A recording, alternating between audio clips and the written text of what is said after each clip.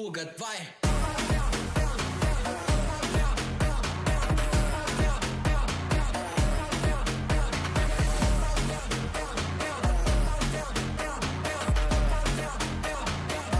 Então fuga, vai! Não tenta bater de frente, sabe que lá tá fazendo macete. Desce até o chão, ela tá doida pra colar com a gente. Fazendo macete. Ela tá doida pra colar com a gente.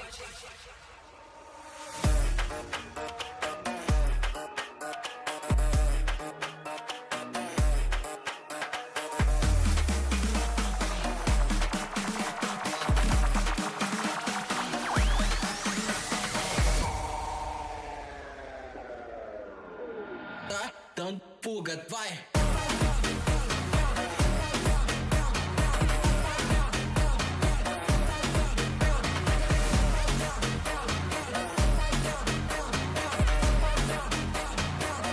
Então fuga, vai! Não tenta bater de frente, sabe que lá tá fazendo macete. Desce até o chão, ela tá doida pra colar com a gente. Fazendo macete. Ela tá doida pra colar com a gente.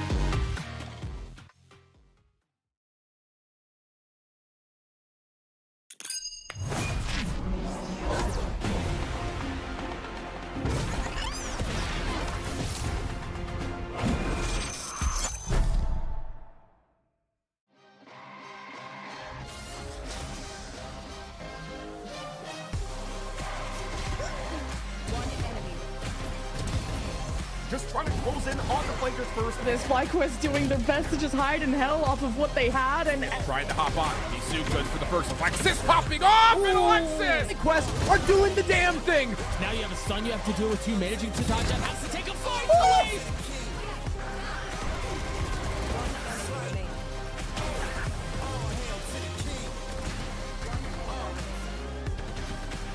Well, snaps. Oh, it's Aria with the own, and again, Lace has to do it on their own, and Lace saves the day for FlyQuest. Welcome to Valorant Game Changers North America. It is stage 3. It is day 3, and I'm here with Zobi. I am Rivington III. Zobi, we are ready to get some amazing games today. We got some 2-0s on the docket. I am super excited. yeah, with 4 wins needed to punch your ticket to playoffs or 4 for elimination, following your 2-0s, the ones that are on their journey to getting out the gate early is, I think, definitely where the action's going to be, right? The best of the best versus the best of the best, Riv. But we had a big format shift, right? We have a Swiss stage for the first time, and we had 16 teams enter the fray. And I think this is such a great switch up because it gives time for highlighting more players, allows for more talent development, which is what all of the Game Changers scene is about. It really is, and we're seeing a lot of new faces, new teams come into the light with this process, with the Swiss stage. It means everybody gets to battle, and you learn so much. You get to play at the level of your opponent and sometimes struggle to get there, but that's where you get it. A lot of people say losing is learning, and there is going to be a lot of learning that we've seen this season, and people are crushing through the ceilings that they may have previously had here. So it's been awesome to see the competition. Oh, for sure. But we mentioned it, right? This is a week 3 of the Swiss stage. So not everybody, may have caught our VCT America's announcement of that this has started or has been going on. And there was a lot of action in week 1 or even week 2, which we got to catch the action for, Riv, as well. So yeah, it was we're going to throw it over to, we're going to throw it over to a quick recap of week number 2 to see all the action you missed. It's another exciting year of Game Changers. Welcome, everyone. We have some great games in store for today in this Game Changers. Now that they're smoked off, Wadada hold on in. And Femboy gets caught. Donuts will not be perturbed. The 3, the 4th on the drop. If there is more of a unified retake from Wadada, but a surprise from Tuna. Wait. The clutch god like that, and the paranoia for the 3rd player that she is, popping out of her own smoke. The 1, 2, 3 is now Wadada just has Femboy. Now with the paranoia to use it, so Astralis will have to push without any advantages. And now you have all these angles from SRG. Oh my god!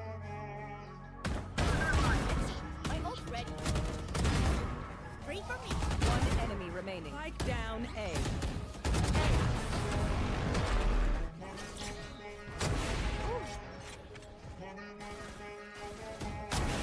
No charges left. One enemy remaining.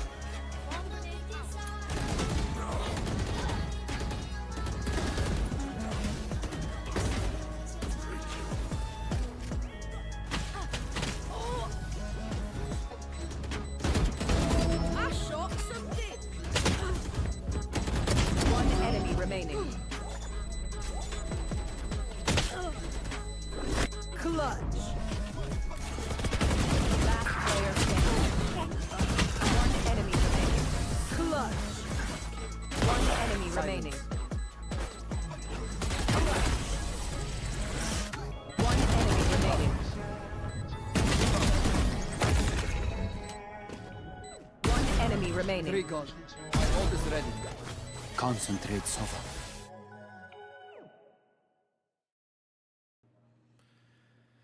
And we're only going to get more sick plays today. We look at the standings here that have happened so far and how it's matched out. Zobi, there's still a lot to go. As you see all the TBDs we got to fill in. Yeah, and I love that. Again, room to grow, room for error there before you get to those 4 wins or 4 losses. And as we can see, the deepest that we've made it here is our 2 matches for week 1 and week 2. Now, last week had some bangers, some super close matchups. I mean, Shopify Rebellion Gold versus Wadada, right? Like, that is like one of the most competitive we're going to get with the reigning kickoff champions versus the previous world champions. But jumping into this week, it's again now the undefeated teams going head-to-head, and also some higher stakes matches for those 0-2 teams. Even unexpected names like Teddy Taxes right now, not being able to get that win and not wanting to go down to that 0-3 part of the Swiss stage bracket. Yeah. It's like a lot of these teams are finding themselves in situations where they're being pushed to the limits a little bit. The veteran status of some of the other teams in that limelight that they've had in these situations, in the stress where they can call back on that experience, is starting to carry a lot more here in the Swiss stage, because teams are being tested and there's going to be tape on everybody, which means you're going to have to be switching things up all the time. For sure.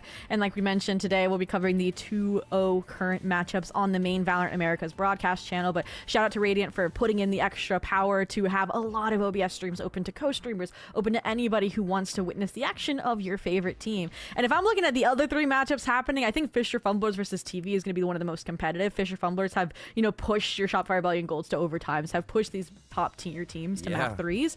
And that's the one I would keep my eye on personally if I wasn't watching the main VALORANT Americas broadcast. Gotta give a shout out to Teddy Tactics versus Catnappers. Good luck to Ender over there on that side. They've been making it further and further in each of the game changers, and you can't put down a Wadada on Prosperity X. It's always going to be a fiery game with Wadada in there, a very fast team in how they play. So they're gonna be lighting some things up over on Radiant Beam. Well, like we mentioned, we should probably start diving into our matchup for the first best of 3 of the day. We got both squads 2-0 right now in the Swiss stage. Shopify Rebellion versus YFPX. And these two teams, YFPX last season, right? They were just short of making that world competition after, revamping this roster, a fluctuating season of entering and leaving the space without much support garnered around that roster. And I think they're back for vengeance, to say the least. Yeah, they're going to be super hungry, and they have to be on this game. Obviously, Shopify Gold is going to really put up a huge fight on the other side, but YFP, they're looking solid. They have the record in their last few games here. They're going to make that confidence sky high for them. Emily over there getting some game time in as well. So, yeah, I believe if they can come out early and really get under the skin of Shopify, you can start to route Mel in that brain and how she works the team. No, for sure. And we got to mention here as well for YFPX, today, unfortunately, they don't have their star duelist Edith or their primary IGL Rupt or Wiley playing. So Nora, actually, Scary Shark's going to be stepping up. She's been to the World Championship before. She knows how to call a game. And my concern now is, okay, Emily and Pinini, they're the ones stepping in as these substitute players. And now you got 3 controller players on the same team, so where's the give? And I think that's going to actually come down to Nora herself. She has this experience in Tier 2 in VCL, where she can maybe flex over to an info initiator to complement the IGL role. And Emily, they've been plugging out some content creator events and some fun havers here and there. So they might flex over to that duelist role is my expectation. For sure. And it's that no pressure situation as well, where obviously they have pressure in this Swiss stage, in this deep run of game changers, but you have to realize it's going to be off the cuff stuff a little bit. You're plugging, you still know how each other want to play in the situation, but sometimes that's a vibe, and you can really bring that to fruition to take down a team that's very unsuspecting of the situation. Now, to say Shopify would be unsuspecting, I think it would be wrong. So it is still they're gonna have the work cut out for them for YFP. Oh, for sure. And Panini is like the definitive sub for YFPX. Emily's that question mark stepping in. I think she subbed for a rogue game of Catnappers back in Open Qualifier 1 for the Swiss stage. But Riv, you've gotten to work alongside her, and you mentioned her kind of analysis skills have been building. So even though her competitive track may be a little rusty right now, how do you think the big old noggin's doing right now? I think so. One, I think Emily's got a huge advance and look on the game and the way she's looking at it, especially since VCT now. That's where I'm going with this. Just so much absorbed into that brain from VCT, and now she can bring it here to Valorant Game Changers. But no, honestly, super sound mind about how she thinks about the game, the approach that she has, and knowing when teams should be playing conservative or when they should be playing aggressive. So that button to activate is definitely there for her. So the duelist role is definitely something that could be flexed there. I like that point that you make, and maybe it is going to be some clip making today. We'll have to see. A lot of Game Changers has been lately, and that's the star power it's taken to get this deep in the tournament. Yeah, I mean, I think, like you mentioned, that information could help Nora. If she's a little wavy on the IGLing, you get an idea here, an idea there from the rest of the squad, supplement, and you're good to go. And that is the big question mark of, okay, how are the roles going to shuffle out? We kind of do expect, obviously, Melia to be on that Sentinel, but then the rest is kind of up in the air. Misu kind of that information initiator, but like you mentioned, 3 controllers, difficult to work around to say the least, but I'm excited. Nora said they needed a surprise element since they're not playing with their core 5, and I think the roster is what's going to offer, like the comps that they're going to run. Hey, seriously, Melia and Nisu had really great games on their last one. So Melia, look at what was it, plus 16 across Icebox and Ascent for both of them. So you get performances like that, and it's kind of hard to shut down 2 top fraggers that are actually firing that hard. So it'll take a bit. Well, let's go ahead and move on to their opponents, the Goliath, the reigning world champions for Verizon Game Changers, and I mean, it's Shopify Rebellion, right? You know them, the new edition of Dodonut in place for Fluorescent has grown and developed into her own style amidst this squad, and the rest of the gang's looking just as strong, really feeling like they had to elevate their performance, is what they've all said, with the departure of Fluorescent. And I think, to me, Alexis is the one that's really stepped up in that department, putting up numbers, ever since she was in the Spotlight series, playing with tier 1 players. She's kind of carried that tenacity with her game after game this season. Spotlight series was definitely, everybody was like, okay, that's real. Yep, it can happen. So seeing that was really cool. Like you said, Dodonut has stepped up huge, and the amount that Shopify Rebellion has played this year already is wild. They are the grinders, honestly, if they ever had a different team name. But they put so much dedication into it, and you can see why they're adapting to situations that you always feel like they're never down and out. And that's really, I think, a special thing to see in a team is when you're like, wait, it's like a 9-3, but no, it's a 10-2. It's Shopify Rebellion, though. They can come back, and they've kind of marked that pedigree for themselves across the years and continued that strength. No, for sure. Dowden, I think, sums them up perfectly for this season so far. They made that run. They qualified for VCL and then fell out of it in relegation. But as of, yesterday and the day before, they're going to be the number 2 seed out of Premier, going back into promotion and relegation. Yeah, so right? They already have that kind of lost to Lemonade Standard Berserkers under their belt, but they have that confidence. Okay, we qualified for this event. We're competing in that in 2 weeks. And this is now just kind of practice for that, right? They kind of mentioned that shift of focus maybe away from Game Changers. Like, yes, still defending our title, but wanting to progress through the Riot Valorant ecosystem. And I'm excited to see it. They've been putting up, like we said, the reps in, the tier 2 off tournaments from tournament organizers. And I mean, they definitely have, I think, been focusing on developing their weaker maps here. And we might even get to see that in the map pool today. I'm excited. What map are you looking for? What map are you excited? Because Ooh, we're actually going to look at them soon. I'm trying to think about it because I want to see. I think Icebox is my favorite to look at here. Okay. Because YFP, they were typically running kind of an interesting solo duelist choice versus SRG. That's one of the maps that I mentioned. They kind of made these changes. They kind of shifted from the old meta, that kind of go-to double initiator with the KO the Sova, to now in the second round of Swiss to that kind of newer meta like your MIBR, your crew running with the Harbor. Oh, yeah, I am really, really liking that. The fact that people aren't bringing the Sova with the Harbor is kind of sometimes, I don't know. I do like the Tejo, though, because it pushes you up to the Harbor wall. The fact that people are choosing so much in the realm of different compositions for these maps is crazy. Like, Lotus feels like everybody's map, so we'll get that for our second one no matter what, and it feels like everybody's running whatever they want on that. But we do get Haven first, which really surprises me. But both teams have a very good record on it this stage, this year, so they're feeling good to start there.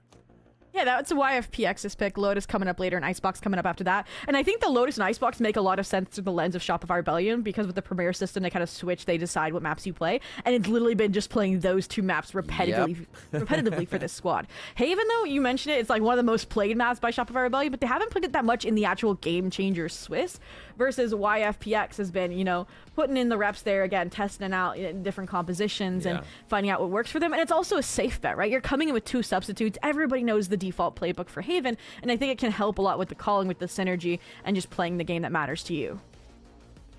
And then we get Icebox if it goes to it. You said you wanted it. I did. We will get Let's go. That. If we go to map 3. I'm kind of sad we don't get to see Fracture. I'd like to see these two brains work against each other on that map, but it won't be. Not too many. I mean, both have one play and success on it, but it's still not one of their wheelhouse maps at this point in time. So this one is still going to be the chess match onto Haven into Lotus again. 2-3 bomb site maps. So yeah, it's going to be about the macro here to start on these first ones to see who can get the lead. No, for sure. I'm sure we'll see Fracture later, but they played that during the easy open qualifiers, you know, where they were expected to make that upper bracket run. But yeah, jumping in to Haven here first and foremost, you know, I don't know what we're going to get actually out of YFPX. Like, they could go back to just your stock standard, your default composition low-key, like with your Breach, you know, your Sova, Yep. because again, safe route, playing agent roles that, you know, you're used to with substitute stepping in. But what they were playing beforehand was kind of an adaptation of that, where Ida sometimes was playing the Neon over the Jet. So again, going back to maybe comfortability, seeing if even Emily is going to be on that duelist role, or if Panini is, or if one of the actual mainstays on the roster is going to be flexing over to that. Now for SRG, they're embracing the new, you know, the Yoru for Donut, like map after map, and the Teho to complement it. They truly are adapting, I think, to the meta. I think the Yoru is huge. A lot of teams actually, if you can't use it correctly, it almost becomes a pain point for them. We see teams even on the VCT stage having trouble using it to great effect because nobody can really use it like Jogamo, because he's like tier 1S when he does it.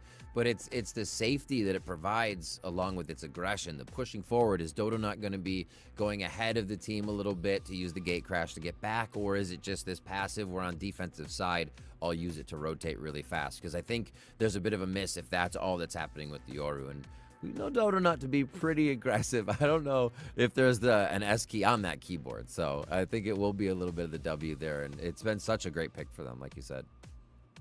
All right, well, we've kind of set the grounds. We know our 3 maps of Haven, Lotus, and Icebox if we make it the distance here. But like we mentioned, with those subs stepping in, they haven't really played this season. They haven't gotten their clients up and ready to compete. So we're going to jump to a short break, and when we come back, both teams will be rearing and ready to go for Swiss Stage Round 3.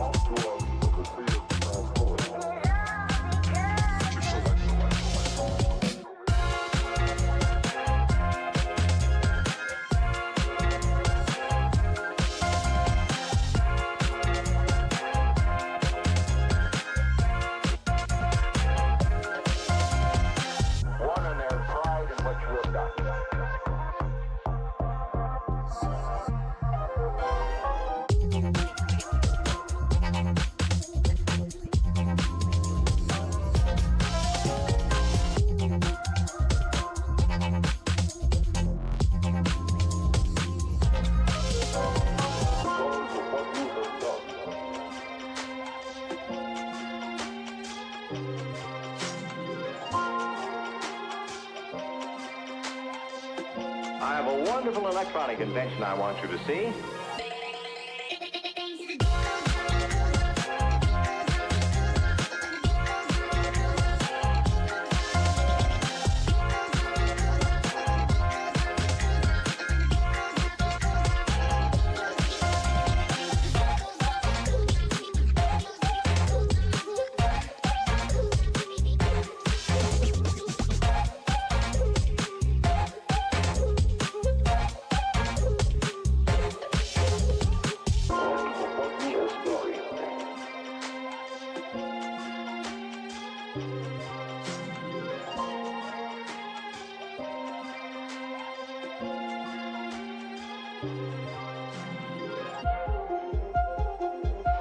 We got to the point where we could control the laws of nature by advanced electronics.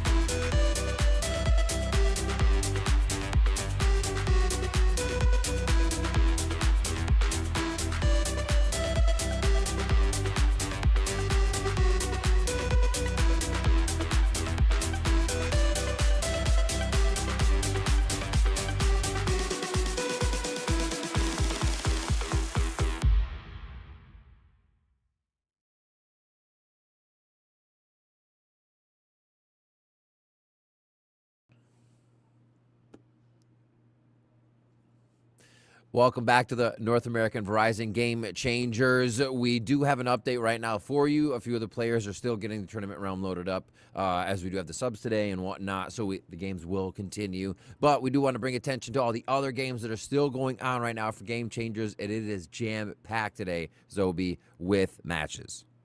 Yes, and we were actually like looking at them in our own time during, the little tech pause, seeing how competitive the matches were going to be. Wadada got off to a quick start, but Prosperity started closing the gap. Similar thing for Teddy Tactics and Catnappers, and TV kind of one-sided against Fisher Fumblers for the time being. I'm sure that gap will also start to close here, but it's 5-0 right now. So the one that I said was going to be the closest is the most one-sided. What's going on?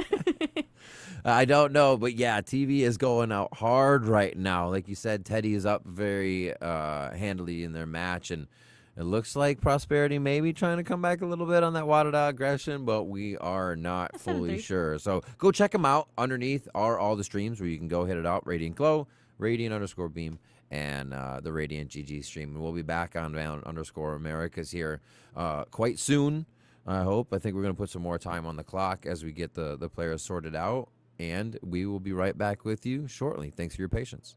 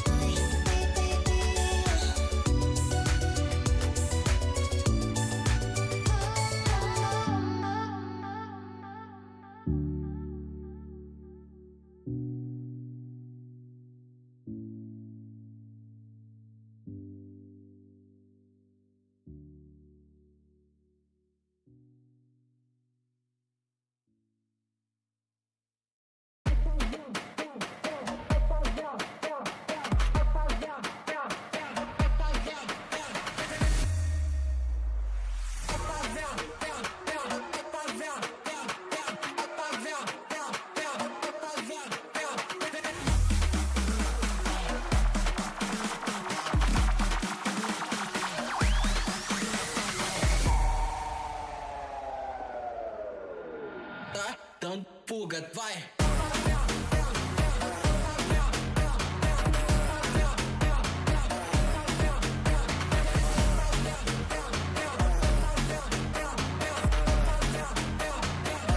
Dando fuga, vai. Não tenta bater de frente, sabe que lá tá fazendo macete. Desce, desce até o chão, ela tá doida pra colar com a gente. Fazendo macete. Ela tá doida pra colar com a gente.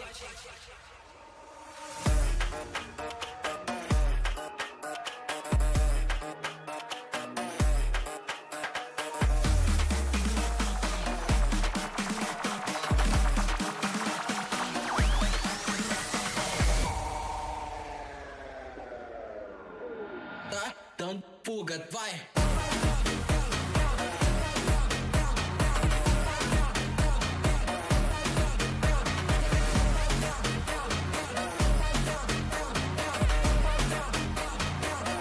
Dando fuga, vai. Não tenta bater de frente, sabe que lá tá fazendo macete. Desce, desce até o chão, ela tá doida pra colar com a gente.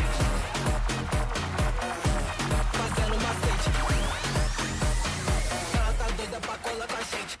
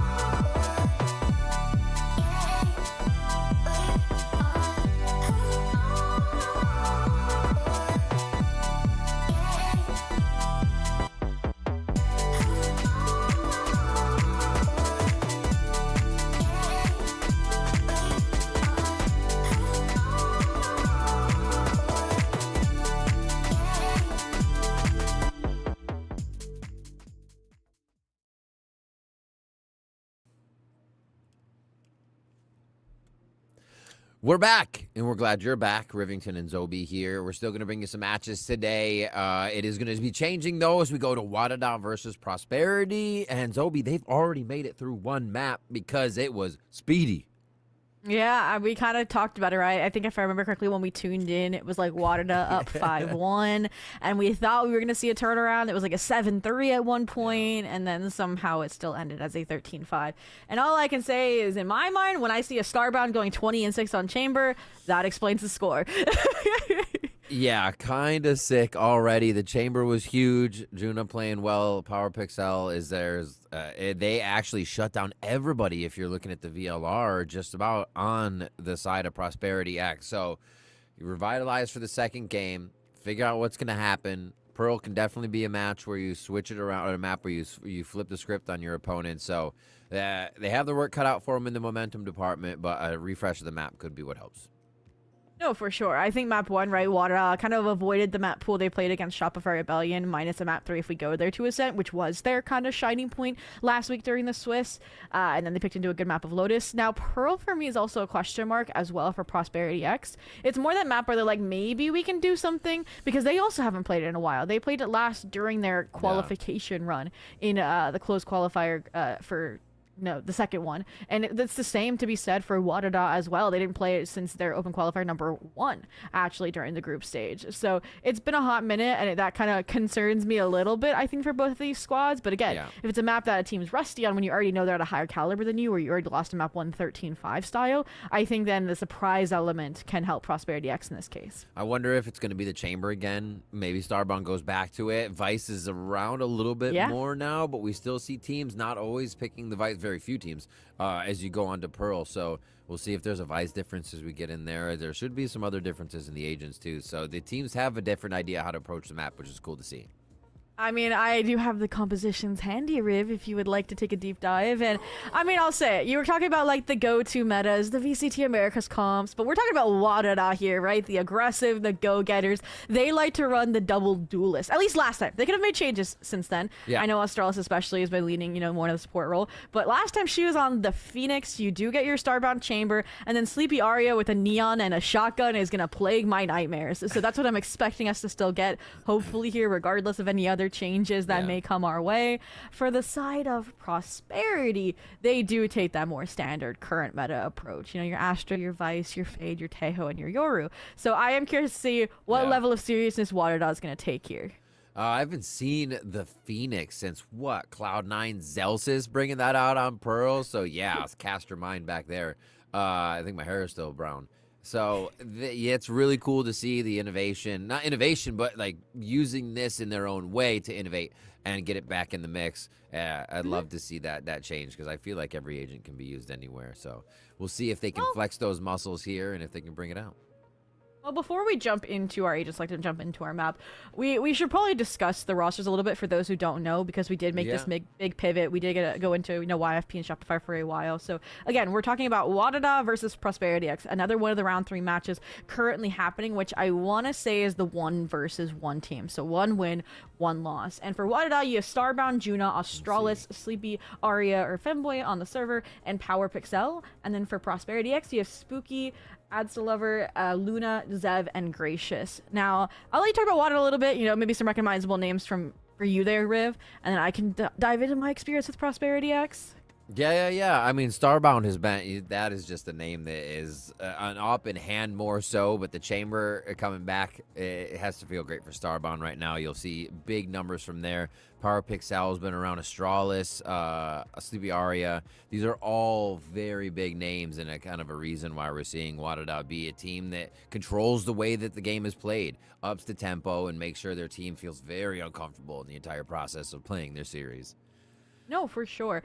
And I got a shout out, I think, for me, Zev and Gracious. They're this duo that's actually gone through the progression system that Radiant has set up. They've played in your Radiant Academy. They've dominated them. They've been a duo kind of shifting around on teams. And so finally finding a home with Prosperity X and building out this squad here, I think it's showing, again, what they're able to achieve in a short amount of time. And for me, I'm worried because, again, I mentioned Zev, I mentioned Gracious. They were having a rough time over on Lotus. 5-15, almost a pie, maybe even a pie from Gracious, we don't know. And those are the players I'm going to be looking forward towards to step up here on our second map of drumroll, please. Lotus was the first map. It is Pearl. We kind of mentioned again. So reminders there. We're going to Lotus, Pearl, and if we make it the distance Ascent, which if we make it the distance to Ascent, they 13-6 Shopify. You know, I don't know. That might be a Wadada leaning map. Honestly, if they start an attack, I could see that happening. Honestly, if you start on defense too, you could see that happening because they'll probably be aggressive and push out of the extremities on that. So, the map pool. I feel like just in where we're going right now, Pearl definitely favors the aggression, being able to take control of streets, mid, and having that kind of lurk towards A. We'll see if that's something that Wadada deploys or if they're just gonna death ball it and kind of just dismiss out to B long and take the fight to their opponent immediately. Well, for now, we just got to see if they're keeping the same compositions, right? Again, you're stepping into the later stages of the Swiss stage. This is where it's a little bit more competitive and you're just coming out of a loss. So we may not see that, you know, hot-headed composition of the double duelist come out from the side of Wadada. I hope they keep that mentality. To me, it's a little bit of their identity here. Again, you know, putting your players in their strongest agents despite the meta, playing into your comfortability. I think that's what's tripped up your really high-playing teams like YFPX, like Shopify, Rebellion, and make them a little bit hard to handle. So jumping into the mix, it's a little bit more standard. I did mention I thought Australis might lean away from the Phoenix here, but you still get the Starbound Chamber. That's like the identity for this team because that's what this team was built around, right? After Starbound got cut from FlyQuest, they wanted to give them a team to compete around, and this is just Starbound's friends coming together to compete and build out their own portfolio. And they bring in the Sova now instead for Power Pixel. Instead of that Fade, they just feel like they'll be able to use the utility a little bit better, maybe some post-plant shocks if they're not early, because you're not going to be destroying too much utility with them, right? It's not Cypher that much anymore, so that'll be cool to see coming in as well onto this. Yeah, I think that's also why they pick up the Yor, right? Able to handle device utility pretty much down to a T. And for me, again, when I was getting into the competitive throws, I was learning, okay, what are the differences between your Fade and your Sova? And I think the big one here is that drone really is good for displacing any operator action that could happen in the second half, right? A Prowler can't get all the way down belong into halls, but a drone can. And so it'll force, you know, Gracious to reposition here. Anybody else who might delve into the operator domains, but other than that, the double Sentinel I really do like because, you know, Starbound's out fragging. If you do get first blooded, you can still depend on Juna on that Vice. Another thing, the way that plays is they can use the drone to get Starbound on the angles, right, to fire that operator if they know they're not having to defend against one. So multiple uses there. I love that mention from you. We're getting into the map. We're getting into that. I can hear the sounds. The glorious sounds of battle commence. And now we are in... It looks like we are going to get that lurk, somewhat expected.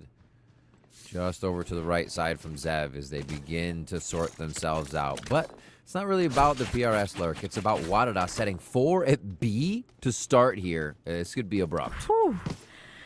Yeah, Soul Reed to kick off the map here.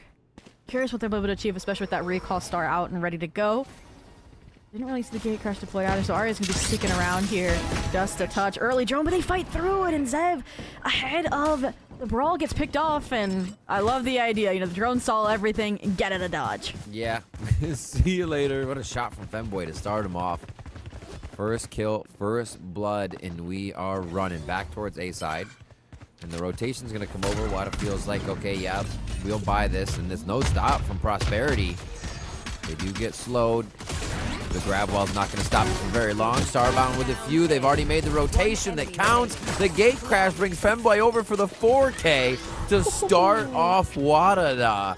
Holy flawless. Flip farming with a ghost. And again, the benefit of the Yoru kit, you can follow this kind of fast-paced rotation from Prosperity where they're trying to pick up the pieces that started falling apart from, again, that proactivity outside of B from Wadada. So a great way to start at the pistol here to keep the Wadada ball rolling after the success they found on map 1. No real unorthodox buy-up either here from the side of Prosperity X in the second round. No G2 stingers. But I am looking towards... to see it, honestly. Yeah, you were? I mean, after 13-5, maybe. But the Starbound Outlaw is what my eyes are going to be drawn to, especially with it being art, and it's a mid-plaza hit from Prosperity X here off the arc rose. Yeah, another flash, too, from the right side here. Femboy can help with the judge. So they kind of have this high-low safety. And they can do that on 2 fronts, right? Now, if Femboy wants to get peeks when there's rifle rounds, they can do that with gate crash. There's a nice push through by PRS here. They're kind of disrespecting as they need to get this space and get themselves in a good position. Okay, and there it is. Wadada, Starbound opens up the round. Fortunately enough, Prosperity almost finding the plant here, but again, that damage utility, those shock darts, and the crunch from Juno with his Guardian are looking good. But the trades from Aria ensure that nobody is able to pick up those weapon upgrades, and they're going to keep it 4 strong here for the Wadada, buy up, and having you hand off the additional weapon to the player that didn't buy up. Yeah, trade it around and get that frugal economy going, and 1 away from Dimensional Drift already. Femboy is just ready to rock and roll throughout this game. They split again. So instead of being on both sides of mid, they're going to play the same side on left side street with Chamber and Yoru for a moment here as they set up. There's the safety for Art. They can get back.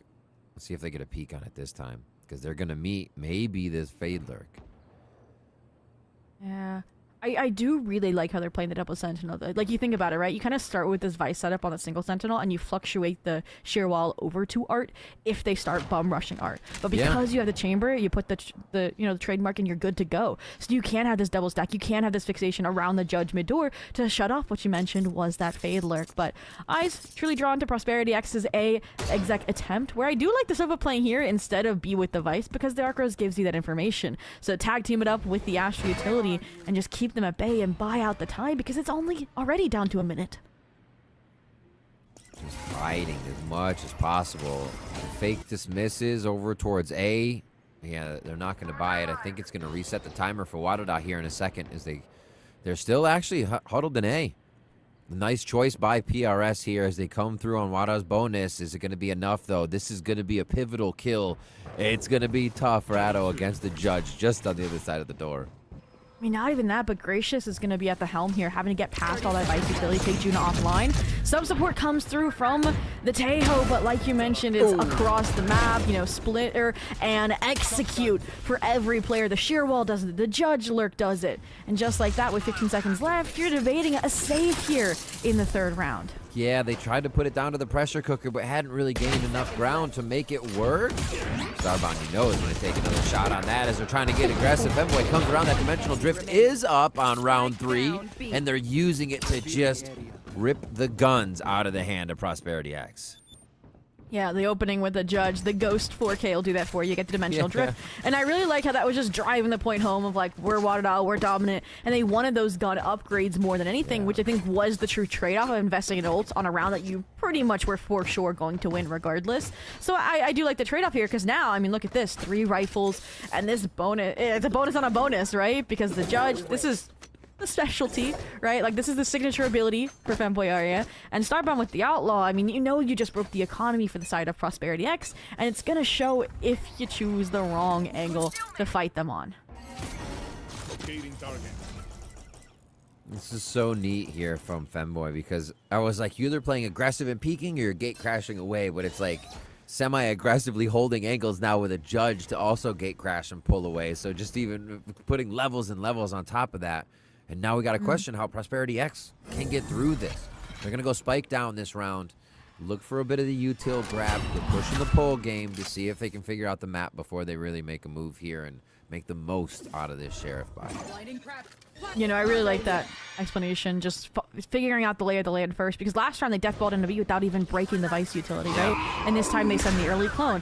This time they have kind of duos in mid and in main. So you can hopefully fight, you can hopefully trade here, but it's Starbound who can rendezvous out. Yes, you missed the shot here. As the late round develops, the rotations are there for Wadada, but so is the A split for Prosperity X. Let's see how Australis fights this. Nice turn. Figured. Right onto the chamber util, though. Gracious gets slowed right down. The push from June is going to be huge this time. Not going down early in the round, but having a big, big impact here. And they are able to farm up the rest of these Sheriffs. The hero rifle goes down for Spooky. And that's just Femboy jumping forward again. Another flawless round here for Wadada. And they are just getting the economy racked up because they're really not going down.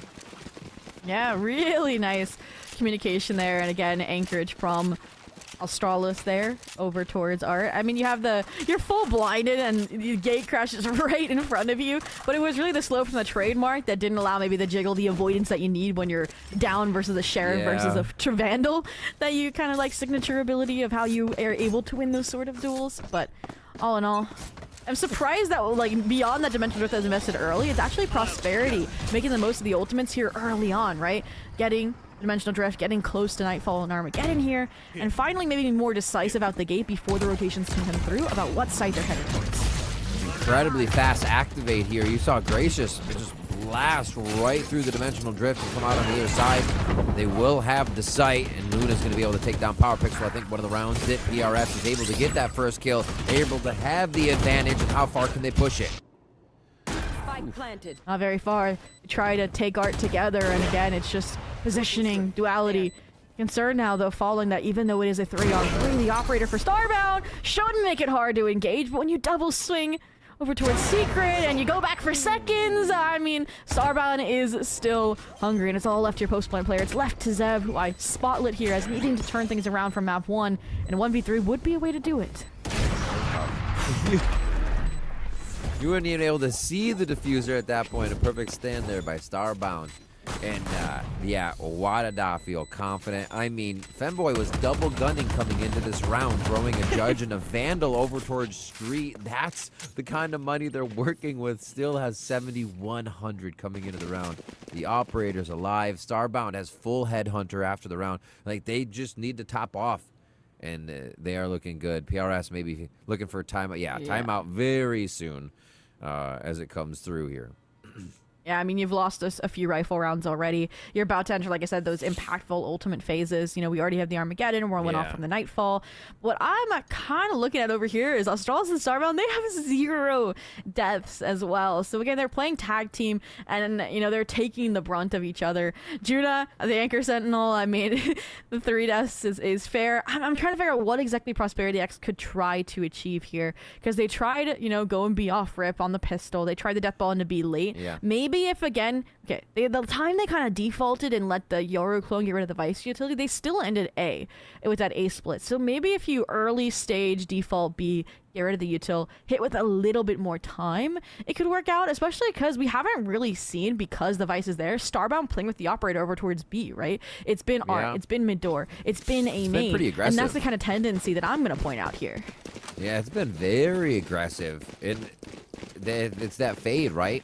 Imagine if they did have the drone. You talked about the drone being able to clear the angles, but they don't really have a way to do that very well. They have Luna's drone, but that's kind of easily cleared by somebody, and we see a lot of people sometimes stand through that. Maybe it is more effective against Starbound, because it will steal away the rendezvous with that suppress. So it's a game of chicken. Look at this. It seems like both teams and I had the same idea here, right? To fight over towards B early on. The deep drone, this time no one gets isolated, no one gets cut off, but Ara's looking to push a little bit further here. Engage a little bit deeper. Almost comes away with 1, but safe for the time being here on the side of Prosperity X. But your plan that likely was culminating out of that timeout has been shut down. Did they come up with a plan B? I mean, so far, it's been a little bit variation of the pistol. But dude, they do go back. They lost. The thing is they lost one the first time. They were much more ready for it this time for that fight, like you called. Well, they ready for the second one. Peek. Oh, it's still the right one. You gotta be kidding me, Starbound. Oh, it's mad. Absolutely mad here at Long B for Pearl. Starbound is doing it again. I mean, the collateral basically puts a stopper on this. I mean, Luna kind of stemmed the bleed in there, collected the fallen guardian from their teammate. You still have the Armageddon here as well to maybe force your way into a site. You still have your smoke, you still have your post-plant Astra. It's just, you gotta get a dual 1 here, and there's still so many numbers here for Wadada. Really nice communication on the other side. You can see him. No, I still have vines. Use the vines. I still have the gravity well. They are layering this utility to make sure that clock ticks down into the impossible plant zone. Ooh. Oh, Zev! Oh my God! The shots to trade back, the only thing they could do to stop Starbound this round, and that's going to be the denial of the plant, the denial of the round. You have to be kidding me, Femboy. No, you didn't. absolutely styling for the last kill of the round and possibly giving it up, but knows the moves are there. The moves are too good. A 6-0. Wadada. I mean, Starbound opens it up with 3K, and Arya closes it with the Red Bull clutch. What more could you ask for from this team? And Zev, again, bringing the GC Sheriff prowess into the limelight, delivering like I know they are capable of from their performance in Radiant Academies. But ultimately, I don't know Luna's thought process. They're planning out in the open instead of tucked away. You know that Arya wasn't having there. You know that that's a vulnerable angle. Yeah. And now, Wadada sitting 6-0. Femboy now peeking. Now that's getting aggressive. Here. And they've changed the op. Starbound. Where's Starbound in the corner? Oh, just switching weapons right now. Ooh. Literally blinded by the Prowler for a second. Love that. Love when people use utility like that. And I don't know if you noticed, they handed the operator off because the Tour de Force is online for Starbound. So they're double lopping this round. They're trusting Starbound A. They reinforce where a player did fall, where a weapon is down here mid-door. And the self-stun, I want to say, from Luna, and the Thorns combo obliterates that attempt to fight into B-Link here. So now the rebound go away, but you're going to go into Starbound. I was wondering if Starbound had activated it. All right. Was firing hard towards Art. Now they bring it back. And they're going to be safe there still because they have easy lockdown on the Sentinel utility. They only watch one side. Just on the other side of the wall here. This could get scary. Oh! Gracious loses that fight to Juna. Absolutely on point with the shots, and they're going to be able to avoid everything about that Armageddon. And again, the rebound starts to fall apart when there's a glimmer of hope. And again, it's at the crux of running out of time. Veteran YFPX sips forward, taps it off with 2. Needing to get their frag action online as well. This map not letting the Femboy and Starbound have all the fun.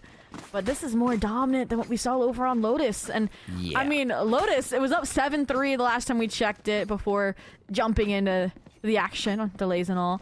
And I mean, that was defense side Lotus, so maybe that explains why we're seeing the success here as well on the defensive Pearl. I mean, you're running a double Sentinel, right, on the defense, so I guess we can credit that. We can give some hopium, right, to Prosperity X here. Yeah. That with this more aggressive double initiator that it could go better next half.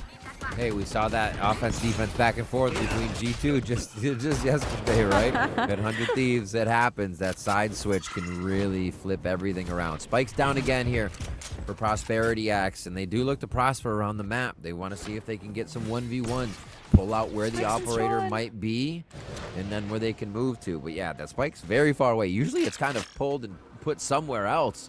But they just said, don't even pick it up this time. We're going to hard default through the map first. Now, my eyes are kind of drawn to the Vice here because of how light the defenses are for Wadada towards the side of the map. You got your Asher utility, you have the operator posted up, but one missed shot and you have to rendezvous out, and that's an opening, right, for the side of Prosperity X. The pings are coming through, the group up's coming through, and my only concern is that the longer they don't see players over towards B, we're going to see that mass rotation, and we might get that 5-on-5 clash that we saw, or 4v5 in this case, that last time there was no time left. All right. Prosperity X up a player as they enter into A site here. The 5v4 conversion in their favor with the Cosmic Divide, giving them all the room to get the spike down and set up. Oh, already lose one though. It's tied up by the Hunter's Fury. Nice way to counteract this Cosmic Divide that should have been their golden ticket into a spike plant towards the A site, and while they get the plant down, it's again not enough time to reposition and set up these post plans. I mean, you have a solo Yoru in Art, you have your post plant Astra offsite here, so it's looking a little bit decent, but Gracious low HP here. Only a C's left. Add a Lover 38 here as well. So you just have to trust in your players for Wadada to win their solo engagements. Oh, the spams come through. They were just saying, we know where he is, give me some assistance. Oh my gosh. Wadada just kind of waltz in on this one. The defuse will come through. That goes over to PowerPixel, who's just using the Hunter's Fury on this one to disrupt a whole bunch of that retake. And it's 8-0 now, Wadada. And they have all the money in the world to really be playing aggressive, chance things, try things, and continue to pull Prosperity out of the initial situations they want around, make them sweat a little bit. It's really got to be frustrating.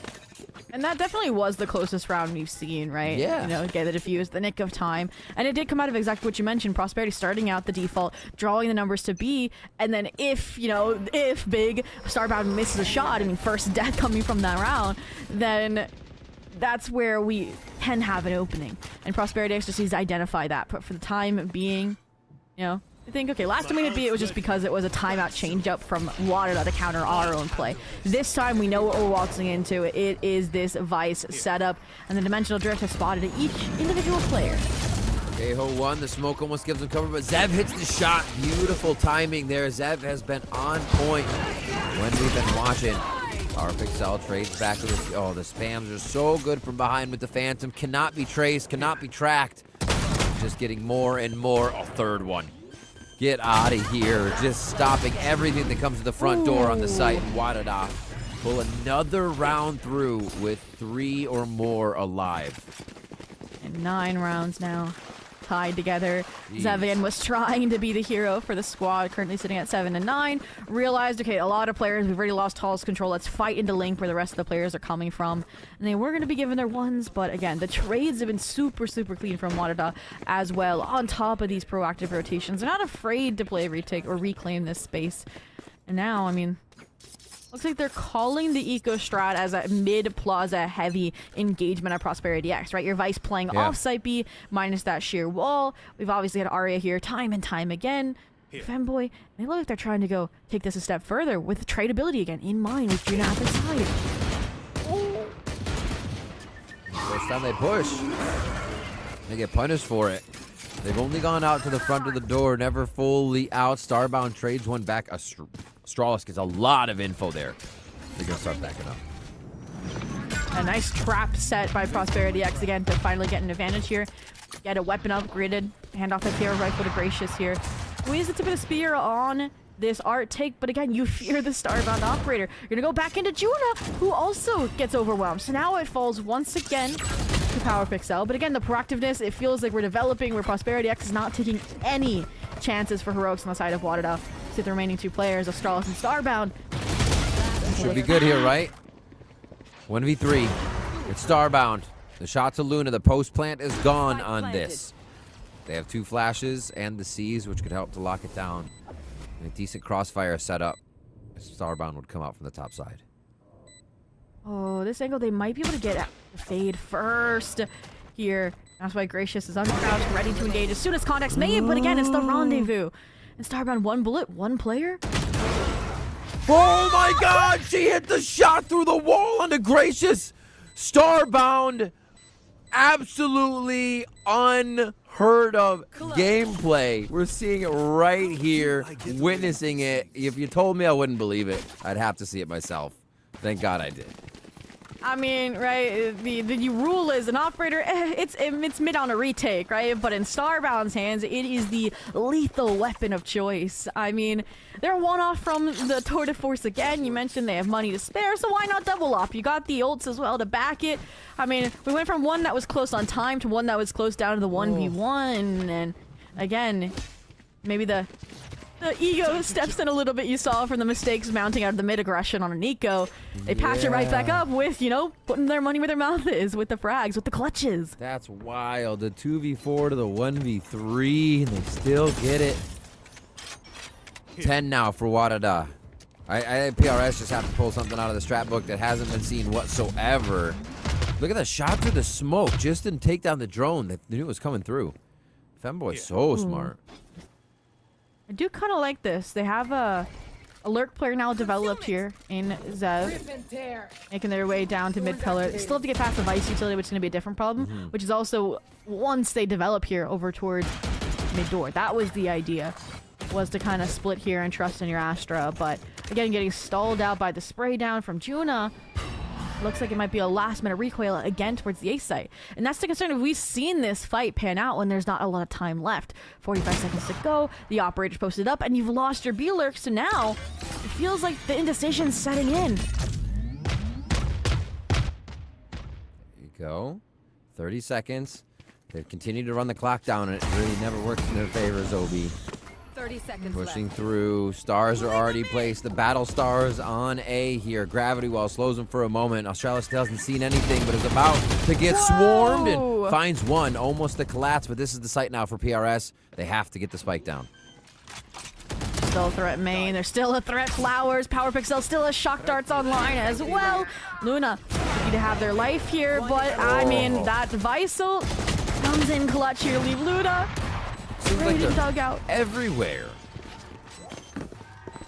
I mean, even when rounds feel like they're tipping in the favor of Prosperity X here, right? It's just Wadada come barreling back in, right? Like, they got past Australis' active utility. They find Australis.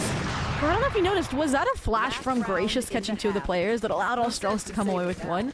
Like, it's these small mistakes that are adding up, and Wadada just able to capitalize. And, I mean, I don't think they needed the Visal that round. That was just the cherry on top, right? Because you have 4 others to depend on. Yeah. And Wadada making a statement here, looking to get a 12-0 first half. So it'll be 4 alts online, double operator, money for days. They are bringing the full power to this. And they've split the ops up too, just so they have hard angle holds all over the map. Yeah. At this rate, we might need to get Mixwell on the phone to welcome Prosperity X to the 13-0 club. But yeah, for the time being, it's a little different. Power Pixel just like taking the first engagement here, off angle and all. Identified where the starbound operator is. So that has been, I think, the good thing Prosperity X is doing. They find the info that they need in the early round. It's just then once this indecision sets in, that they run out of time to truly execute, to patch the mistakes. So I feel like they're going a little bit more proactive here off the dimensional drift. This is when they have taken the pacing up. But there's 2 players here. You expect one, you don't see the second. Yo, so close, but still turned on the flash there. They are just so ready in this A site to make the plays. Australis now showing what needs to happen to lock it down as well with a shorty in the smoke. Just beautifully playing the controller utility. Okay. Rebound. Are waltzing towards a B site where a Vice is out of the picture, but again, the double operator is in full swing, and I mean, whether it's a shotgun or a sniper rifle, Arya gets the job done. And honestly, this Cosmic Divide's kind of a shield for Luna in this situation, right? I mean, she's now allowed to pivot around it, like contact, and I mean, Arya doing a little troll, and this is stock standard, and the shorty kill as well.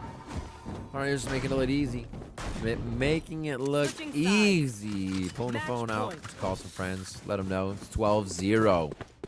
And you heard that correctly. Match point from the in-game announcer. What a streak of rounds here for Wadada. It really, only one, like you said, about one of them came close. And Prosperity just couldn't find a way back in. Defense side has to be flawless all the way through. Yeah. And with, again, map 1 off broadcast being 13-5 victory on Lotus to Wadada, this is also series point to again go 2-1 in the Swiss stage right now for Verizon North American Valorant Game Changers. And at this point, I mean, we kind of talked about it. It's double Sentinel, Copium, that they're on the starting of the defense, but again, every player is active right now for Wadada, and it feels like we've seen glimmers from players like Zev, players like Gracious, but it's never followed through to secure the round. No say yet. Arya again on the front. 3 looking from the top side, though. Great job by Prosperity here to get the right call on the macro. A little bit of a lurk towards mid. Could be a big play by Ado here towards the middle of the round. But it's all towards A. The C hits a ruse, and they can all rendezvous, Yoru and Chamber a bit of good distance over towards A. Floop. I mean, flank is covered as soon as that gets triggered. Or, I mean, even the proactive Archero is on top of the wall. Spots you, then the Headhunter is going to take you out. Bounty set, Gracious? executed. But speaking of execution, Gracious. 3 kills. I literally just said, Zev and Gracious, you pop off, but you don't finish it. And it looked like they're trying to get their first round off this pistol. Yeah, no more playing with their food. You got to finish it this time. It's a long way to dessert, though. It's like a platter of veggies. It's not going to be fun. Spooky. 30 seconds left. And it's just going to miss. I think Starbound thought they pulled away with the kill, but it's going to be 4 for Gracious here, and it is not the 13-0. PRS will not go quietly into the night. They continue to fight here and would go another round. All right, Mixwell, you can go home. Sorry we called you up. I mean, it was looking clean, but again, we talked about it. Whenever sides swap, the momentum shift. It's a new beginning. And that's what Prosperity X is looking to embrace here. I'm surprised the buy-up isn't more, right? Gracious gets a 4K, maybe you go for a Vandal buy, because you're going to have to snowball rounds here, right? It's not like, oh, we lose one, it'll be fine. It's which is your third rifle round for Wadada, but it's, you've got to go flawless here till overtime. And maybe saying we need to win this outright, drop it, drop the outlaw buy and up. I feel like the op will redeem and bring us back in just as it did for Wadada. Who knows though? It's gonna be tough. Like you said, they have the Sova to break that op line just here in the second round. Looks like it's gonna be an art hit. And I like that Prosperity here is playing their life a little bit. Those that would have been kind of focused up in art are backing up to anchor. Well, ooh, clone or drone went the other way. and it's gonna barely catch out Starbound, but it's a chamber. You expect a lurk. You don't expect all 5 players to be running it down into Link. Oh, the jumping right click. The upgrade comes through. Femboy's already got one. And look at this. Knows the timing. They're like, we got to move. Go, go, go. We're going to be able to pinch at least one person. 2 if we fight them, and you trade them out. Oh, the ping. They have the answer for everything. And what did I mention, right, when we talked about the double sentinel? We're like, okay, 1 round they slip through art. You're good to put the wall up there in the future. You don't have another round. It's 12 for Wadada. So this mistake crashing down, giving numbers and some weapon upgrades over to Wadada. They are going to be able to go towards the A site as well. Australis proactive on this util just to secure the safe plant. They're just going to wait here probably for Gracious to get it back over towards the action. They're going to need all 3 players to pull this round out. To deny the Thrifty. What's that util looking like? 3 battle stars to go down in sight. 1 placed. Gracious has everything, but the outlaw may slow down the retake if it can't find the shots right away. They start off with the Prowler. They'll get an idea now knowing pushing the members of Wadada outside the site. Gracious taking a little bit of spam, but it's still going to be 1 kill to start them off as they trade as well with Australis. 1 enemy remaining. And Zev, what you doing? You can't save. The game's over. Yeah. Running away, trying to get additional picks here, and I mean, that doesn't speak for giving up. It seems like it does. The Thrifty victory for the 13-1 2-0 of Wadada to close out this series here. Explosive after a series lost last week to Shopify Rebellion Gold. They came back swinging. That is deceiving, that logo right there. Cute little cat. They're coming out ferocious. That thing has fangs, claws, and it comes at you hard. Wadada just showing a whole nother level of play there. Almost taking a 13-0 on the second map. Like I said, 13-5 on the first one of Lotus. We don't even get to go to Ascent on this. And this was going to be looked at from Wadada to see where they were going, what they were doing. And besides the operator, how they successfully were able to close in this win, because there were the 2v3s and the 2v4s that they were able to execute with the great protocols and that utility use. Yeah, and I think the thing to highlight here in my mind is as you progress to the Swiss, the matches are supposed to get more competitive, are supposed to get closer, and I don't think that the players from Prosperity X were playing at their best today. Like, It's not a matter of, okay, if both teams are playing at their best, who's better? I do think Zev and Gracious, the Gracious we saw with that pistol round, that's the Gracious I'm used to. The Zev that almost clutched with the Sheriff 4K, like, that's what I expect from this team. And they're not out. Again, there's so much room for flexibility here, so you can take a few knocks against, your Shopify, your YFPX, your Wadada in this case, the kickoff champs, and still go about your business and make playoffs. And I'm hoping that, again, you don't get shut down. You think this is a learning opportunity and improve, because, again, I mentioned Pro hadn't been played by either of these teams in a very long time. Yeah, and it's Swiss. It's going to go back and forth, right? Some days it just doesn't groove. You get into that match, and it just seemed like Wadada, again, especially starting on their attack sides, but also defensive side, really just showed that they had everything in the bank today, and also the bank there without almost losing a round on Pearl. So that's going to be the end of that match. Wadada does take down their opponent. We have more to come for today, but I believe we're taking a quick break before we come back with those matches, so don't go anywhere.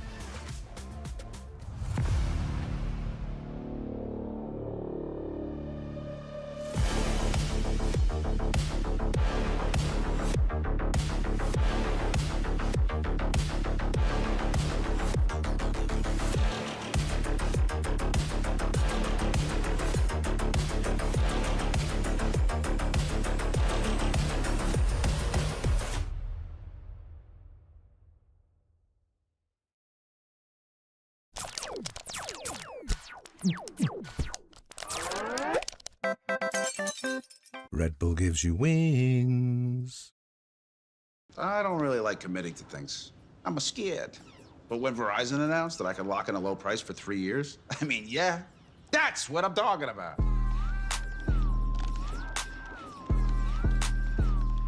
Can you hear me now?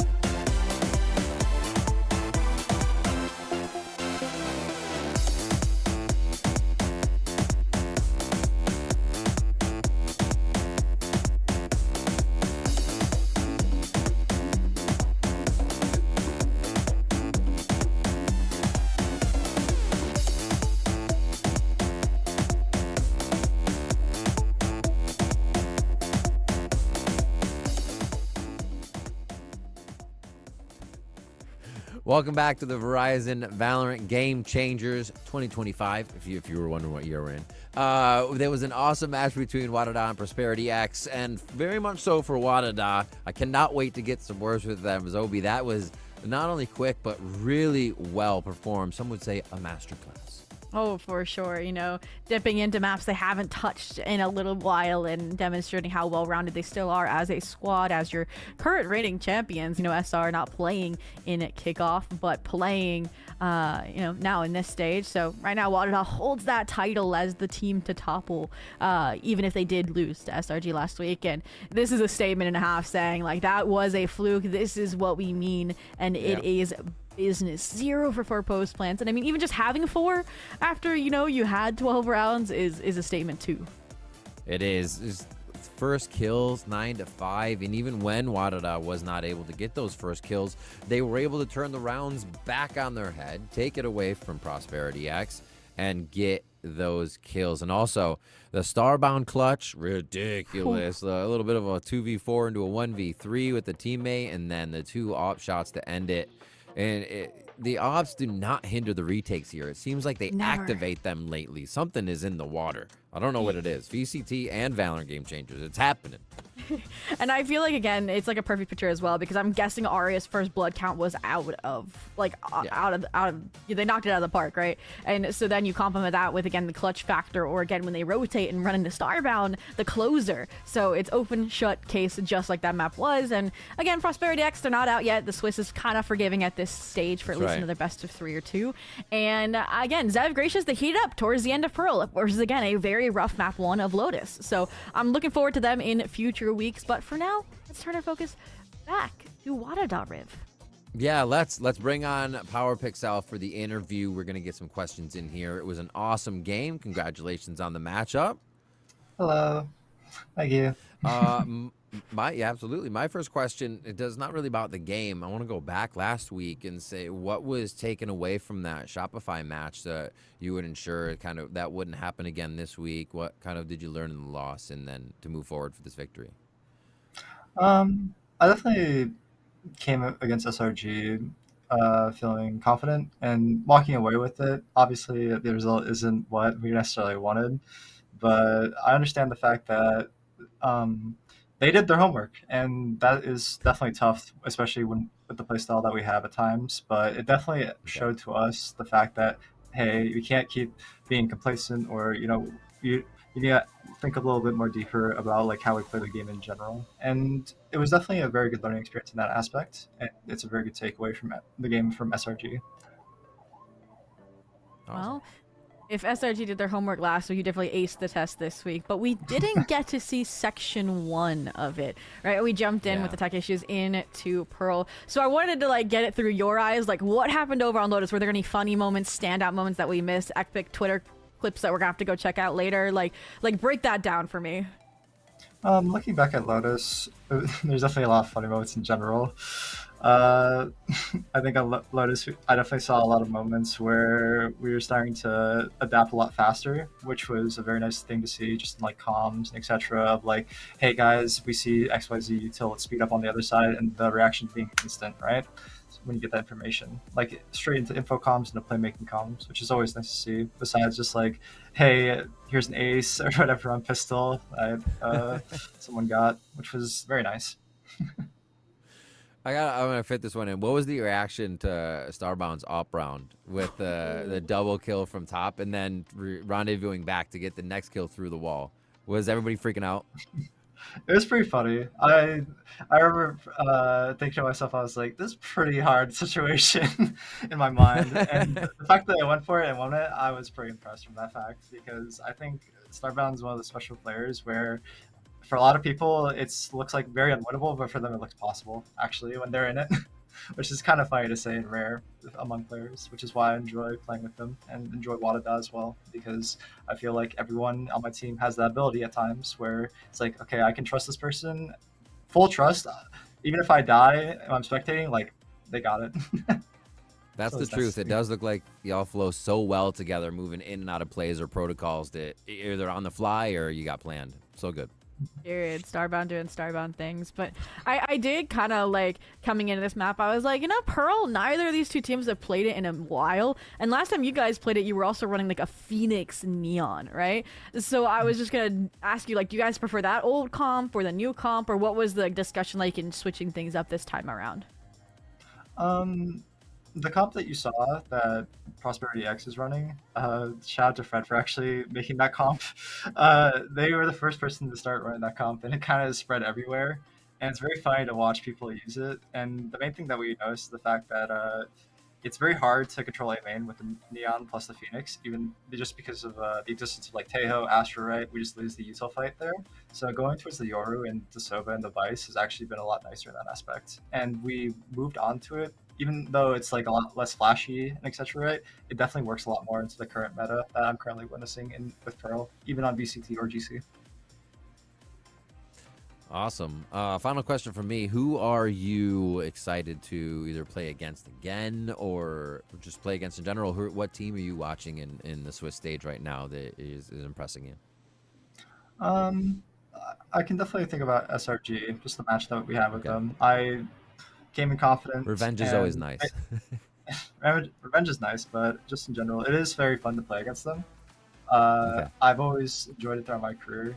Even before I retired and came back, it was always really nice to play against them as a learning experience, or B, just winning against them felt really nice in the past, back in GC3. Wow. With that, I'll leave you with one last question. You already kind of did some shout outs like Fred for like the comps and again the support staff, but for you, I wanted to touch on that. Like you mentioned it, you've retired, you've come back. What is the goal this time around, either for you or for your team, since I know this team was kind of like formed to help Starbound out? Like you need to accomplish for yourself, for others, before you go back into quote unquote retirement. As an FA on Passion Project, it's definitely very hard, which is why I ended up retiring. And it technically still is very hard as an FA, but I do have hopes in the future of being a team that can, just in general, have the dream of like, oh, it's just 5 friends playing and making it. That's what I really would enjoy. 4 players and the coach just making it, to the top maybe one day. Awesome. Since, I guess weird thing about the Wadada team is that it is true that we came together just like a week, actually 24 hours before the 24 hours, yeah. Yeah, before the signups came in, and that was definitely something. I was not expecting that, because I remember chilling in a VC at like 3 in the morning and SP just being like, "Hey, you want to play?" I'm like, "All right, sure, I'm game." And then you won kickoff, and now you're here in the Swiss stage. Again, congratulations on your win today. One more or 2 more. You're 2-1 now until you guys punch your ticket to playoffs. So I know we'll be keeping an eye on you in the next coming weeks. But I mean, that's all we had for. So we'll go ahead and let you go. But Riv, I mean, what a first series of the day. I mean, you know, the show must go on. We had to switch gears, but I'm glad we got to highlight the better side of Wadada after that loss against Shopify Rebellion Gold last week on broadcast as well. So we got showing how one week a team performs a certain level and the next they're at the top of the world, and hoping that's true for Prosperity X next week. Yeah, absolutely. I mean, like we said, learn from losses. And this one, they can. If there's going to be some glaring ones, and that doesn't mean, oh my gosh, that was bad. But in a match like that, you can say, okay, yeah, we fumbled the ball here. There were a few of the clutches they didn't get. So it should be pretty easy to go in, do the VOD review, and make sure that they're coming out much stronger next time. I believe that's all we have for right now, but not all together. We are just going to be taking a quick break before we come back with our second series of the day. There's still much more Verizon Valorant game changers to go here in North America, so don't go anywhere. The human body was built to move. Not trapped at a desk in one singular posture for 12 hours a day. It's time your chair evolved. This is Secretlab Titan Evo. Ergonomically engineered for you. Gamers, hybrid workers, artists. Backing your every move. It's for you. Do you like it? Come on, Charlie. Use your new door. Come on, let's go. I said go. Let's go. Silly dog. I'm gonna trade you for a cat. Red Bull gives you wings. The new Red Bull Zero is here. 100% wings with monk fruit extract. You might have heard I'm going through a little upgrade with my tats. So when Verizon announced that everyone gets a free phone on any plan, pain-free, count me in.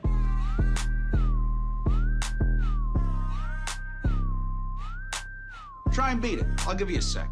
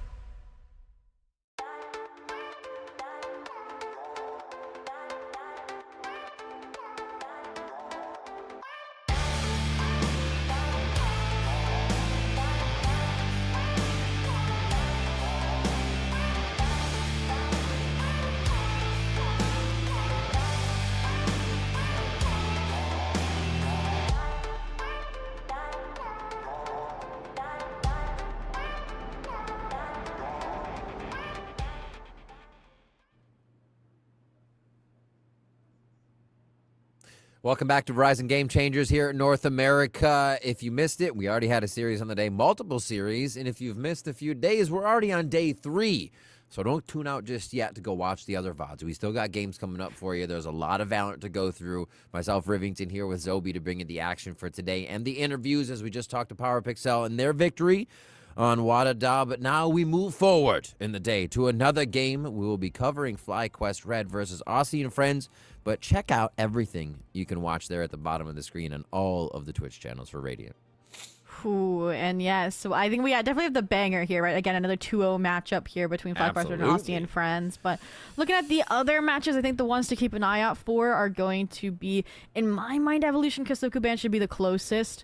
There's a world where Berserker's Daw and Catface is close, but I think that and the Ghost Gaming are more one-sided towards Catface and Ghost Gaming. But I love when teams prove me wrong. Ghost Gaming is one I'd definitely be watching. Catface as well, as from last time we watched them with Aussie and Friends when we were doing a cast ourselves. Like that was a team that was just explosive on both sides, honestly. So they're one to be watching for a team that sets their own pace and does their own thing here. And I think you have to be doing that at this point. You can always play to the level of your opponent, but you gotta have that strat book. You gotta be able to come out on top, especially after a loss. So we'll see here who will be taking the win today in these games, especially FlyQuest Red versus Aussie and Friends. That's going to be the one that we will be covering because, like you said, it's going to be a banger.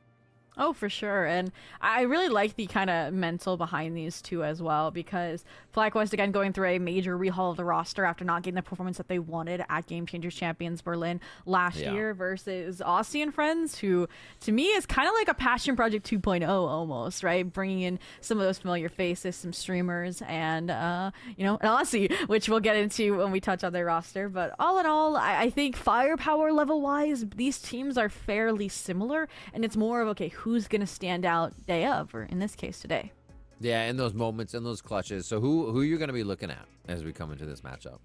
Ooh, I mean, we should probably cover the rosters first, right? So, I mean, let's go ahead and introduce our first squad, who I'm seeing some name changes here. I'm wondering if this is the correct roster. We're gonna fact check this. I want to say it's Jazzy, Marceline, Slaney, Lydia, and Riv. Yes. Yeah, okay. There's a Liv, which is close, but it's not so much. It's close. And, you know, we said Aussie and Friends. Well, Riv is the Aussie, resident Aussie. And that came over to America and has been tearing it up. I think they're known for their sheriff at this point in the region. Nasty sentinel play. Yeah, the friends gathering behind them, and it's insane to like name off players like Slandy and like Jazzy and be like, oh, they're the and friends, because they deserve starring roles on their own to a degree. And I mean, I'm expecting Slandy to be the IGL here. Marceline's obviously a power frag duelist as well. And so this squad just feels really, really well-rounded, especially with Lydia, right, who took a break for streaming, coming back into competing. It's a really nice turnaround for the scene.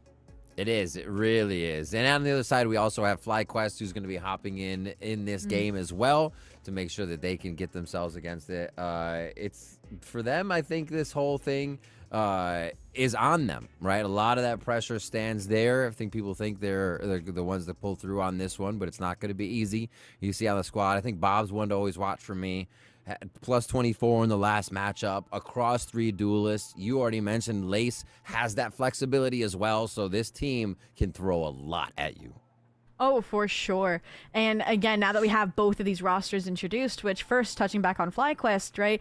Again, they went through such a major rehaul, right? They let go of Evthea Starbound, they brought back Evan Thea after qualifying and after kickoff, and then adding again a powerhouse VCL player like Bob and Alavili, who I think was definitely an underrated player last season. And then Lace is on their PowerPixel arc as well. Retire, go to collegiate, come back. It doesn't matter. She's here to stay. And she's the player I like to highlight here for this squad. Okay. And the head-to-head for Aussie and Friends to Jazzy Kids, right? Like, think back. Where do we know these players from? The Complexity days. And, I mean, it was the Duelist and the Info Initiator Flex. Yeah, but this era has come full circle where now they're both playing a very similar role. They are, like, the ultimate flex, playing 3 roles apiece, whether it's the Duelist, the Info Initiator, or Smokes or Sentinel, respectively. And they allow a lot of flexibility for both of these rosters. Yeah, I mean, just against Ghost Gaming, ISO, Viper, Gecko for Lace. Yeah. So really different roles there and needing to play aggressive or passive and the full lurk from a controller Viper that you would have. Yeah. So it definitely shows a lot. And then you have Aluvli, Ev, and Thea still there, who are also powerhouse players, and which makes FlyQuest Red such a potent team. Yeah, they definitely have a lot to prove. And they're getting quite busy. The schedule's filling up, maybe less so than Shopify Rebellion Gold, but I got to talk with Ed, for example. They fly out tomorrow for Red Bull home ground this coming weekend, which, if you remember from last year, is that kind of 3 duelist, really fun event that's hosted over in the UK. And it's interesting that they're getting their opportunity, right? Since last time it was Shopify Rebellion that went over as a representative, and I think lost the G2 goes in. So they are the US representative going, and it's going to be a very packed schedule, right? Turn around, you go there the weekend, you come back for your Monday match next week. So they definitely want this win under their belts. They don't have to worry about next week necessarily, where they might be a little bit run down. They're just getting ready for it, right? They get Lace playing more duelists. They have all the duelists that they need already. They're going to get in there. They'll feel comfortable about it. It'll be so good. So as we look at the Aussie and Friends roster here for your viewing pleasure, these are the names that are supposed to be there. Slandy, Jazzy, as Zobi was just talking about Jazzy and Lace. Riv, not me, Marceline, and Lydia. Yeah, and again, touching back on these names, Jazzykin's very similar kind of Lace, was like, I'm going to step out of competing. I'm going to go to college. I think she played for Keanu Esports the past semester. Slandy, I feel like it's kind of like a Power Pixel kind of mentality. Like, they'll never truly leave even when they, like, do, like, not see the best hope in the space. So this is another one of those kind of free agents rosters that I see having a lot of potential. And also they are just here, I think, to have a lot of fun, especially with, like, your streamers like Lydia coming back in after not competing for a hot spell. I was going to say, Lydia came back as well, too, right? Because they all kind of stepped back there and were doing quite a bit of content creating. And they're probably going to create some content today, too. Get the clips ready, because we've already seen it in the first few games. So let's go see what we have for maps. Where are they going to be going besides to that Red Bull Red Bull lock-in? But it is going to be Split, Pearl, and Icebox to get us into this series.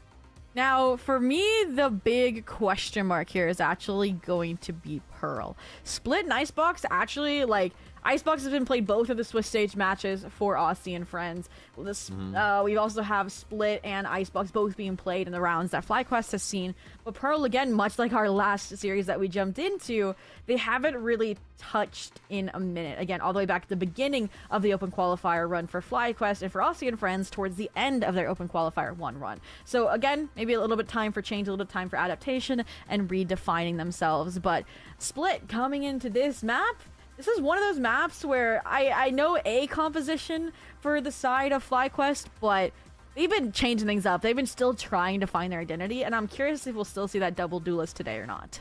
Yeah, since the 4th of just March, they have played 3 different comps coming in here, trying to sort out what they want, and still actually flexing the sky in there as we look back at it. So really testing the outside the box kind of stuff.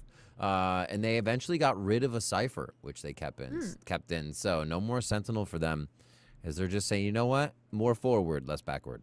Yeah, tapping again into, you know, the flexibility of Lace and getting out really onto you know, some controller Viper roles. But I'm glad we actually mentioned, right, the fluctuation of FlyQuest Red, because a big thing that Coach Joe announced recently was they were going to be kind of streaming their scrims, right? And I got to stop by a few of them, and it did feel like they were trying out a lot of different compositions. Haven was the big one I saw, you know, going from the standard to, you know, the rankers mentality, double duelist, and they really are trying to define more so the calling style this squad has, right?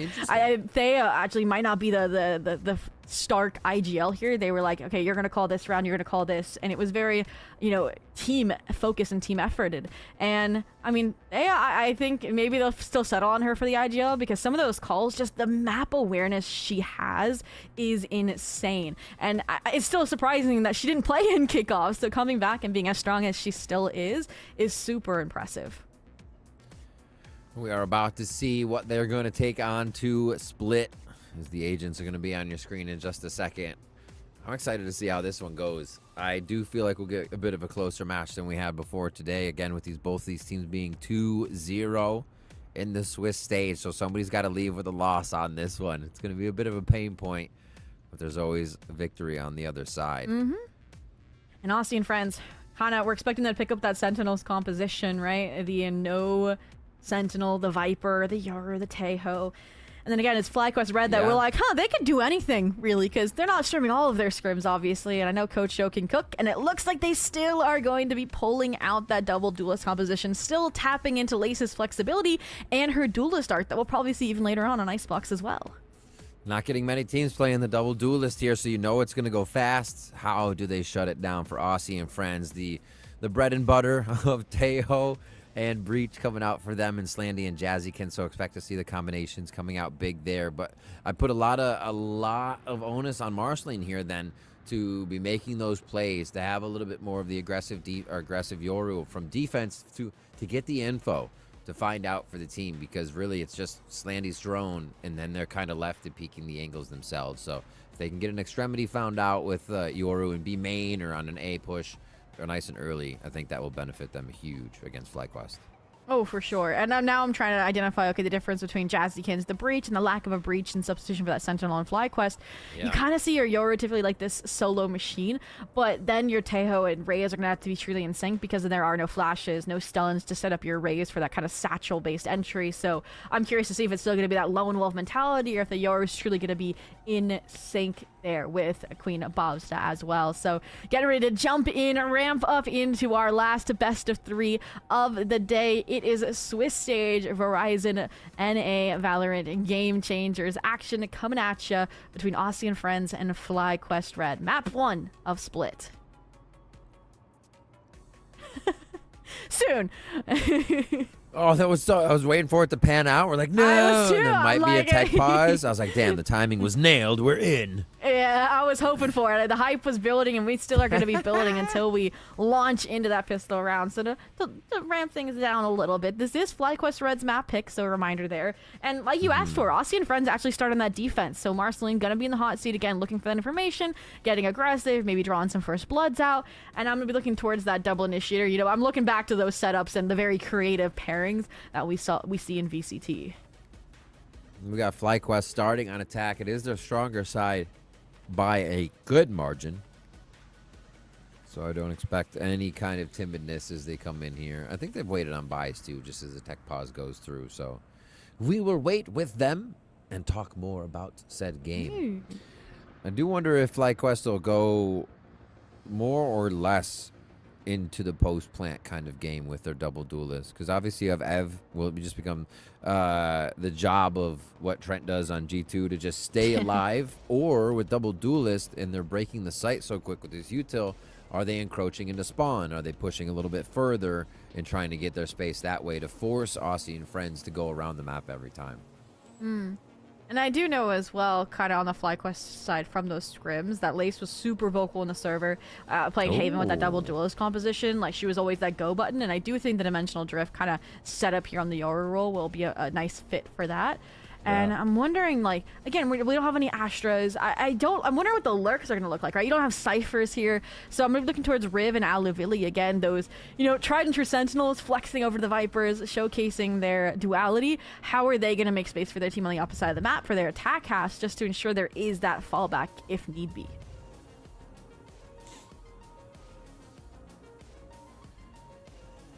Okay. We're trying to figure out what the reason for this tech pause is. Looks like it's going to be an audio issue. Very important in Valorant, spike timings, footsteps, information comms, and just listening to your team and the calling there. But overall, I mean, I really want to talk to the Aussie and Friends gang a lot more, just to figure out, like, again, what their goals are, if they are just doing this for fun, or if they do want to get signed from an org, if they do want to make that deep run here in the NA Verizon Game Changers. But those questions will have to wait, because very short tech pause. We are back into the action, back into the pistol round between Aussie and Friends and FlyQuest Red, where seeing some aggressiveness off the Paranoia combo to clear out main. Looks like nobody's home, though, really towards the A side on the time of Aussie and Friends. Yeah, retake towards A, focus towards mid. They had Riv run across to try and distract, with Marceline still staying in vent. So trying to activate there. You see the gate crash and spawn, leaving it to lean. You can go either way off of that for the side of Marceline here. As it is a setup for A. The drone starts to clear. Yeah, and you can kind of tell here a little bit Aussie and friends playing that true to life retake scenario. Already the drone to try and counter this ramps control. And ooh, look at that. An early frag found on the Jazzykins. Major players taken out with that stun for the retake. Now it's just numbers game over towards main. Landy starting to peek out now, too, for Aussie and friends coming through. The power of friendship is winning right now, Zobi. And they'll have a few more. Just one player up here as they have that advantage. They start to push around. This is a dangerous spot. Thea has no chance of walking through that crossfire without going down. Luvalit, a quick shot. And now, just to play the time on that spike as they hear the drop in. Lovely. 25 HP. Trying to connect on the first. Lydia, though, better HP. Stands her ground as Riv sticks the defuse because time was starting to slip away. Again, I liked the insertion. I liked the idea to fight forward there because you realize something's up. Drone didn't see anything. They're obviously giving up a lot of this A space for free. And Bob constant to that, tried to fight forward, found the first blood. But again, the trade, the clapback, the response from Aussie and friends, really, really clean there to just clear out ramps together. Some, again, maybe individual mistakes on the FlyQuest side led to this pistol round victory. So they bring the spike towards that left side. Viper wall towards the left side of the map for FlyQuest to be able to play this. That's really tough if you want to stay in sight, not knowing what's going to be flying through from the other side. That's really good damage. Actually, Riv not too happy with that, and the Bulldog is going to be down quite low now. Yeah. Early drone A again, catch out what we identified could be a lurk play, but when it is this eco, the death ball approach definitely going to be a mindset here. Have some flexibility with the double duelist. Bob can go searching mid while, Lace goes for the entry over here towards B. Create a toxic screen though. Look at this, just to try and get out, get the spike plant down. That's your only goal on Nico, but it is acting as a beacon, maybe drawing, Riv to fight alongside Lydia here. Yeah, the up and down. Lydia forced to jump the wall, but now since there's a jump peak, you want someone protecting that just a little bit. So they have Riv rotating back around. Down to 45 seconds now. Pop flash through the wall is, like you said, a cheeky little gas wall there so they can get through on the toxic screen. And this is going to be enough time to get the plant down, but every member of Aussie and friends is here, and they got some pretty good util to get back on the site. How close is fault line, though, is the question. I mean, you have still a lot of time to buy. There's a lot of weapons and utility on the side of Aussie and friends. So again, showing respect, but then fighting back when needed. But it's Aluvili ahead, the player that doesn't have post-plant utility. Ev with their own share of striking through here. You said they would be the player that falls back for the missiles? Nah, they're fighting forward here too. And now an opportunity in the 4v2 to lock in this thrifty round. Just a miss. Nobody's peeking. They know where the shots are going to be coming from. Towards New Box is the battle. They and Ev come up with 3K on that Sheriff. Wow. And a few more kills for the team, and they will be able to grab that second round. And I was kind of like, I'm starting to see the tendency, like, pistol round, give up the space, play retake. Second round, same idea, even when you had better weapons. Yeah. And it's a little concerning, like, maybe they're showing too much respect over the FlyQuest squad. Again, we talked about it, players have been on the same team before. They've played in the server together for a long time.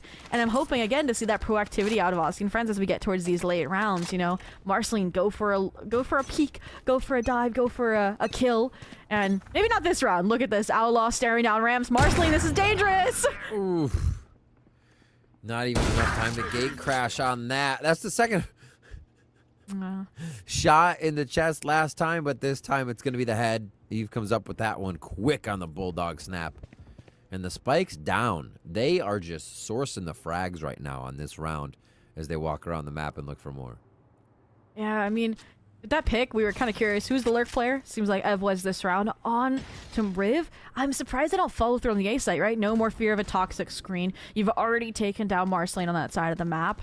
And it seems like they finally are going to put the program as well and accelerate. But again, we talked about this default. It was a little questionable. And now that's a weapon upgrade Jazzy might be able to leverage in the retake here as Spike Plant goes down. Bob again with a deep insert.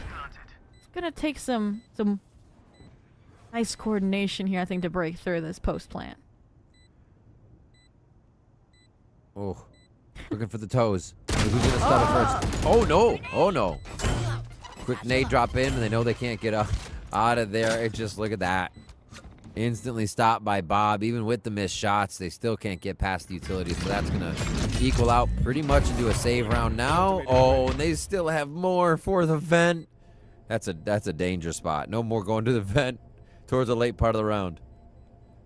And just the time delay. Very nicely done here. Jazzy can save because he collected the weapon, but Slandy wasn't going to want to die there for the ult orb or the denial with the spike death. And Jazzy holds on to the weapon. FlyQuest with a second and the lead quickly turned on its head. It was a nice final. It was a little slow, I think, the pivot onto A, the realization that they could follow through there, but they wanted that ounce of certainty, I think, first.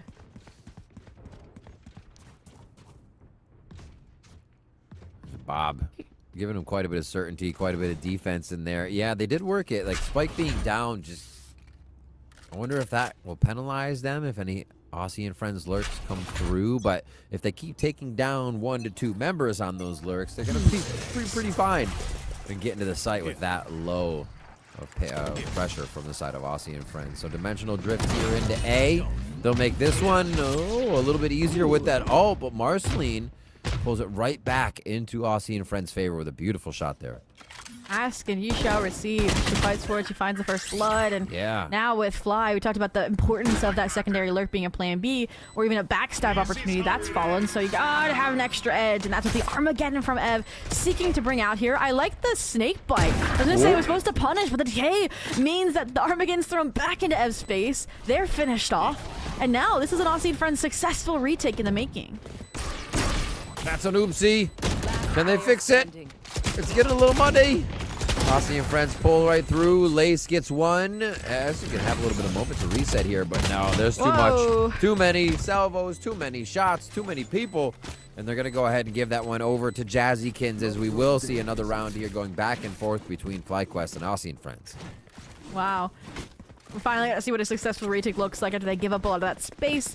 And again, I think the major difference there is before they vacated the premises, Marceline kicks out the tenants, finds that first blood, and then the follow-up there as well. I want to say it. Riv's singular snake bite, I think, completely changes the outcome of that round. Because if you notice, Ev was trying to scale up, punish the players running away from the Armageddon, and so that sectioning just keeps the entire team alive so they can refight through heaven, refight out rafters, and keep the numbers that they had in favor from the get-go. So really clean there to get us to the 2-2, back to a full rifle round, and I mean, it's looking like we're heating up for a nice ult spree. Slandy, Armageddon most notable here. Let's see how those get invested towards this B side of the map.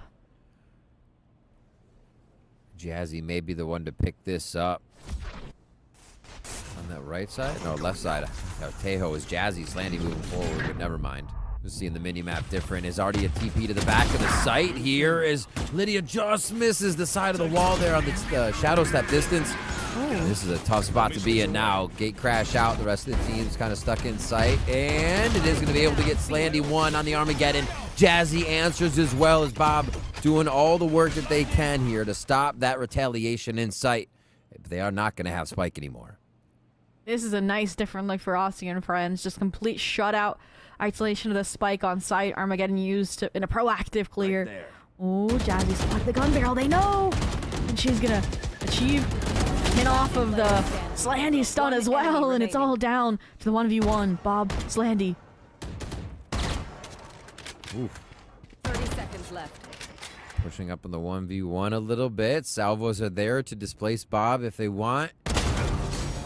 And Slandy takes the fight on Bob, a 3K on the round with confidence. And Aussie and Friends will pull back into the lead. Again, very, very nice round. Impressive for FlyQuest, I think, especially when they were all corralled into B main to find some of those kills, to keep it close, to keep it bubbling down to that 1v1. But Slandy confident, not even playing down the timer, not playing for the spike at her feet. She just plays for the kill and secures the round for Aussie and Friends the old-fashioned way. So now, this round is where the stakes are a little bit higher. You know, you still have the Rolling Thunder here for Jazzy. Money's going to get a little dicier for FlyQuest if they lose this round, so looks like they're going to use it. Yeah, I mean, default, but it's the aggression out of Aussie and Friends that seems unexpected from Fly. Fault line right into the kill. They haven't done anything on A main like that just yet, so really nicely done without really any homework about what they might be able to see there. Bob's trying to deliver the mail right now. Actually gets shut down. Marceline in sight. in the back has not been cleared just yet. The Dimensional Drift sees it, but they've lost the other fighter on this site take. Can't really be activated on. Oh, Never mind. Finding a kill there is huge because it'll facilitate Spike getting onto the site. Lace has cleared it out, terraforms the land for this plant. But the Rolling Thunder's the difficulty. Fortunately, it's a Yoru and Omen, so they can get out. A little bit safety net to fall back on, but 49 seconds left. They're going to have to make a decision. You know the breach is here, and that's really where the information ends. All right, Gate Crash is back. So this is... Oh, I thought there was going to be a little bit more of a fake, but Lace actually wants to get there in time. They don't want to split too much. So all the way over here. Can't be a TP back because Thea's only going to get ult with the plant. So they stick it. Maybe a plant out in the open here would be big, and they can go towards heaven. Yeah, I would really actually like to see an ult, right? You're down numbers, you need a sense of heroics. Lydia actually with there from the shadows. I would like to see her invested for some information, but instead of Thea getting aggressive, it looks like Lace was trying to take the charge. But again, this combination, the breach and the Teo, has been so strong. Not letting FlyQuest get away with anything that they're trying. Oh, if they could hear all three there going up to heaven would be perfect. But you see Slandy reads that. They cannot lose heaven control right now. Oh. And they expect it. But it's all going to be a fight in the site. Lydia and Jazzykins able to take that in their 1v1s. And another round here for Aussie and friends is they got a little bucked off of their momentum on round 2 there, but said, okay, that's a fluke. We're gonna start taking back control of this from the defensive side. Oh, for sure. The coordinated clear, again, of main. Letting a little corner slip through. So Coach Joe going to step in, take a timeout here because, again, right now we're seeing, again, with the difference the composition offers. It's these trap plays, it's this aggression, it's this breach and Tejo coordination that is truly shining. Marceline, kind of the cherry on top with, again, some of these opening first kills. And for FlyQuest, what do I want to see change? I mean... The round that they got out, right, was, again, one in Eco, where, again, it was the creative wall and some nice Teo utility that kind of just forced their way onto the B site. But, I don't know, they've been splitting up a lot here. It's kind of like divide and conquer. The rounds they've won is like, Ev gets the opening kill over towards mid. Bob gets a random kill over towards ramps. Versus this double duelist can kind of thrive, I think, with some more decisive execs, and you have to figure out how to counter the Aussie and friends retake. It is. It used to be, I mean, at this point, they can do the blast pack to backside with Lace's teleport, right? You do that on B.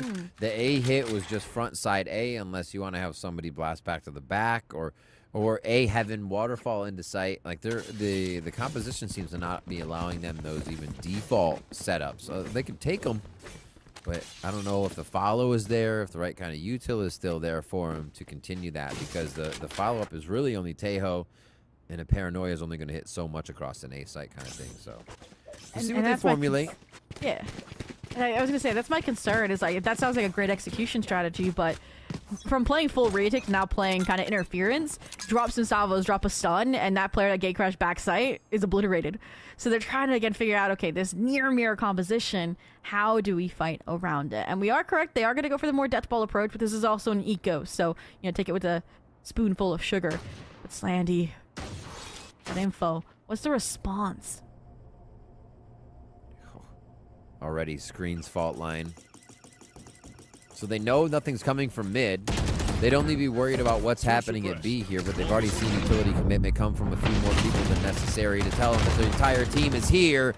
And now with the wall going up, they have no answer to get themselves through with this low buy. And they're going to be making a bunch of noise on ramp, alerting Aussie and friends to their location. At this point, you know there are 3 players nearby here for Aussie and friends, so try to make a pivot here. I could see Vents as an option, or just rely on heroics. Ev tries to jump up for an early frag. The aftershock forces them back, so maybe still, again, decision. Do we go B here? It looks like an opening. I mean, look at the hesitation, right? Look at it's Lydia trying to clear out the space. They're like, we kind of left B main open without our sentinel, 30 so... seconds left. This could be the opportunity they need, especially if this weapon gets dropped over towards stairs.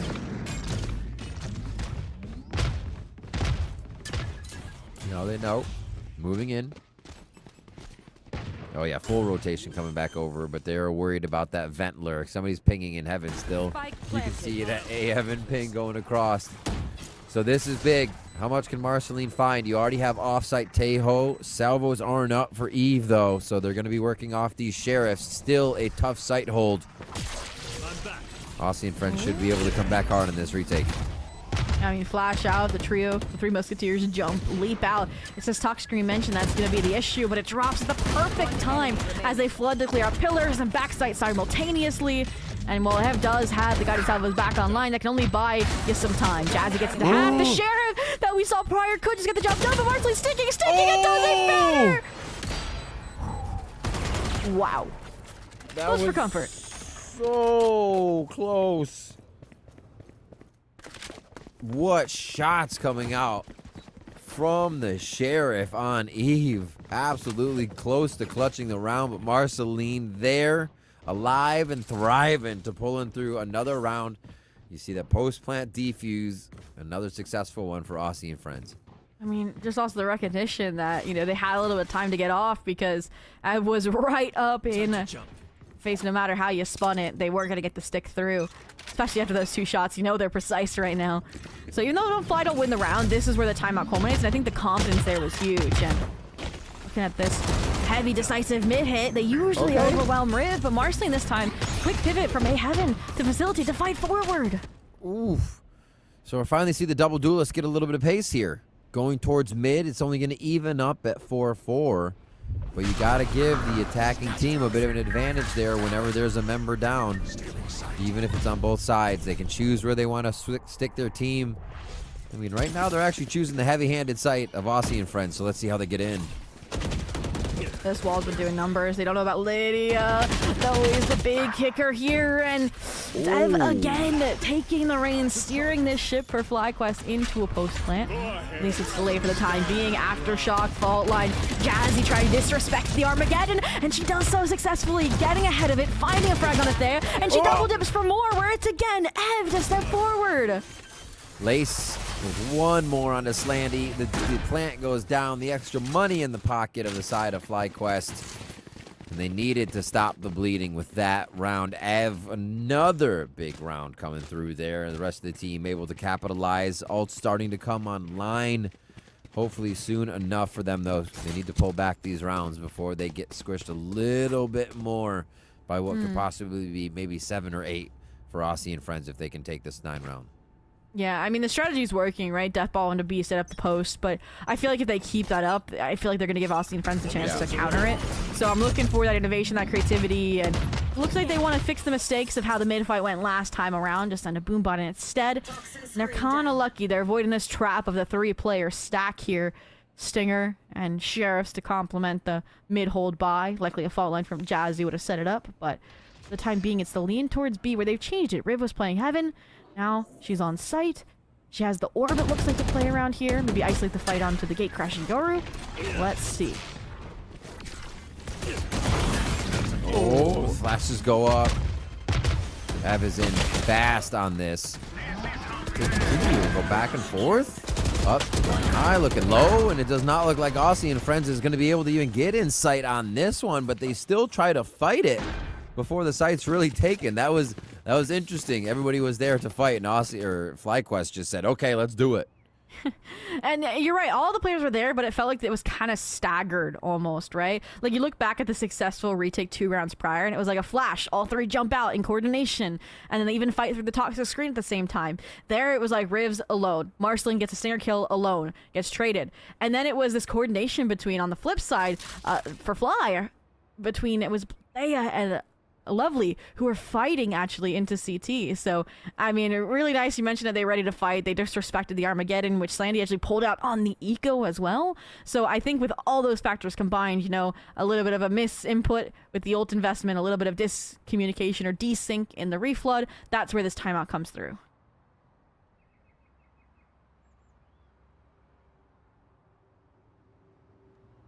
All right. Timeout for Aussie and friends here continues to go through. And we will begin right after this with Marceline having an operator. Starting to bring out the big guns here as they bring the bank down a little bit to see if they can flex it back into their favor. What is going to happen for them?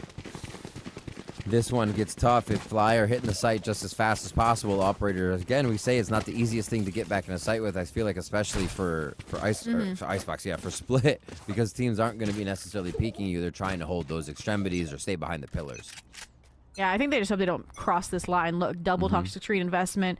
Operator posted up here. I'm expecting if there's any pressure mid, the pit to get popped so you can funnel these players towards the operator. But Slandy here has kind of that, that's what the op fails insurance policy, but you don't got to cash it in if you don't crash the car. And great opening pick there from Marceline. Again, keep things at bay, but I need more response over towards main, and that's where the salvos come in, but they're a little bit late, so Fly breaks through nonetheless. Oh, pick goes down. Oh, they're going to try right away? Wait. So they know where the spike is. They know where to dump in the utility. Nobody's going to sit on the spike, but this gives them the right side here. Out of dimensional drift. They're all forced to hide inside. That was a foot. That was a foot. They got somebody killed. That's another shot by Marceline. The quick scope back in as well as Jazzykins answers on the follow-up. Slandy's ready for Thea's flank. And man, the operator did not slow them down. They pick it up actually for Marceline as they went down. And Aussie and friends will run through with another round in their favor. Yeah, very impressive turnaround out of the timeout. I mean, one, the economy supporting Marceline with the operator. She does not miss a shot there. We mentioned it, Fly, find the opening, capitalize, lock in the site with what should have been a nice Viper's Pit, but the dimensional drift, you know, didn't set up anybody. It set up Marceline for her own success. So really, really nicely done there on the retake. Again, the re-synergy, the sync of clearing out a main as well. I really like Slandy being left to take out Thea, the lone remaining player. So they got a safety net of a 6th round. FlyQuest going to look to keep things close here. Familiar a death ball brewing. But again, it's Marceline, a different angle this time around. This time, she loses the engagement for Slace. Ooh, that's crazy. What a nice shot. It's been a few times now that Aussie and friends has kind of put themselves up to A main to get pressure, so Lace was ready for this one. Textbook peek. They're getting pincered really fast, though. Wet socks coming through for Slandy fast through that sewer. Yeah, you do have lovely watching. She was low HP, but it doesn't matter when Slandy wasn't expecting him head-to-head with a player. And I like this forward prowess through elbow. Paranoia counters the operator. That looked like it was salvaged. And now, I mean, 3v4. Running out of really utility in this case, right? It's the Yoru with the tail you look towards. So you need this breach to set up a perfect TP in, and it's the showstopper to break that entire plan apart. One enemy remaining. Oh, save. Lovely with the one, but Riv answers back. Didn't see him to the source of the left side. Bob's going to be able to hit the operator's shot. And now they get that over onto FlyQuest's side. We'll see how this starts to work. It is the last round, but we'll see if they decide to keep it. Who gets it? I think it might have been stolen for a second there. And I could be tripping, Riv, but you know how like Jazzy looked like they were getting ready to breach ult? Look at the ult counter. I think, we didn't even hear the voice line, but I think they were killed as they were letting it rip panic style in elbow. They're like, I said, mentioned it, running out of utility, they need that it factor, and that getting invested when it could have been a great last round turnaround is devastating here for this squad. But looks like for now, likewise, you mentioned it, operator in hand, going back to a little bit more of that default approach. They've been deathballing a lot, so I do like to switch up for the last round. As the Aussie and friends were stacking away from it, expecting it to play retake there, so this should be a nice disruption to that plan. Bob, easy. Towards mid. This is, I think, one thing FlyQuest really didn't kind of do in their previous rounds, and it's not a problem because they were winning them, but it's just going in and pushing and pulling, picking one off and then moving. A lot of what they've done has just been like, hey, we're here. We'll wait a few seconds, but we are just going to slam the site. And then they've been dealing with Aussie and friends coming around on the flanks. This one, using a bit more of the map and even leaving a breadcrumb for a moment there with Bob to check vents. Okay. This is what I mentioned. They set themselves up for success, and they need the right pacing on the acceleration. And it seems like it is just that. It's pincer. They are surrounding these players, and they should be choking them out on the side of Aussie and friends, but they are fighting back, biting back, and winning. I mean, every player was crowded into such close quarters. Util dump and all could have gotten past it. Now it's down to Lace and Bob, the duelist. Recover Spike. You don't have to fight here. Low-key, send Bob to A. Last player standing. Oh, they want it. They saw the smoke come out of that. Oh, but it's not going to matter. Slandy with the sheriff.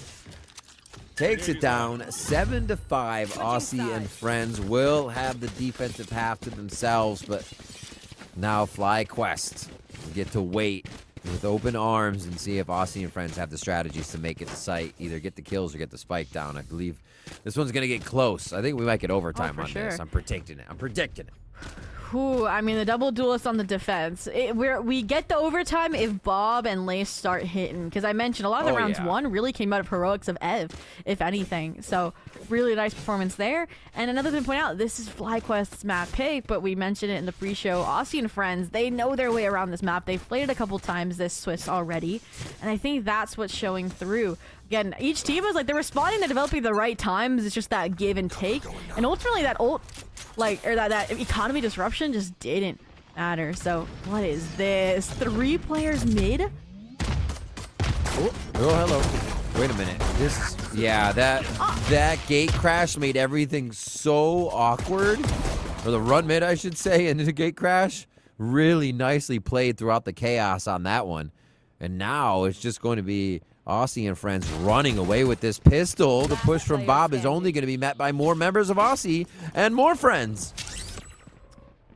Yeah, FlyQuest maybe cooking a little bit there with the triple mid fight, and I agree. The speed in which Marceline executed upon that. I mean, you hear the gate crash, but you don't have time to respond when, again, the orb's about to drop. You're getting pressure from multiple angles, and at this point, it's just going to be looking around, seeing if she can isolate some ones here. Prevent this from being a flawless, perhaps, so the money a little bit tighter down the road, but you can see they're not taking any chances on the Aussie and friends side of things. Riv the jump peak, crossfires upon crossfires. Riv, how many does they get?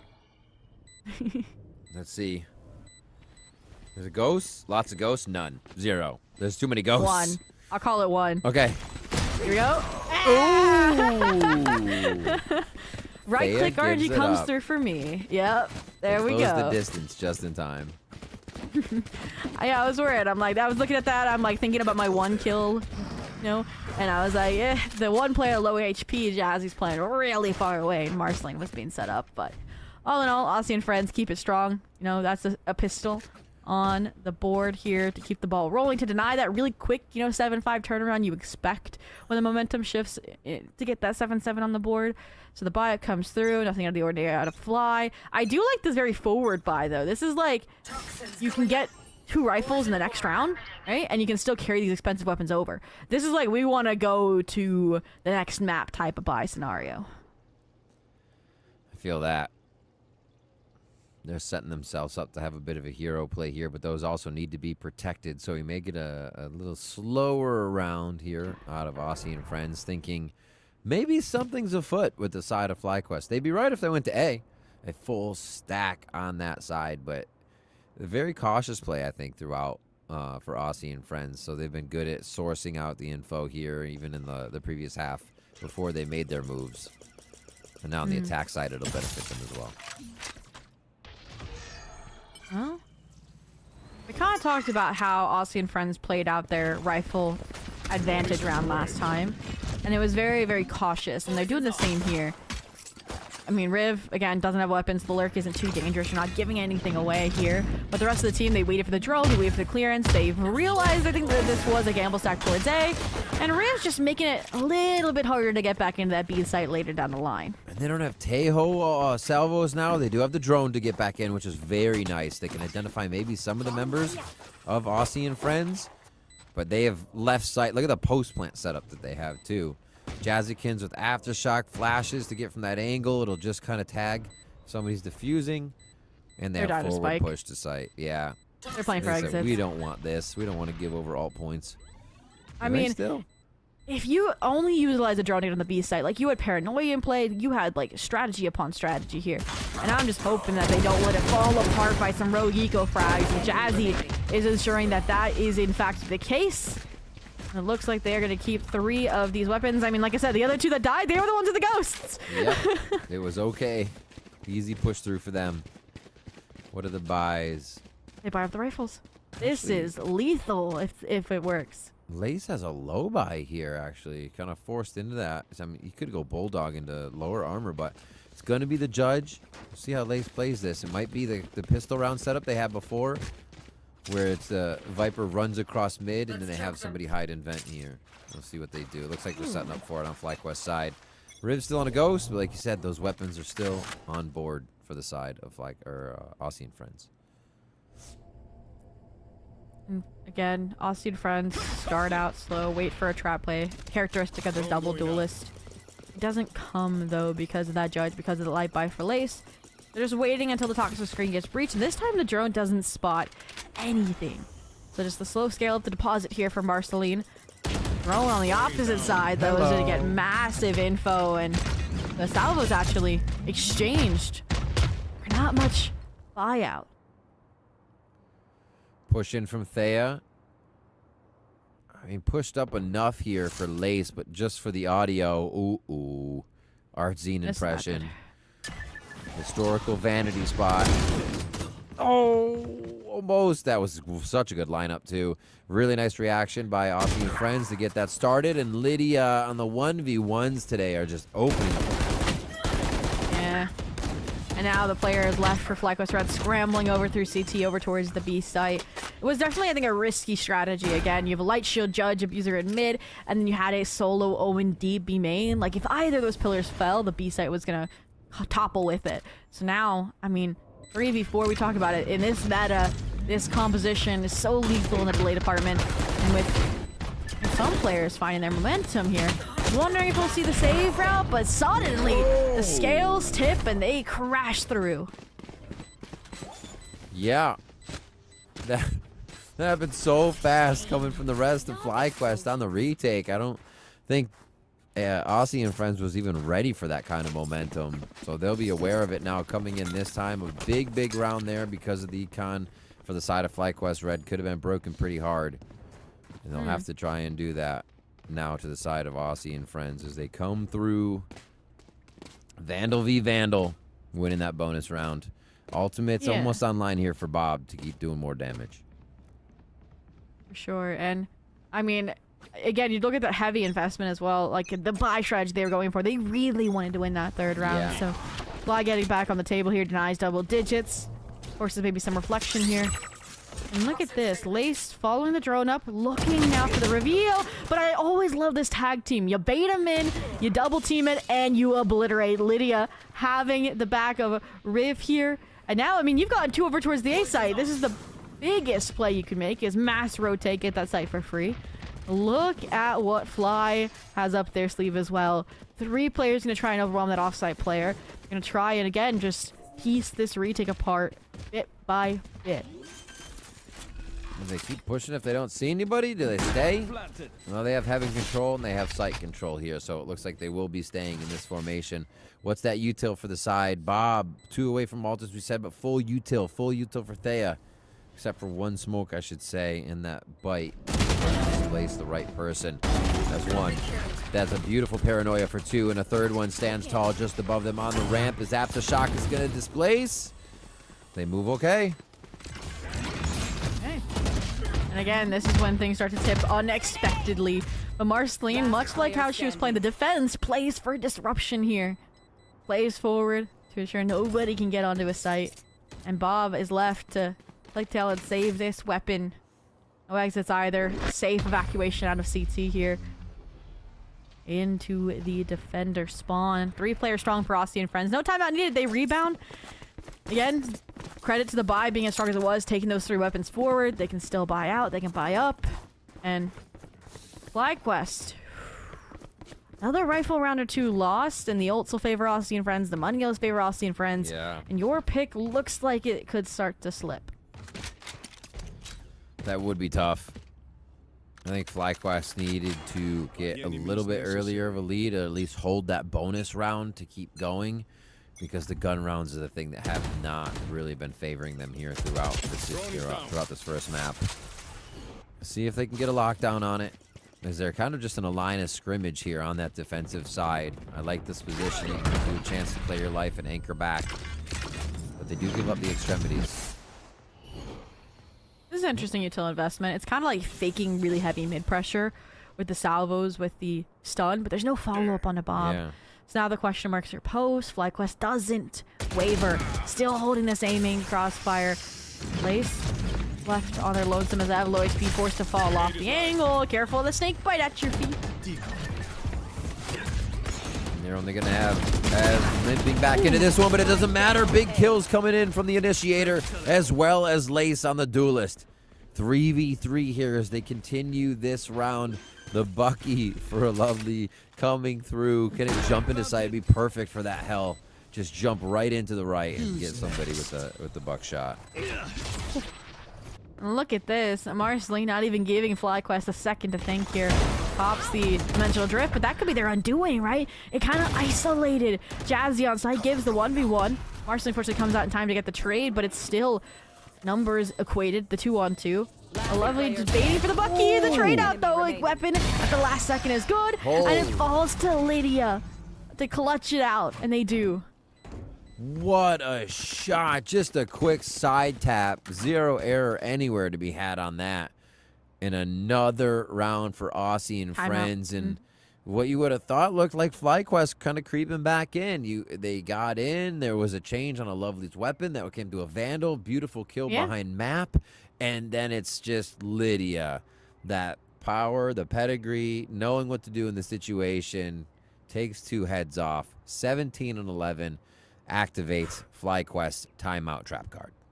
And Marceline as well, just like the speed in which he pivoted off the information gave for the dimensional drift. I was like doubting it. I'm like, you're taking yourself out of the fight. You're giving them the fair 2v2. But she finds the frag onto Bob to keep the players on site alive. Like you mentioned, the trades were starting to go in FlyQuest's favor. If Bob was still alive in that situation, it would have probably been a trade onto Lydia.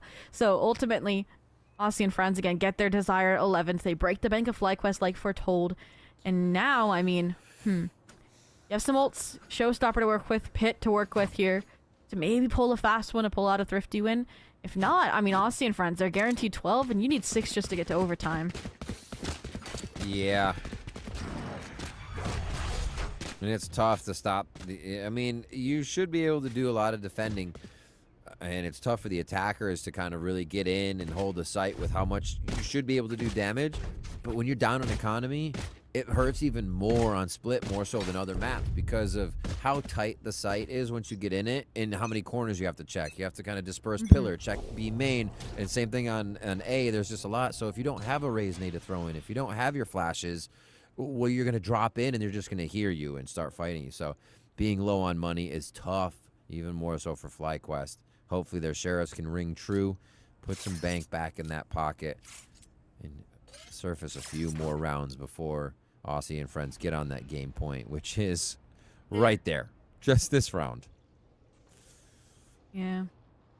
Aussie and friends start with the larger pace. Just again, trying to fizzle out any eco kind of whimsical play FlyQuest might have picked up during that timeout. He also denied a lot of information here, so you saw like the gate crash utilized early out of Lace to rejoin them B, and they might just be getting lucky here. Marceline solo, but the timing just right. And that's where the players out of main are going to accelerate. Marceline frag after frag, first blood after first blood. It all falls to Thea. Give me the crosshair. Give me the color. What toothpaste do they Sense. use? Sense, the monitor, gaming chair. No. Uh-oh. The way to live out of this one? Yeah, there's no way. There was no way. That way Lydia Is that through the smoke? takes down Or is there a Thea. gap over the box? I think they answered back. There might have been a gap just kind of as the circular portion of the smoke came down there. The rotundness of the smoke. Well, two left here for FlyQuest. Oh, okay. the gun. Bob does That's not still go down. Showstopper. Oh my gosh, the shots through the smoke connect on to Lydia through the box. Yeah, but what the heck? they're returning in kind, so I mean, Bob's essentially taken out of the fight.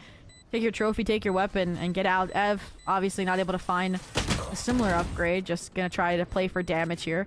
But Riv, I mean, Aussie and friends, even when they have like the win pretty much secured, they always have something else brewing, whether it's the Marceline, Dimensional Drift prior, or it's the ramp backstab this time. Just like that, Aussie and friends are gonna reach a map point on FlyQuest's pick.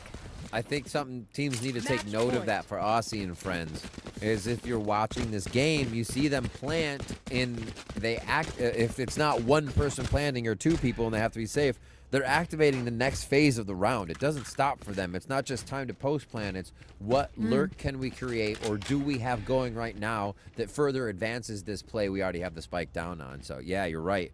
Always something else that Aussie and friends are doing when you're just trying to get onto the last play that they were initiating. Well, I mean, I feel like it could be worse in this situation for FlyQuest, right? 4 ults, better weapons, showstopper opening first blood, and you overwhelm the lurking Riv. Feels like they have not lost any steam. They are not shaken up by the fact that this is map point. They are lethal. They are proactive. And each player is landing their haymakers, particularly the double duelist Lace, Bob, and Bob sends it all with 4. Okay, not over yet. Brick by brick, Bob by Bob. They will get back into this game, it looks like, if plays like that keep happening. Holy moly, the quick 4K. Yeah, they're going to say, all right, we need to just cool Bob off right now. We're going to go ahead and call a timeout. There's no need for that. So, yeah, Aussie and Friends timeout here to reset just a little bit. 1 round away from taking this map. It was a good setup. Again, Lace Dimensional Drift, find, isolate Riv. Because you remember, take that flashback, right? Where Lace tried to get aggressive, and it was like the Lydia Riv show where it was like the bait and switch. So this time they don't fall for it. They get what they came for. They get out. And Bob, I mean, that's the VCL prowess that we've been asking for. Again, great opening kill off the showstopper, and that wasn't enough for her. She goes back for seconds, and I mean, completely shutting down any B main control, which they were kind of giving up for free, right? They were more fighting out of heaven, fighting out of back sight. So great look there. And now Aussie and Friends are left with the adaptation to evolve. And, okay, B main, gotta be careful now of Bob. You know, Egg, careful of the trap play from Lace. Yeah. Maybe mid is a solution. We haven't really seen them toy around with it too much beyond the Marceline success on the pistol round, actually. G2 has a play that I love that they run. You didn't get to see it versus 100 Thieves, but they actually fire an aftershock into mailroom, and the gate crash will get into the back corner of mail, which keeps them safe. But they will also have Valen teleport in under the aftershock, so he may take like 1 orb hit of it and still move through. So it's the timing on it is crazy. Like, there's so much, and you're right. They're gonna go mid on this one. They probably won't do that play. I was just kind of nerding out for a second. But it's already going to be the play towards Vent. They got a huge kill from Marceline off this before, and they actually go into their own aftershock. I love it. Yeah. Trying to play through that util and to take the enemy off guard, but they figured it out. Yeah, I mean, the gate crash that you asked for, but I mean, if we know and can predict the strategy coming out of the timeout, then FlyQuest can as well. Beautiful pit to counter that play. They haven't taken out the lurking Riv, though, this time around, and they almost got the opportunity to find an early kill on to Lace. So chip damage found, that's it. Gate crash out after getting the orb, which is the goal. Now, a double challenge through the pit here. And the backstab from Bob. This is going to be devastating. Oh, the switch of the gun is what takes it Lovely down. But yeah, Spike's just a little bit of ways, and they're going to have eyes on it in a second. Now Bob knows. Oh, yeah. Oh, look at that. Crosshair placement ready for the flick up on whoever picks out of there. Boom. Just a quick adjustment, and Jazzykins goes down. That's another round for FlyQuest, and those kills happened like all over the map and in a varied amount of time. Like, it wasn't a big fight here or there. FlyQuest just started to dissect Aussie and Friends and make it tougher and tougher to run any strat there. Yeah, it definitely feels like the attacks are vastly different between these two squads, right? Fly was very fast. They only went slow when they needed to. And it feels like AF's, again, starting out very slow every single time, just trying to get that information before and identifying those openings, where Marceline's making those openings, right? So when you are Fly and you start picking up on that and breaking it apart, I maybe want to see decisiveness out of the side of Aussie and Friends. And that may be what I'm getting here, right? The ults have built up. Armageddon, Rolling Thunder, Dimensional Drift. This could be a good recipe for success. And Marceline, you got stunned by your own fault line. Oh, this fight happening in mid. The Dimensional Drift goes down. Lace was backpedaling, almost gets seen by... That was so crazy, the timing they had there in mid off of all this distraction being created by the Yorus. It's now 2 down for FlyQuest. Can they convert is the question. I mean, I want that firepower for taking a site. And again, it felt like it was for information for a singular kill on the side of Aussie and Friends. So now you're left, you know, down a player.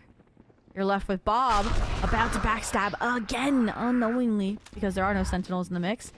And, I mean, they heard all the footsteps. So yeah, you're definitely going to from the shadows your own to screens. Paranoia. Dark cover for delay, and this round is basically over. Now they're going to turn around immediately. Oh, Oh, they know it's in the smoke. They're forced back into sight. It's just a bit of a hesitation it creates for the side of AF. And is it enough? Lydia looking to close it out. Riv and Lydia now versus Bob. And does she say crown me? Will it be enough? Sees one. Yeah, Riv doesn't even want that smoke. So smart. Gets out of the situation. I mean, Beautiful this job. is their 13th. They utilized the ultimates. They turned around what was a beautiful setup from FlyQuest. I mean, I cast a curse this into existence, and Bob cannot get me out of the hole I've dug myself. The four-piece found by Lydia. A standout performance here to compliment Marceline and steal away FlyQuest Red's map pick on split. 13-8. Wow. Yeah, very, very strong. That first half kind of told us, okay, it's really ebb and flow, back and forth for each team. They're figuring each other out, and then Aussie and friends just said, yo, star power, friend power, let's go. And they started to pull away so quick in that game. And it was due to that speed, a little bit of the push and the pull, but a lot of that util and teamwork became so effective. It was unstoppable for their opponents.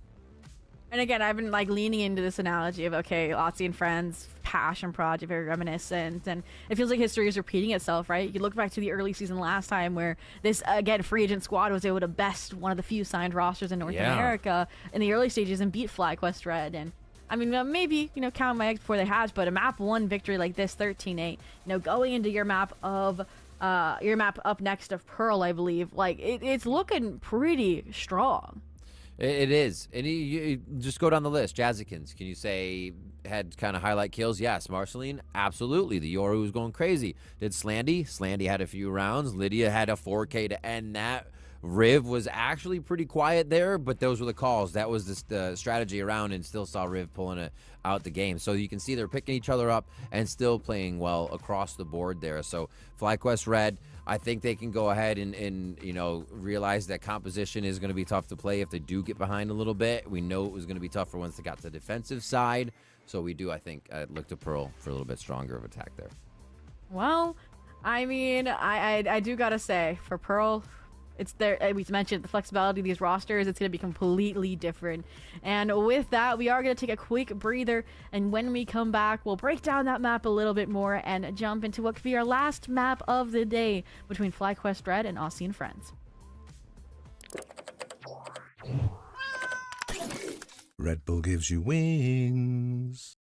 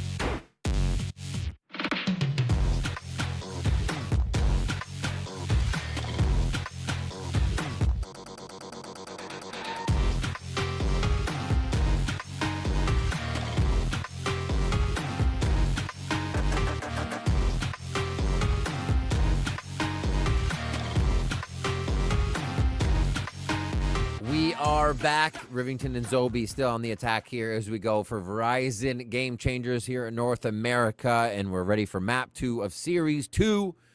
And it is going to be a good one. FlyQuest Red trying to get that comeback prepared and ready as they talk with their coach here between maps. And it was a decently close first half to split. If we think about it, it's just Aussie and friends turned it into 4th, 5th, and 6th gear in that second half. Oh, for sure. I mean, the 7-5 half converted, losing very few rounds once they got over towards the side swap. And I mean, part of me is like, okay, did Fly only get 5 in the first half because they got the second round thrifty? Like, did they really not, like, at a big picture, disrupt the Aussie and France plan? I mean, first bloods were fairly even, but I guess it's really this post-plan conversion that stands out to me. And to me, that kind of does come from the breach pick more than anything. Instead of that double duelist that you can see, FlyQuest was running, right? Bob got online a little bit late. Like, she's active now. I can't wait to see Pearl, but it took some time. And just the delay, the time that Jazzy was able to buy, so that then you could cycle this utilities, that Marceline had the confidence to get active. Like, all of that was great. And then you had Lydia, who just, like, was the clutch master. Yeah, Lydia was playing out of her mind for this game. Honestly, coming back, showing that never losing any of that skill here, especially when it comes down to the late game in the tournament. So, really playing super well there to make the controller and the damage that they were looking for in different parts of the site, or being last alive to the site if they had lost their Tejo and Slandy. For sure. Well, I really am excited to jump into Pearl because, number one, it's a big question mark in my mind for both of these teams. And because, like we said, FlyQuest may be finally online this time. And again, the score I don't think represents the push and pull that both of these squads had, because it was quite back and forth, actually. Like, again, the timeouts were taken at appropriate times. They had a plan coming in. They converted off of it. But it really was just, again, that advantage, not being able to convert early stage of the second half for Fly, and that little bump that never allowed them to recover. So we had it into Pearl, which for me, I mean, I'm looking at this comp for Aussie and friends, and I'm like, it's spicy, and I feel like it's too spicy for it to be real in a more serious matchup like the late stage Swiss. And for Fly, I mean, they have not played Pearl with this roster. Like, Queen Bobsta was subbed out, Sonder was in on the Yoru, and that's where we've seen a Lace ISO too. So like I feel like on Pearl, not really a go-to either. And again, they've been putting in the work, putting in the scrim hours. So I feel like we're starting from like ground zero between these two squads on this map. I love that. Let's create the story now. Let's learn it together. Let's see how they're going to play. And what do you find? Why don't I ask you, what do you find spicy about the composition, though?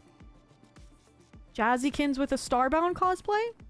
What does that mean to you? Yeah. That means a chamber pick? I mean, I feel like it's Jazzykins back in form.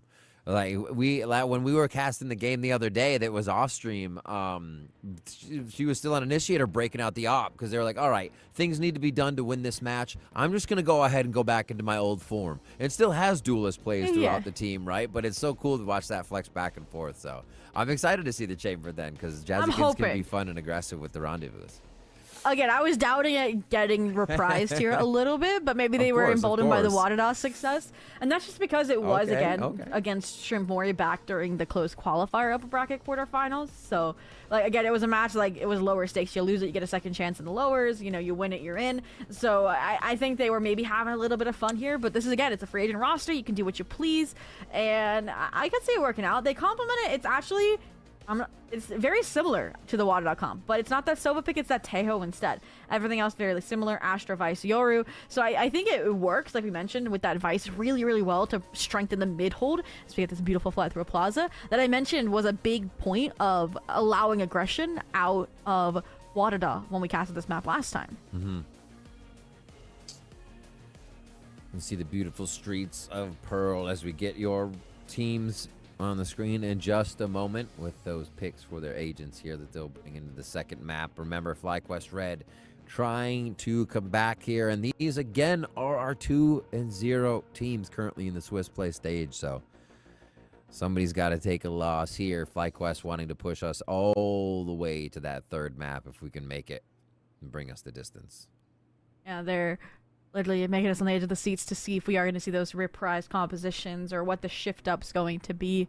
I mean, I did like the double duelist mentality between Bob and Lace, but for a map like Pearl, I'm a little bit wary how it's going to prove, especially on another map that's pretty heavy on the post plant. Uncharacteristic in the 13 dominance that we've had over from Wadada, but ooh, it's a different change up from both sides. Okay, wait. Aussie and friends, comp we wanted. A lovely on the Phoenix though? Okay. Lace on the Cypher? Okay. Interesting. We're internalizing. We're trying to reflect here a little bit. Yeah.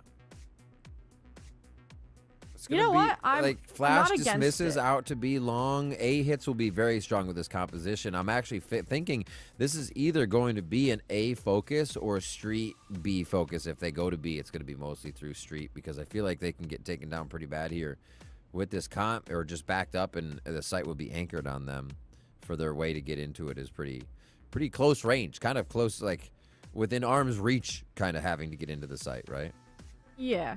And I will say they're swapping sides, so Aussie friends on the attack, FlyQuest Red starting out the defense here.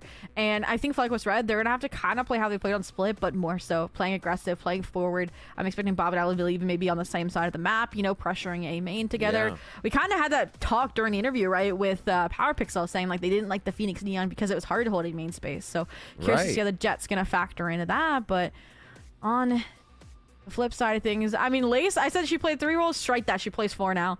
Controller, Duelist, Flash Initiator, and now the Sentinel debut for this Swiss stage. And I mean, in a map, or a series, I should say, we were down a map already. It's gonna be, some big shoes to fill. I hear the sounds. We are getting ready to hop on to Pearl between FlyQuest Red and Aussie and friends.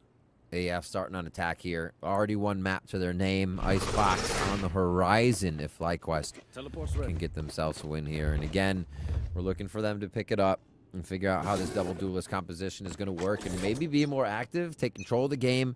They seem to be kind of in the back seat to what Aussie and friends were forcing FlyQuest to do on Split here. So taking control right away would be a big one. Looks like they want 3 on A main.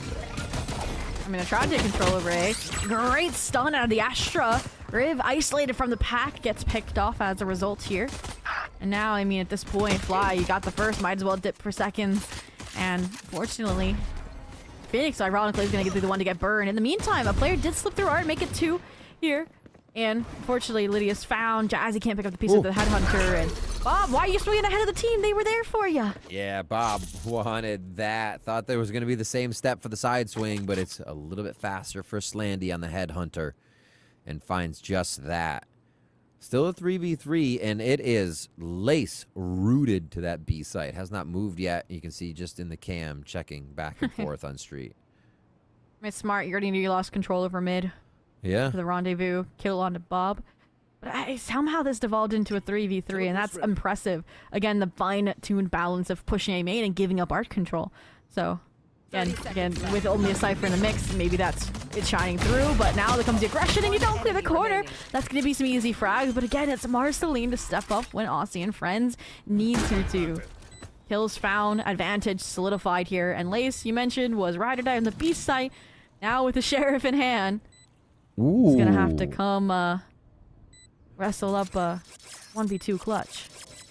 Oh, Marceline gets 2 shots just because of that 1 HP tick over here, unless it's a headshot. But this is almost 1 for each. They have to be very careful with their positioning, and they are as far away as possible. Having not even salvos here, but knowing... Had it been the left corner, that would have been a very different story. Nice shot by Slandy. Sheriff gets picked up. They actually get out of that with 2 Sheriffs. You expect Aussie and Aussie and friends to go ahead and hold on to those for a bit. Maybe even save some money on the upgrade. So FlyQuest here. Doesn't look like they're going to buy too much in. The ones that did get kills will try to spend some money, but a nice controlled round there by Aussie and friends to slow it down and get a re-hit on A. And I love how far away they were playing, too. Yeah. Just, again, they knew they were low HP, but Nico, double down. 4 players this time, not 3 for FlyQuest Red fighting A main. And this time, again, not making the same mistake twice. A lot of Yuto coming out just to counter to fight and win this turf war. And ironically, I mean, look who's coming away worse for wear. Marceline, Slandy, Danked. I think there's a hot hands in the mix for a lovely to heal up here outside of A. And now they're thinking that they scared them all the way to B, but this deep Cypher Cam hasn't seen anything. They haven't heard anything. So this feels a little bit ahead of themselves, because look at the re-hit, the resplit that's about to come through for Aussie and friends slowly as the drone re-clears a main. Nobody there to hear it just yet. It might have actually been within range of Thea. Is giving another look and maybe calling over one more here, but also 1 minute in the round means they're going to go back to further anchor positions in the site to play their life and try to get either die to spike or maybe somebody lurking through for a quick weapon upgrade. Okay. Here we go. Taking again their time. Aussie and friends this time gets the better of them. Still have better weapons, obviously. Still have numbers. It's a 5-on-5, but you gave time for these players to re-rotate to A. So there was no first here for Fly, but unfortunately, got a little bit splintered. Bob picked off. Lawrence just a safe plant. A lovely and a good spot if they swung, but Blazewall comes up in its stead, and they're still kind of giving opportunities here. I was going to say for Aussie and friends, but what is this? Not like this. This is getting and they're funky. Gonna survive. Look, they're running. Ooh. You gotta survive. Uno mas. You gotta survive. Oh my god, you gotta be kidding me. They got that kill. Holy crap, that round was kind of crazy. Down to the last second, and not even with the defuse or the plant. It was down to the frag, and Aussie and friends get it at the last possible second. Yeah, I mean, it looked like for a sec Riv was kind of in her own head. She's like, I can't plant here, I can't plant here. And then suddenly, when time's on the side of Fly, they're flooding in. And I gotta give praise to Fly as like they responded to the call almost immediately. As soon as it's below 4 seconds, they were all grouping up, trying to hunker down, like survive the seconds. But Aussie and friends, better weapons, they fight back, they fight forward, and they get it before the time expires. So now, Fly on their buy round. Still, Aussie and friends, the bonus isn't terrible here. No ults really to write home about just yet for either side, but a lovely one-off from the run it back here. They did make a change. Look, finally, I mentioned again the Vice and the Chamber. Well, if you have a Cypher, just split your trips. One in art. Yeah. Lace playing forward. It's a nice combo. Little hesitation there too. It's like, are we actually looking at each other? Just think about it a quick second. Big trip over, protected by Ev, over towards Art. So easy detection and redetection for the Sova if they need to figure out what's going down through that area. And the 2-1-2. I guess FlyQuest feels really comfortable here, but they don't actually know what they're about to face. And they may lose one on this street push. Nope. Bob will take one on the B long push. And look at the awareness as well coming out of Ling. Spots both, deals with one. Now, I mean, the difficulty is Lace a little bit on an island here. Ev has to take out one of these players and might just have the timing onto Lydia here. And Lace wins hers. Ev about to win theirs. Can Lydia get the clutch out this time around? They dodge the bullet, can't dodge the shock dart. There's so much going on. Oh, almost a swing and jump to get out of the situation. Lovely finishes that one off, and FlyQuest will deny the bonus round for AF here on Pearl. Looking pretty good, too. Some ultimates coming online here as well as they can get in the face of AF with that run it back Phoenix ultimate. Yeah. I mean, to be honest, I think FlyQuest has looked better playing reactively than playing proactively these first few rounds, no? It feels like Aussie and friends were kind of expecting a double duelist composition out the gate. They've challenged it well. And that's where my concern is, that they're fighting forward here yet again. I think that the extra life from a Lovely will definitely help in that regard. But I'm still wondering what it'll look like when the dust settles. Ooh, well, they're kicking up the dust here at A once again. They want to fight for this orb over and over again.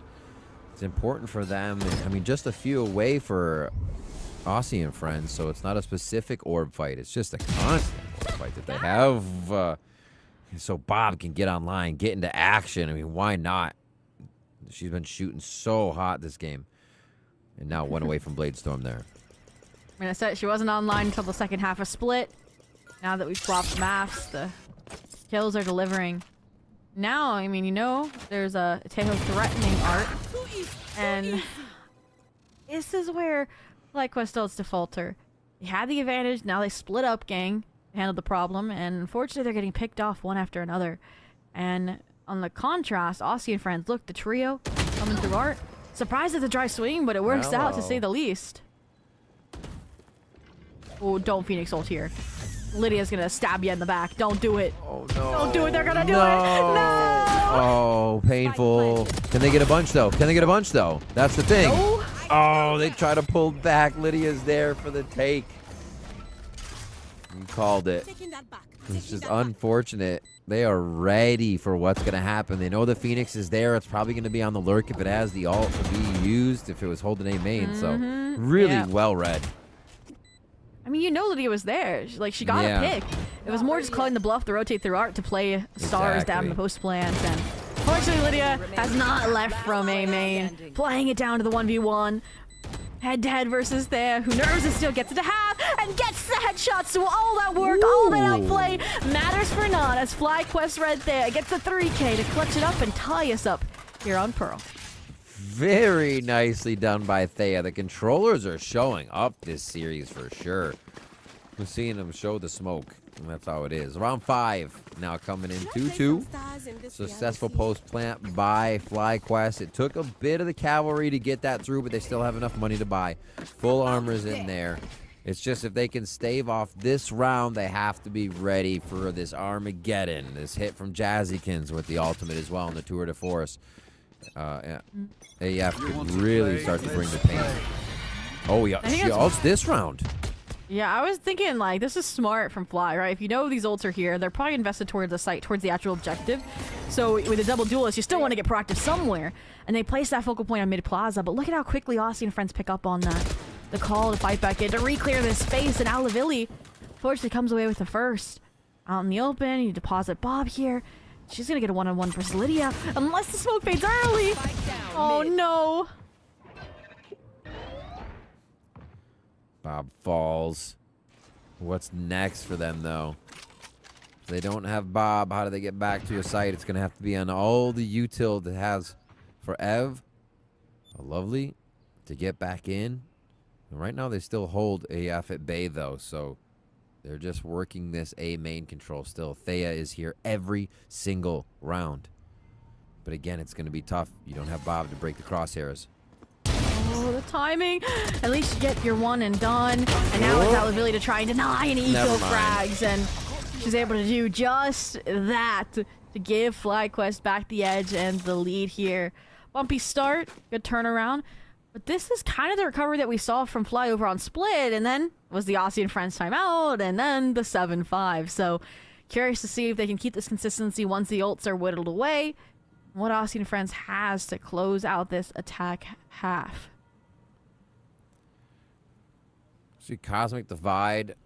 Love seeing that at B more than I love seeing it at A. It's just so good. I think it allows so much space to be gained at A, back into Flower, back right behind and in Secret. So maybe towards B with a bit of a check though. Dimensional Drift obviously first in the round to see where they can really source out where the other ultimates would be used the best here, and then post plant your Armageddon into a victory. Easier said than done, right?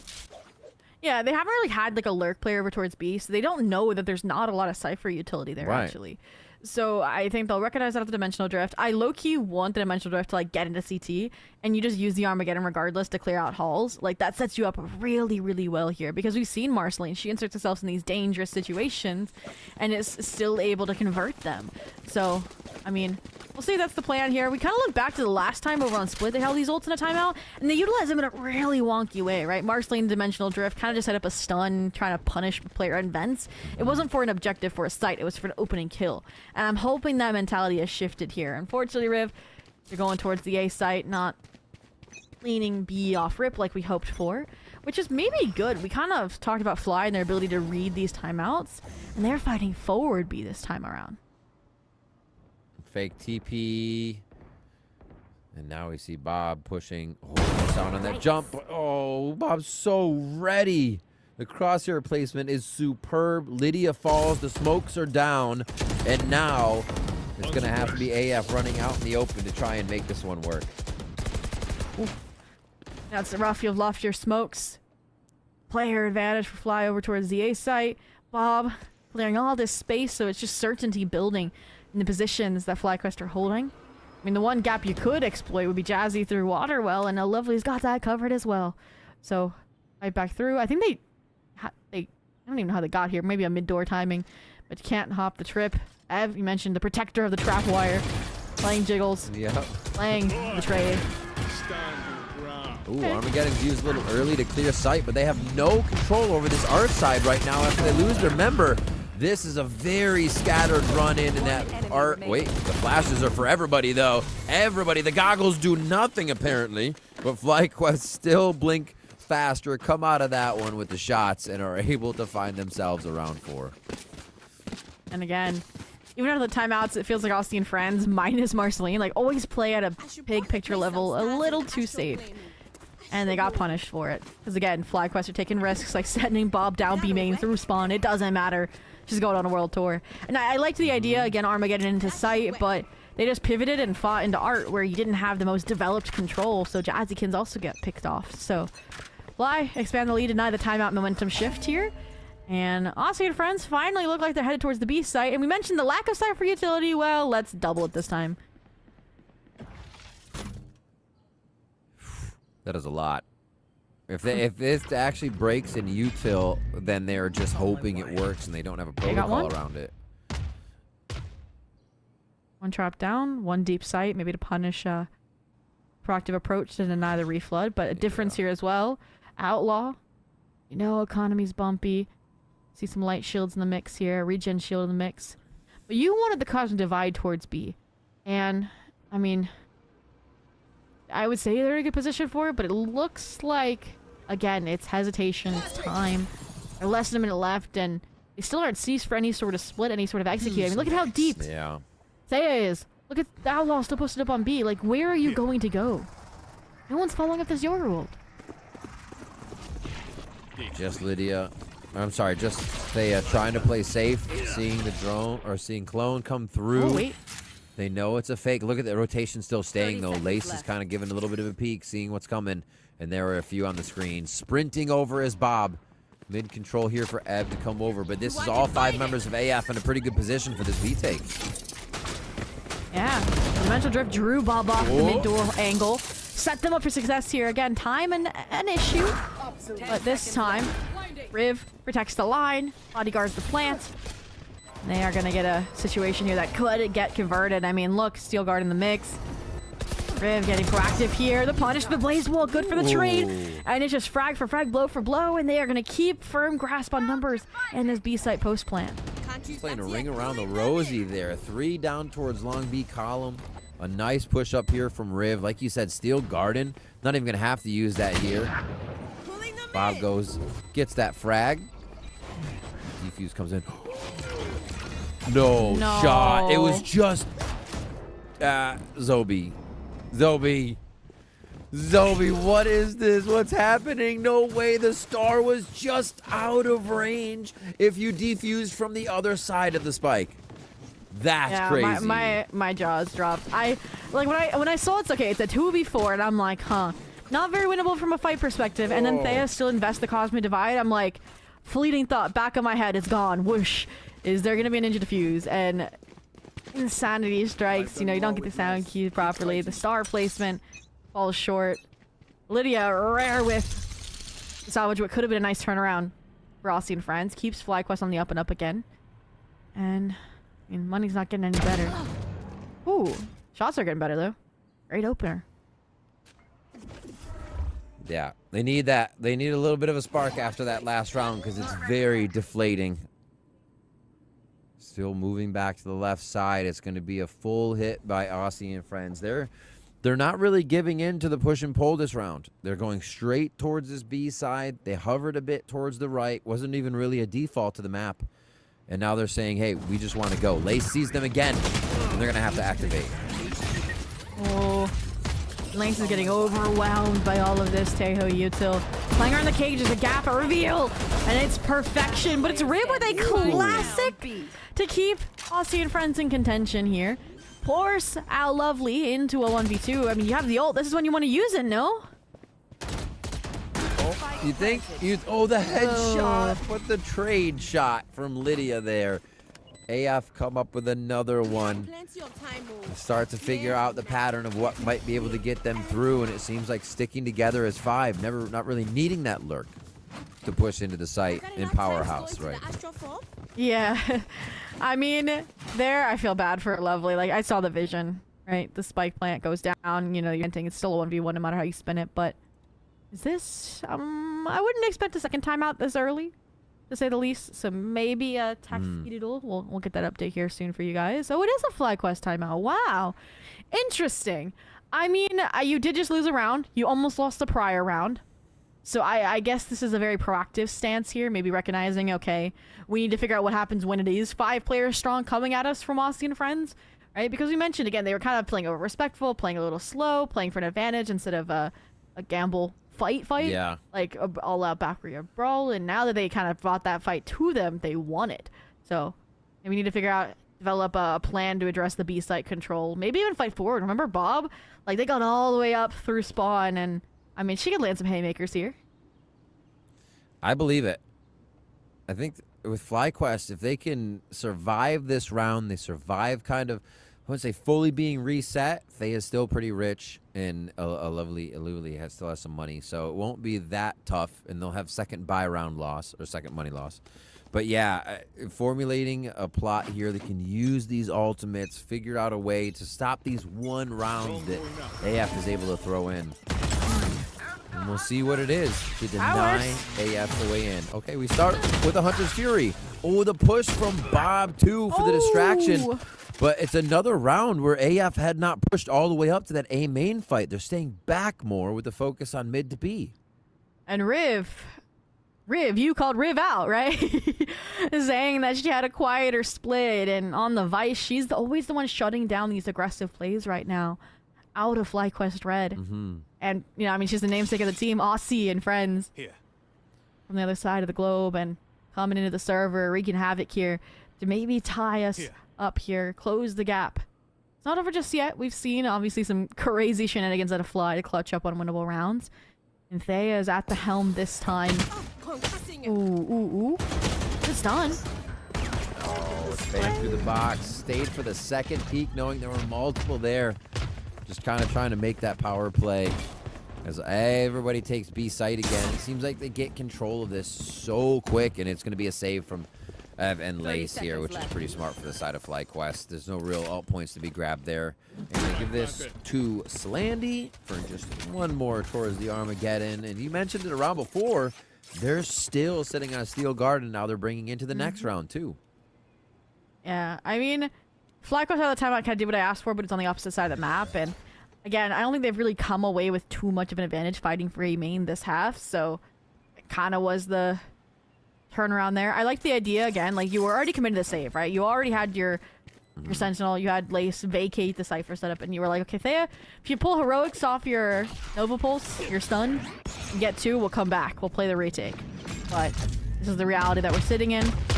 The remaining players, Frosty and friends closing in. The Qualifier basically to give away the strategy here that there are players tucked away safely, and they are going to get picked off so that nothing remains.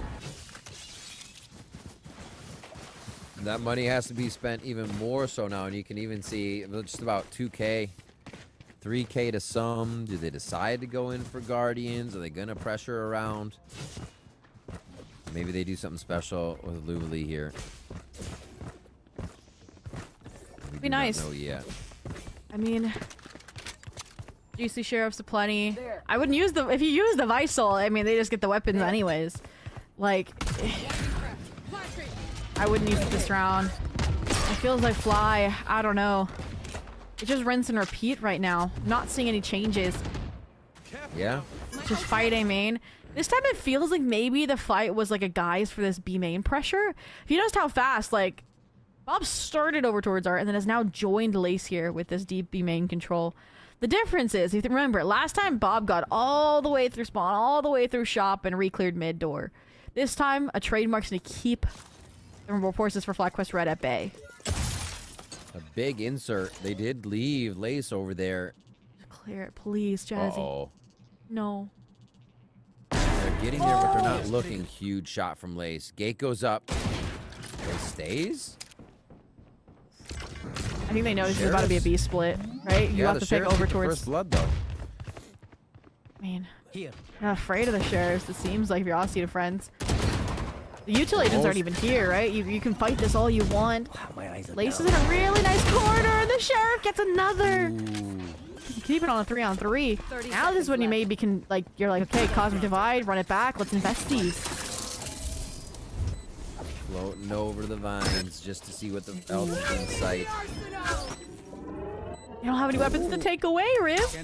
Oh, I'm sorry. Lovely doesn't have a stinger anymore. Okay, you're right. Well, they do. They were outside of it. They dodged it. Okay, still taking down on the Phoenix ult. They know that's going to be there as they come back in. Oh, it's a shot. Even under one. That's just the pinch in for Lydia here. Has been great in the tight spots. Not again. Are they going to be good enough? Armageddon comes through. Forced to this side. Flash come in. Just behind. No, it was in front of Lydia. And the Cosmic Divide. Back to wreak havoc here. Oh my gosh. A little back and forth as they high five through the Cosmic Divide. 5-5 now. As we get another round for Aussie and friends. Yeah.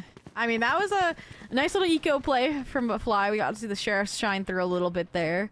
And the Proactivity B long has really worked for Fly in a few various rounds. And it's just the question mark of what comes later. And on the other side, Aussie and friends, they're looking a little bit more sure of themselves. You know, Riv especially. Starting to go positive here. Looking like they've had a lot more impact on the KDA. Seems to tell. But yeah, we're going back to the A main fight again. For Fly. Every time, but not this time. Yeah, that's the big thing. Remember, they were down in cash, so this is a huge investment to get themselves back into the flow of what is just 2 rounds on the game. Aluvli and Bob doing the same push that they did last time with a little more agent support instead of the util support. They're just swinging with bodies instead of with that util, and it seemed to work out for a moment. But now we're tied again at 3-3 here. Spike dropped. This is an important round as well. Fly, lose this round. You're scraping the bottom of the barrel for the last of the half. Just to tie us up here. Or we may be seeing another 7-5. They have made the call correctly, just trusting in the deep info the Cypher cam over towards B long. So the trio's here. And Slandy may have just made the call that Aussie and friends should not commit to this A site. And the dart? Are they going to rotate back to B without seeing anything on the dart? Ooh, the clone footsteps. That's not good. It looks like they are going to go back. They're just going to they're going to tap this. No, he actually faked it towards B, so they're sticking. They creep in. The angles are just too good from the side of Fly. Oh my god, this is getting a little too close for comfort. I mean, we're loving the plays, but these teams must be sweating it out each round. FlyQuest Thea comes up big on the end of that one to give them 6 rounds. Wow. It's this Astra head-to-head right now. Clutches left, right, and center for both, but I mean, like, you gotta trust your instincts there, right? They weren't completely sold on the A exec. They maybe faked some pressure towards B with that clone, right? But nobody was there to hear it, so it didn't draw any of the players off of A anyways. And I felt like Fly was solidified in their mindset. They're like, we're staying here until Spike is planted on B, we play retake. And ultimately, that's what puts them up to 6, and hey, Aussie and friends. Again, I like the confidence. I like these aggressive plays. Oh, Lace is getting pushed off of her main angle. Probably won't be able to get back into halls. So this is what I would want to speed up before the rotations come through. Jazzy Op moving down B. And they just kind of early Tejo util, which means this might be kind of a 30-second hit or around 40-second hit from the side of Aussie and friends. As they show the op down B, it's a lot of mid pressure. This looks like the B split they like to run. Really heavy-sided towards mid door. And usually there isn't a player like Deep Link that fights for it, I've noticed. Ace, that is a huge pick from Jazzy. Again, the strategy relies on that one-sided individual player to win out their duels. But what is this pause? Oh, that's so cool. The Cosmic Divide hits on the left side, and they just give Jazzy another 1v1 as someone's forced to peek through it long. They can go anywhere now, Zobi. They go on the map. Uh-oh. Yeah, though. Last player standing. Okay. Never They have mind. been detected by the Arc Rose. Like, this was a gorgeous from Aussie and friends. I was like doubting the pace. I'm like, okay, Cosmic Divide's up on B, but you're not committing, and that was just to bait out the rotations, right? You noticed Ev was the one that fell flat there, kind of baited out to rotate deeper into link, into 3 players. Switching sides. And Aussie and friends tie us up 6-6 here on Pearl. And mind you, that was the attack for a double sentinel composition, right? Yeah. What do we see on the Wadada side when they had the double sentinel on the defensive side? It became very, very tough, especially if you're not just playing forward all the time. So we will see what they can do. FlyQuest Red bring their double duelists to the attack side to be fierce. Ghosts. Ghost on ghost on ghost on ghost. So not even a lack of util with the agents they bring either. You still get the flash from Phoenix. You get hot hands, so you can get a heal if you need. Util so for the side of Sova's initiator, sonar. So they're still looking pretty good with a full ghost buy. And I was looking at this, right? The difference. Think about it. From Red to Wadada, they had the trapwire mid door, not a player, and they had the chamber in art. So now this is the result. The players can slip through mid door, can abuse heavy mid control. And again, it's this very aggressive style from FlyQuest, disrespect for their opposition that gives them the site control, but then you don't expect the players on site. Marceline was good for one, but ultimately traded. Riv falls as well, and I mean, all in all, the strategy works. 4 players alive, you get a site. Not going for the plant just yet, though. Ooh, that's a nasty opening. No way. This is wild. We saw Power picks out with an awesome clutch here on this B side earlier, and we might just get it from the 2 members, Lydia and Slandy, as they know they have to get the spike planted, and that's just the fake touch for now. FlyQuest get the spike down. They can play around that as a 3rd member, now only a 2nd member because they lose Lace. That's incredible patience from them, Zobi. I mean, Slandy's read the squad by like a book. I mean, from, again, recognizing Spike hadn't gone down, recognizing they were looking for kills and punishing the 2 players that were trying to trade each other out, then tracking Lace to Heaven execution style. And, I mean, she's done her due diligence. She lets Lydia have the final blow, and an Aussie and friend, 2nd pistol of the map, reclaim the lead just like that. And, again, Fly, I mean, it looked strong from the get-go, right? Exploited weakness, get a sight, and it was just that lack of a plant. The full ghost round goes the way of AF, really. Just how the firefights are. I mean, Marceline had a great kill through the smoke that they kind of one-wayed towards Heaven, so that kind of worked against Ev. But yeah, they do get it. They start off strong here on the defensive side, and let's see what the double duelists can do now with a few sheriffs coming into the round. They focus themselves towards A as Lace goes on a lurk. Yeah, I think that wall was supposed to go all the way across main. Yeah. But it's been triggered. Now you just go around, you know. Ev's like, we can walk around it. And there's no reclearance either. There was no trap, it felt like, there. Maybe that was a panic wall out of Riv, but it has kept the players fixated on A. The stack leaning for Aussie and friends.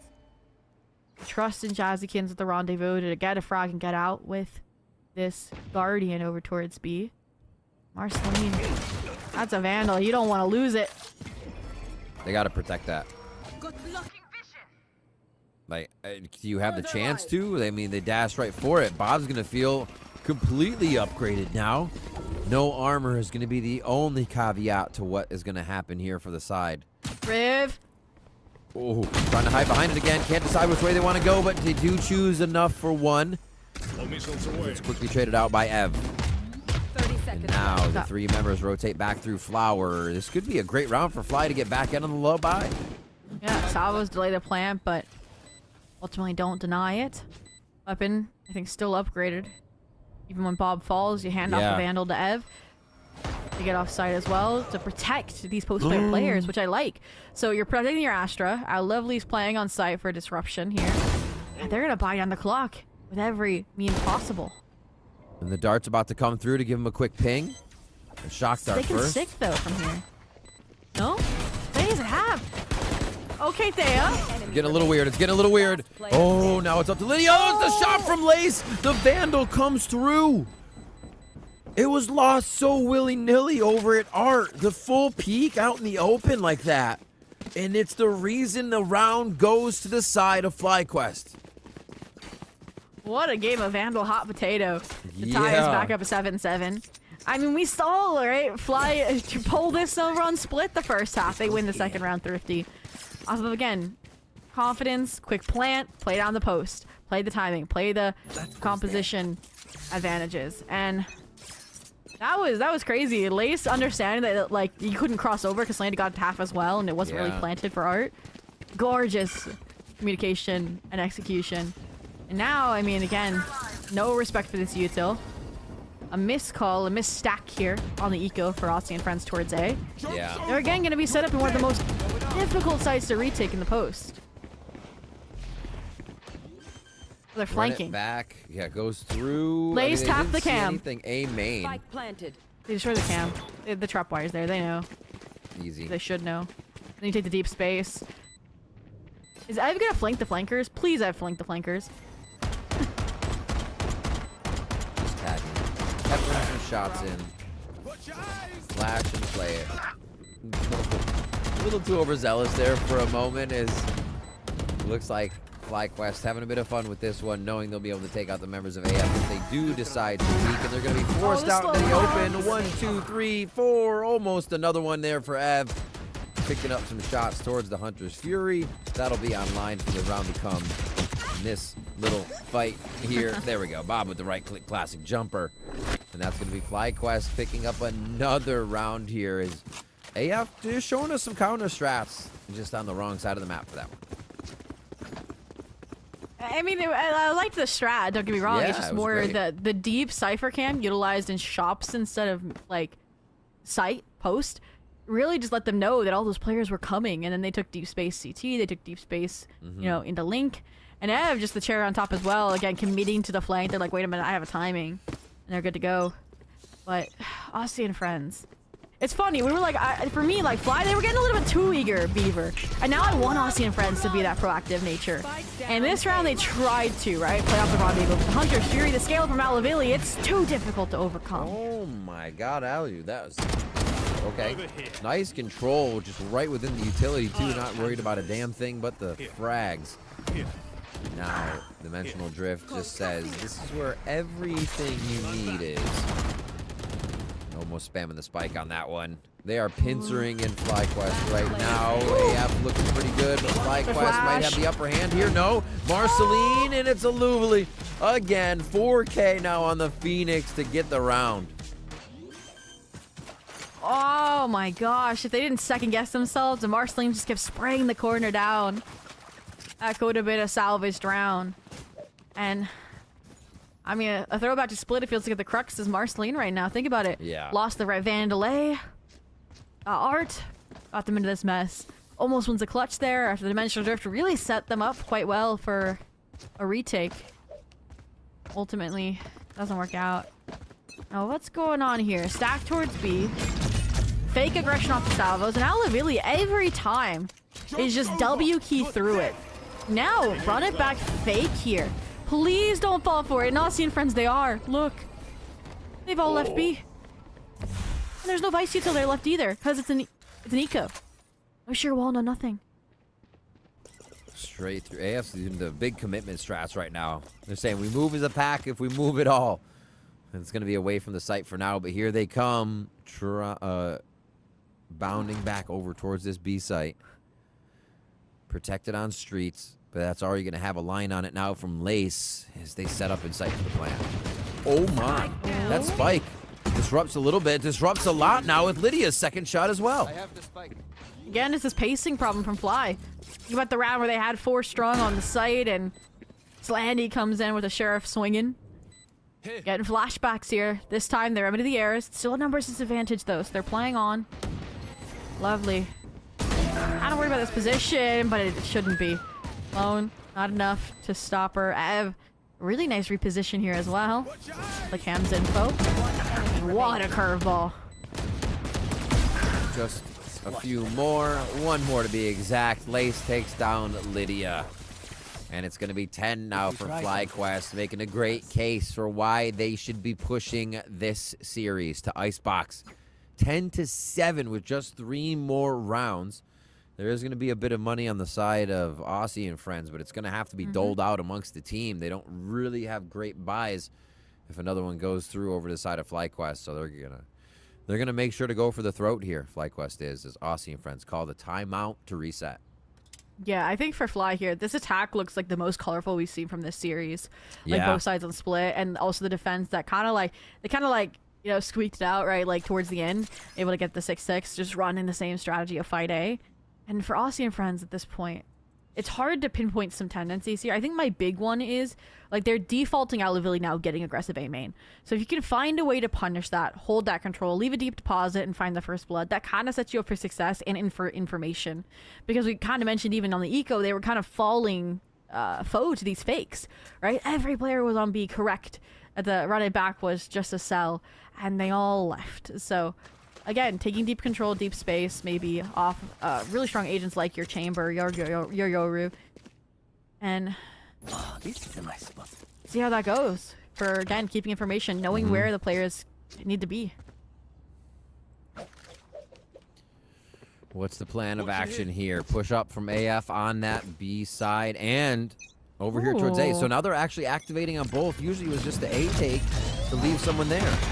Oh my gosh, the arc rose. Oops. It was gorgeous. It caught Bob off. They can't see where they're dashing into. Bob and dashed look right at into the this. wall. They both tried to trigger the wall simultaneously and both fall through it. And now Marceline's gonna double down. Beautiful flash, spots it out. But you have the numbers. You don't need to continue to engage. I And know exactly where you that delivers the neural theft here. So some info to pivot off of here. You know it's 2-2. Might as well take the fight here where you have more time. Ooh. Waiting on that. Doesn't want the drone destroyed. They see one, but figure it's both.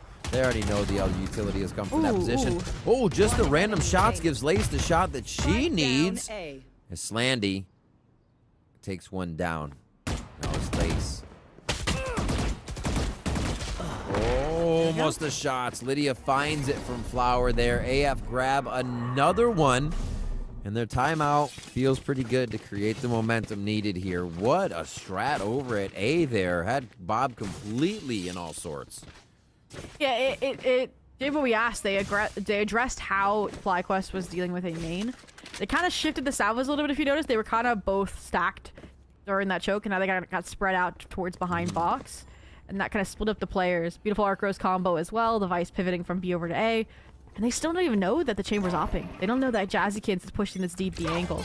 So my concern is they have to keep winning this fight, and you can't run the same strat twice when the blades are in the mix. But if they keep control over this, maybe. Oh, they stunned each other. Oh no, that hit Riv still gets the kill though. Get out. Ev, it takes down Slandy. A little bit of mishap there with the utility. And now they push forward, and they still have alert coming in from Lace here too. They haven't even seen where the Cypher is. So Lydia and Jazzykins have to wonder, do they go for this? Or do they save the op? And with the game so tight, I think they have to go for it. Go for it, yeah. You have the Clouds Divide. You have a lot of options here still. And Ev's low HP. I mean, double star, smoke off the spike, try and get it to half. They don't have a big post-plant menace, right? Dart just came up. That's not good. And that is not good at all, especially once they can get the smokes down and just start playing outside of the orbs. Almost the timing.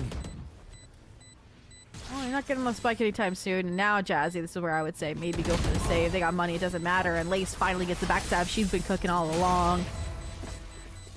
I mean, we kind of said this over on Split, right? Both these teams adapt really quick once they see a strategy from the opposition. Yeah. So the fact that Aussie and friends copy-paste run the same strat back-to-back rounds, it was kind of asking for Fly to come up with an answer, and they did.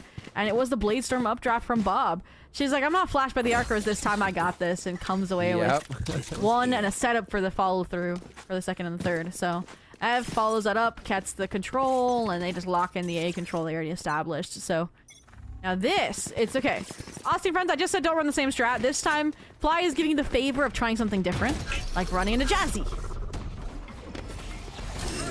Ooh, they back off though. 2 stingers here, along with a few of the Phantoms and Vandals for the side of AF. They're trying to buy in to keep this off a game point, so it's going to be a tough one. If they cannot, they're all there. They're ready to fight, and this is when it needs to happen. The trades from Jazzy are huge. Oh, the swing is continuing. Some say Lace is still swinging. And it is going to be the spike heading towards street now, as it looks like they're going to call an audible on this one. Oh, as much as they can. That was actually just the Phoenix ultimate, and they're back to plant. And the Armageddon. Slandy. 1v2 here. They recognize it was a possibility. Almost baited out, but they dip into Link. They still go and dip in. That's funny. This is smart, but Slandy realizing it. They go for the weapon upgrade. I kind of not against Olively fighting forward here, even if it's a 1v2, right? Low HP, you're not going to win the fight head, right? Trust in Bob to close the deal once you get some chip damage onto Slandy, who's gotten a weapon upgrade, mind you. The steps are heard. There it is. That's all they needed was the forward steps for the audio. How you really can call it. And then patiently plays the walkout. Oh, they missed the timing. Bob circling back. Slandy could get a flick here. If only the awareness connected. Bob, good for the closeout. FlyQuest playing strong, playing centered, playing confident to lock in a 12th here. And I mean, we may just get to see that icebox here in this best of 3.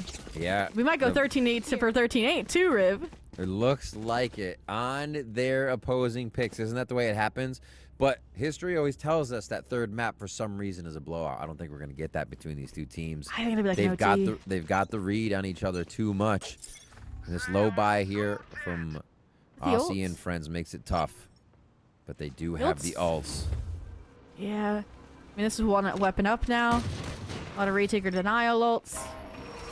You've got to expect Jazzy's here, right? You played forward last time. They break the drone proactively. Right? Like, you're not getting away with it this time either. But you can reposition. And no way. What a shot as the Nebula pops to shut down what could have been a huge win con, a huge anchorage point. And now with the Cosmic Divide up, they're going to accelerate. Marceline taking it upon herself, dimensional drift and all. Identify where these players are. Maybe got some salvos. The Armageddon trying to body block so they can't escape. It doesn't matter. Players are dropping like flies. Oh, it came out with Armageddon damage. Oh, the timing just isn't there, but that's only for the side of AF because FlyQuest is on point, on time, and they will be taking us to Icebox here.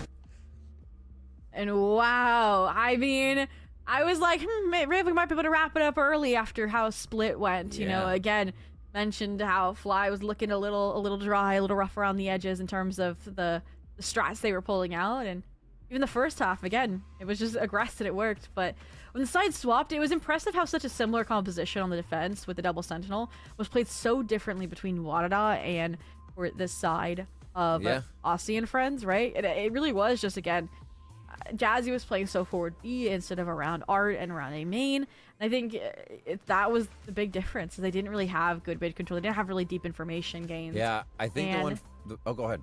No, I was gonna say, what they didn't have the timeout needed to come sooner. Like the aggression kind of There wasn't enough of that almost, right? Yeah. The timeouts, and I agree with that. The B push that AF was doing, it kind of, they used 2 just to insert 1 every time when that other one could have been the mid player, could have been somebody else getting that other information on the map, which FlyQuest was able to do really well. You mentioned it. Once we did get that double duelist on attack, they were able to spark up a little bit more and make that pressure happen. So we have another map to go. It is FlyQuest Red bringing us all the way to the third one. Do not go anywhere. Verizon Game Changers in North America has more after this break.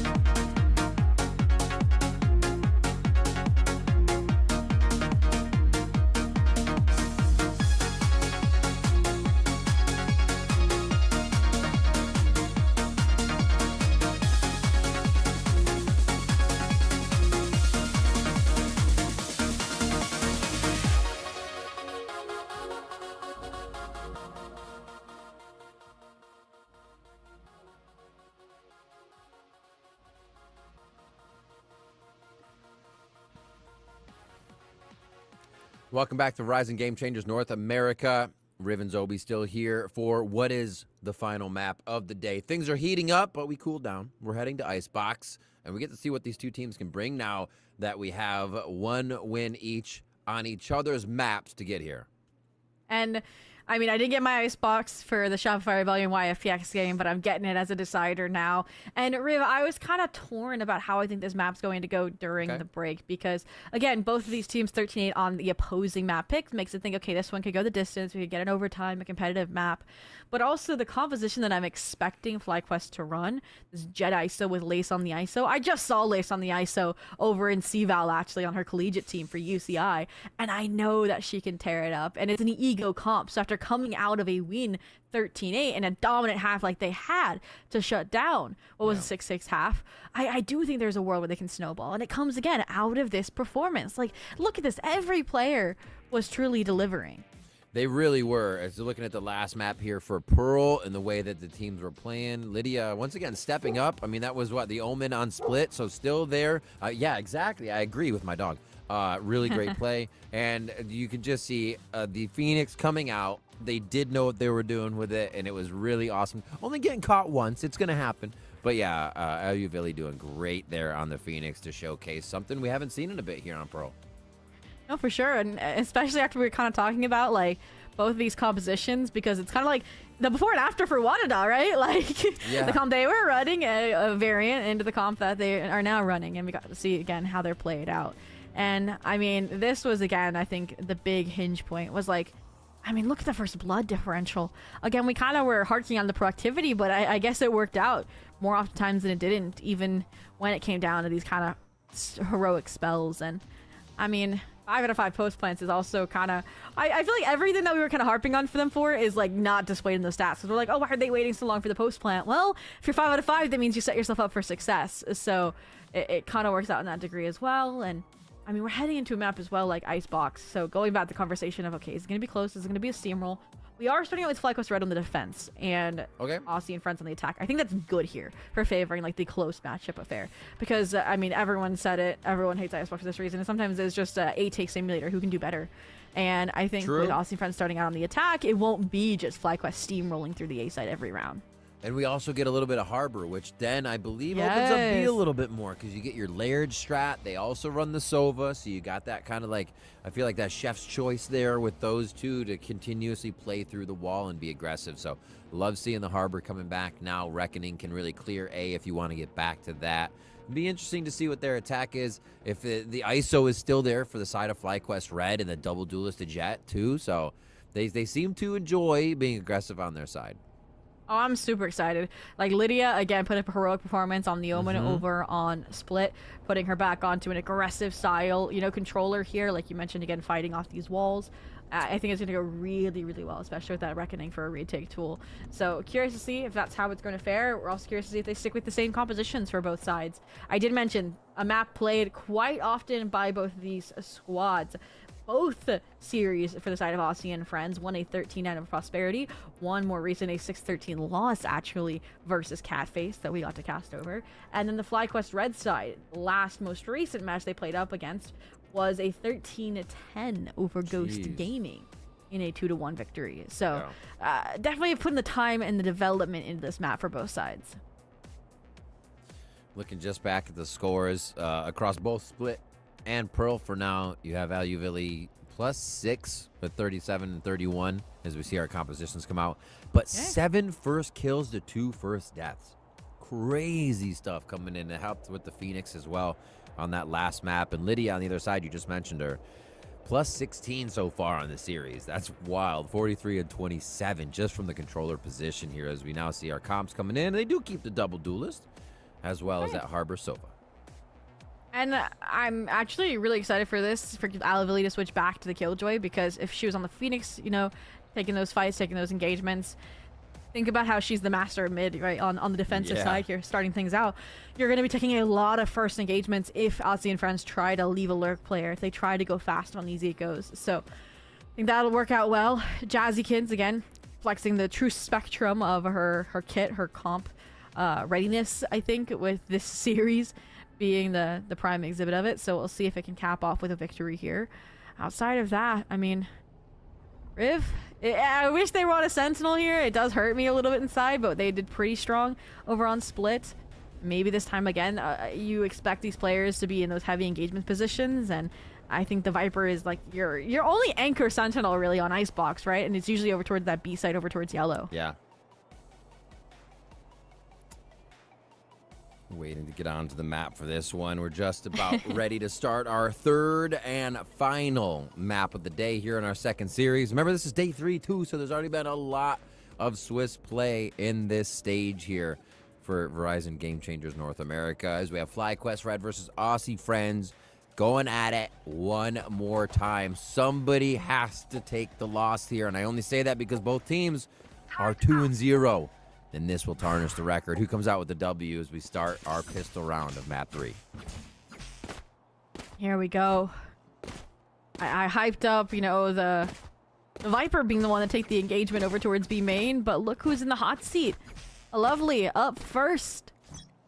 We're getting a lot of pressure out of Aussie and Friends here in Garden. We'll see what she can find. Again, the Harbor really good for cutting off some of these angles, but the Sheriff.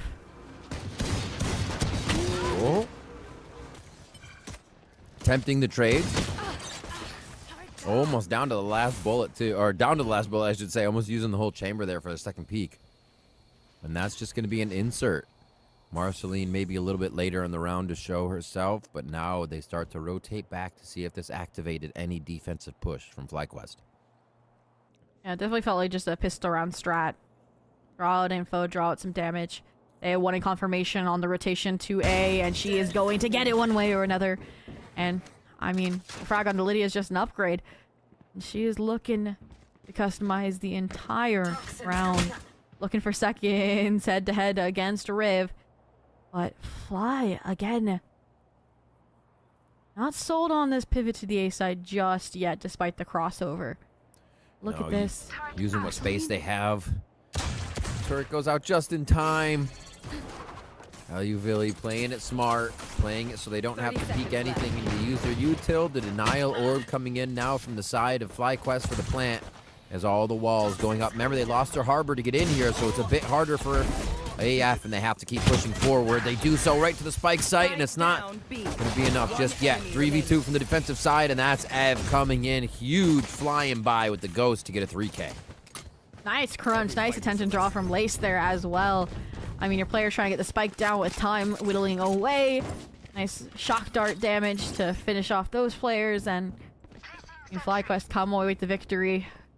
I am quite surprised. Like, they saw a few crossover, and the fact they still stay B, they trust in the toxic screen retake on A, they trust in the players that were still stationed there.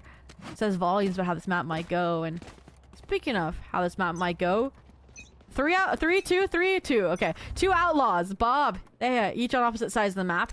Ev working to deposit Bob deep on pipes here, and somehow every player for Aussie and Friends coming over belt here could just avoid disaster. Oh, what is going on? Oh, They're never gonna know. This is I was creepy. gonna make contact. Nobody's going up. No way, nobody's going up. That's one shot. They turn around immediately as Bob gets one, and that's going to be the look here from Lydia, who does get the kill and does get the upgrade. And that harbor being alive gives safe entry into the site here. And there are some upgrades to be picked up for the side of AF now. What damage can they do with it is the question. Stinger, outlaw, spike planted. Strong hold here. Alavilli just waiting for the rotations to come through, waiting for the lurk to develop. Look at the flank Lace has here. Bulldog, outlaw can't do damage up close, can it? And Marceline says yes, it can. Huge shutdown. Maybe sinking in the Aussie and Friends victory here at the 2v2 with time not on their side. Marceline with that outlaw that was collected from deep belt. What a round. Okay. Outlaw after outlaw. Somebody was behind enemy lines to start. Like arm's length outlaw shots too. Yeah, that was a very scattered round, but you got to give credit there to Aussie and Friends who are creating that chaos and then thriving in it. As soon as they started to push up with one, they realized how many people were there from AF. I'm sorry, from FlyQuest, and they were able to attack. Yeah, it's usually Fly getting those cheeky second round thrifties, right? So Aussie and friends, last map, give Fly a taste of their own medicine there. They punished the proactivity from Bob. Bobby, you noticed, tried to get out of dodge. Like, she knew if she got into spawn, ISO was like through B main, they would have been safe. But speaking of safety, speaking of spawn, Lace got it for free last time, and Aussie and friends, again, you don't make the same mistakes for either of these two squads, and you can't disrespect them like this, because you're gonna get punished for it. Nice shutdown. And now, I mean, you know there could be a second player, so lean towards A. Looking pretty good.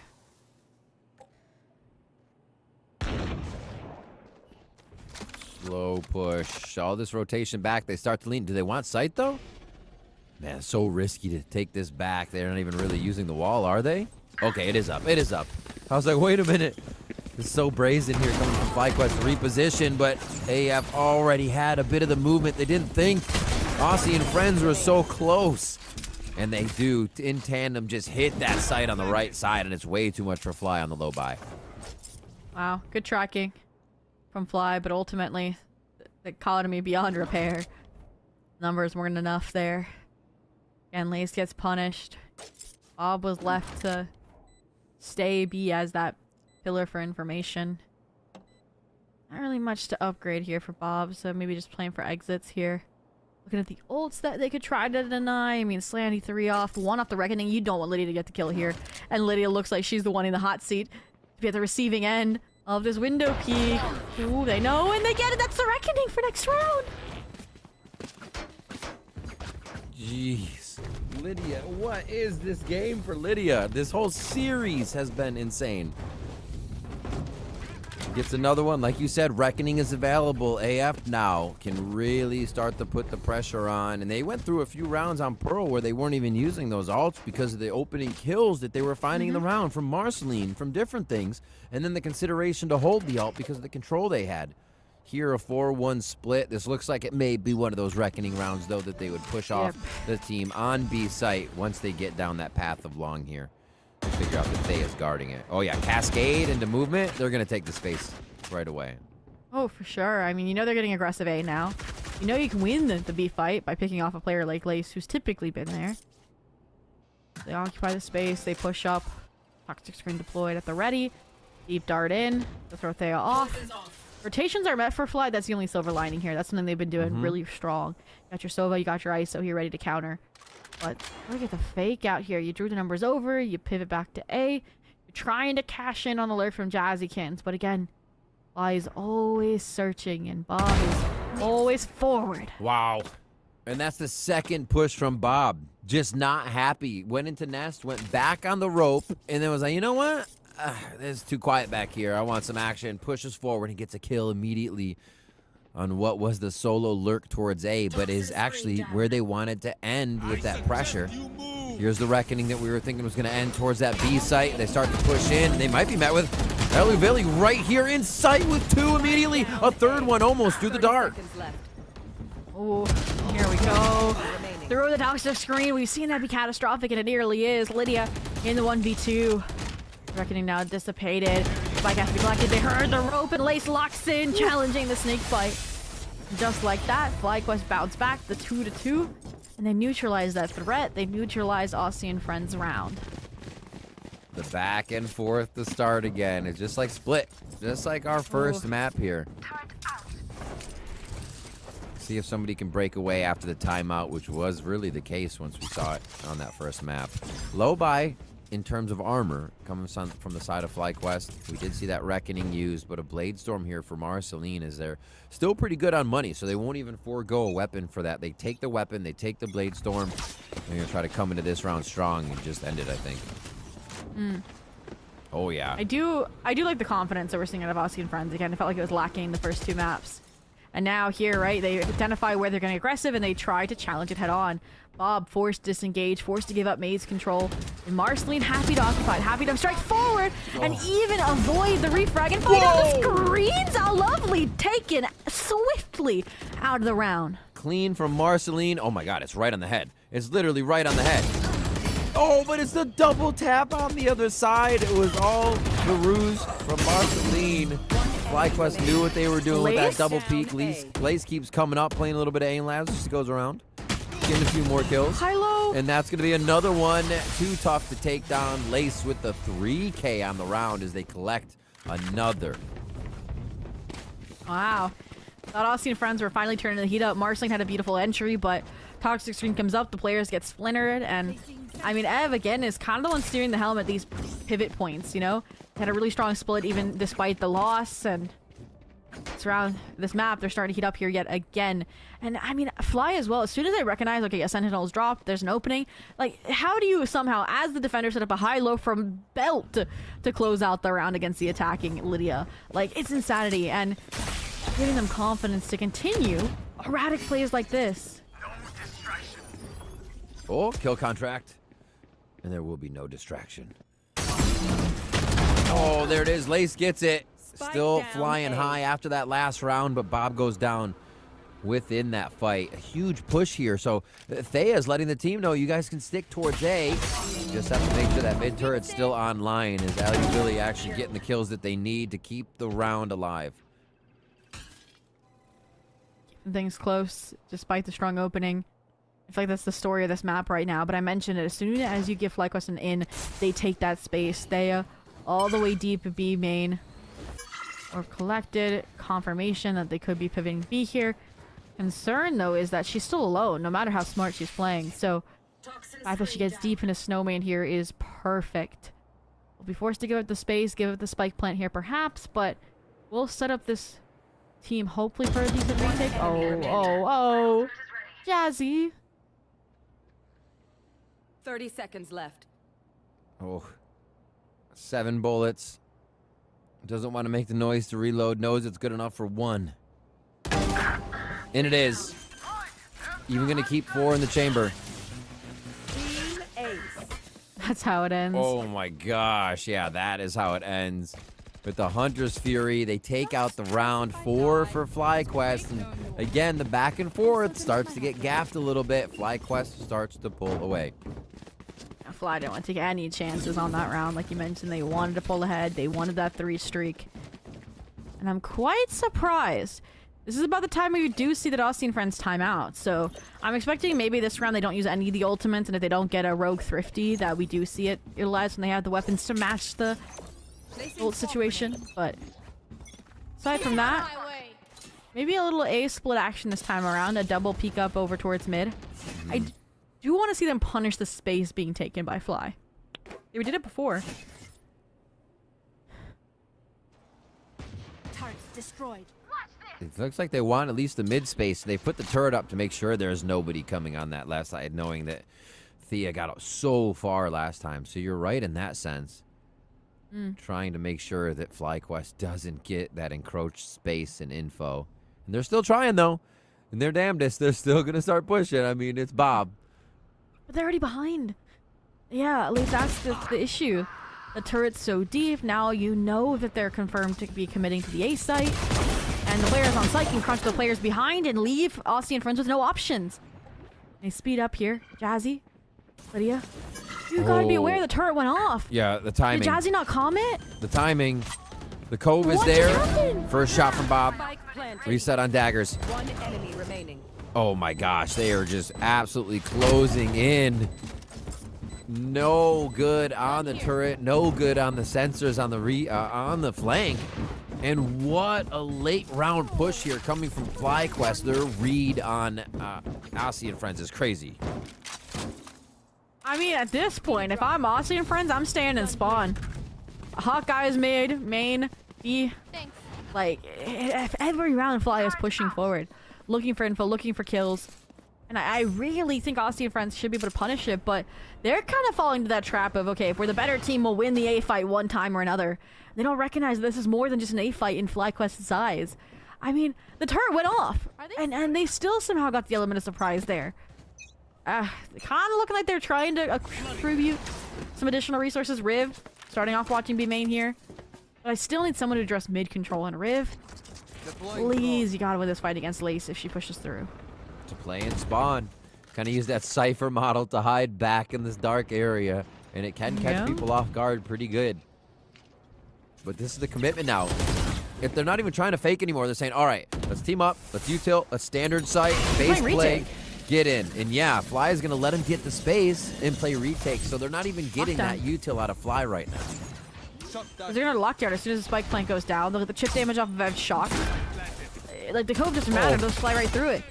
And as soon as the lockdown sprung, Lace is probably going to move forward, right? Because then you get the pinches on trying to skip the site. Fortunately, Sandy does have this Hunter's Fury. And they still have Rib Deep deposited. Look, this is gorgeous from Aussie and friends. Finally what we were looking forward to, but it took everything. The Reckoning, the Hunter's Fury, the Deep Lurk from Riv. And Bob hunting for damage here. Hunting for kills to recharge that Blade Storm and just clinging to the operator. They flee to B. Riv's gonna be there as well. I don't think Bob's walking away with this operator. No, they're Riv's searching for it. This Riv's last got it. one. Totally. No. Out of range. 4 seconds. I don't think so. Oh, no! Oh, the smoke did it. Oh, it does go down. What a huge kill to take the op out of the hands of Bob. That's going to mean another purchase comes through. It'd be okay on that if they win this round. It kind of nullifies what just happened, but it will mean a lot if Aussie and friends can string this together. And now they're going to switch it up with this kind of success, the understanding they've had at A. They're going to go back to a bit of an unknown, a site that they really haven't had that good a time taking. So we'll see B. This lurk here, it's actually still getting double guarded as you see Jazzykins and Riv staying back. Yeah, I mean, this Cascade's really given them the B main space time and time again, which right now it seems like that's all they wanted, the orb for the Reckoning, the deep deposit of Marceline. But that's what I was going to mention, is if they are going to commit to the B side, I need to see Marceline get proactive. She's taking these risks on the Yoru time and time again, and it feels like the Jet isn't enabling her to do so in the same fashion right now. And I think that's what's difficult here, is, again, she plays up the theatrics and thrives in it. And right now, I mean, the proactive rotations from Fly, you have the op back over towards B. It's a hard call. I do like the Reflect. Best adaptation of the game from Aussie and friends right now.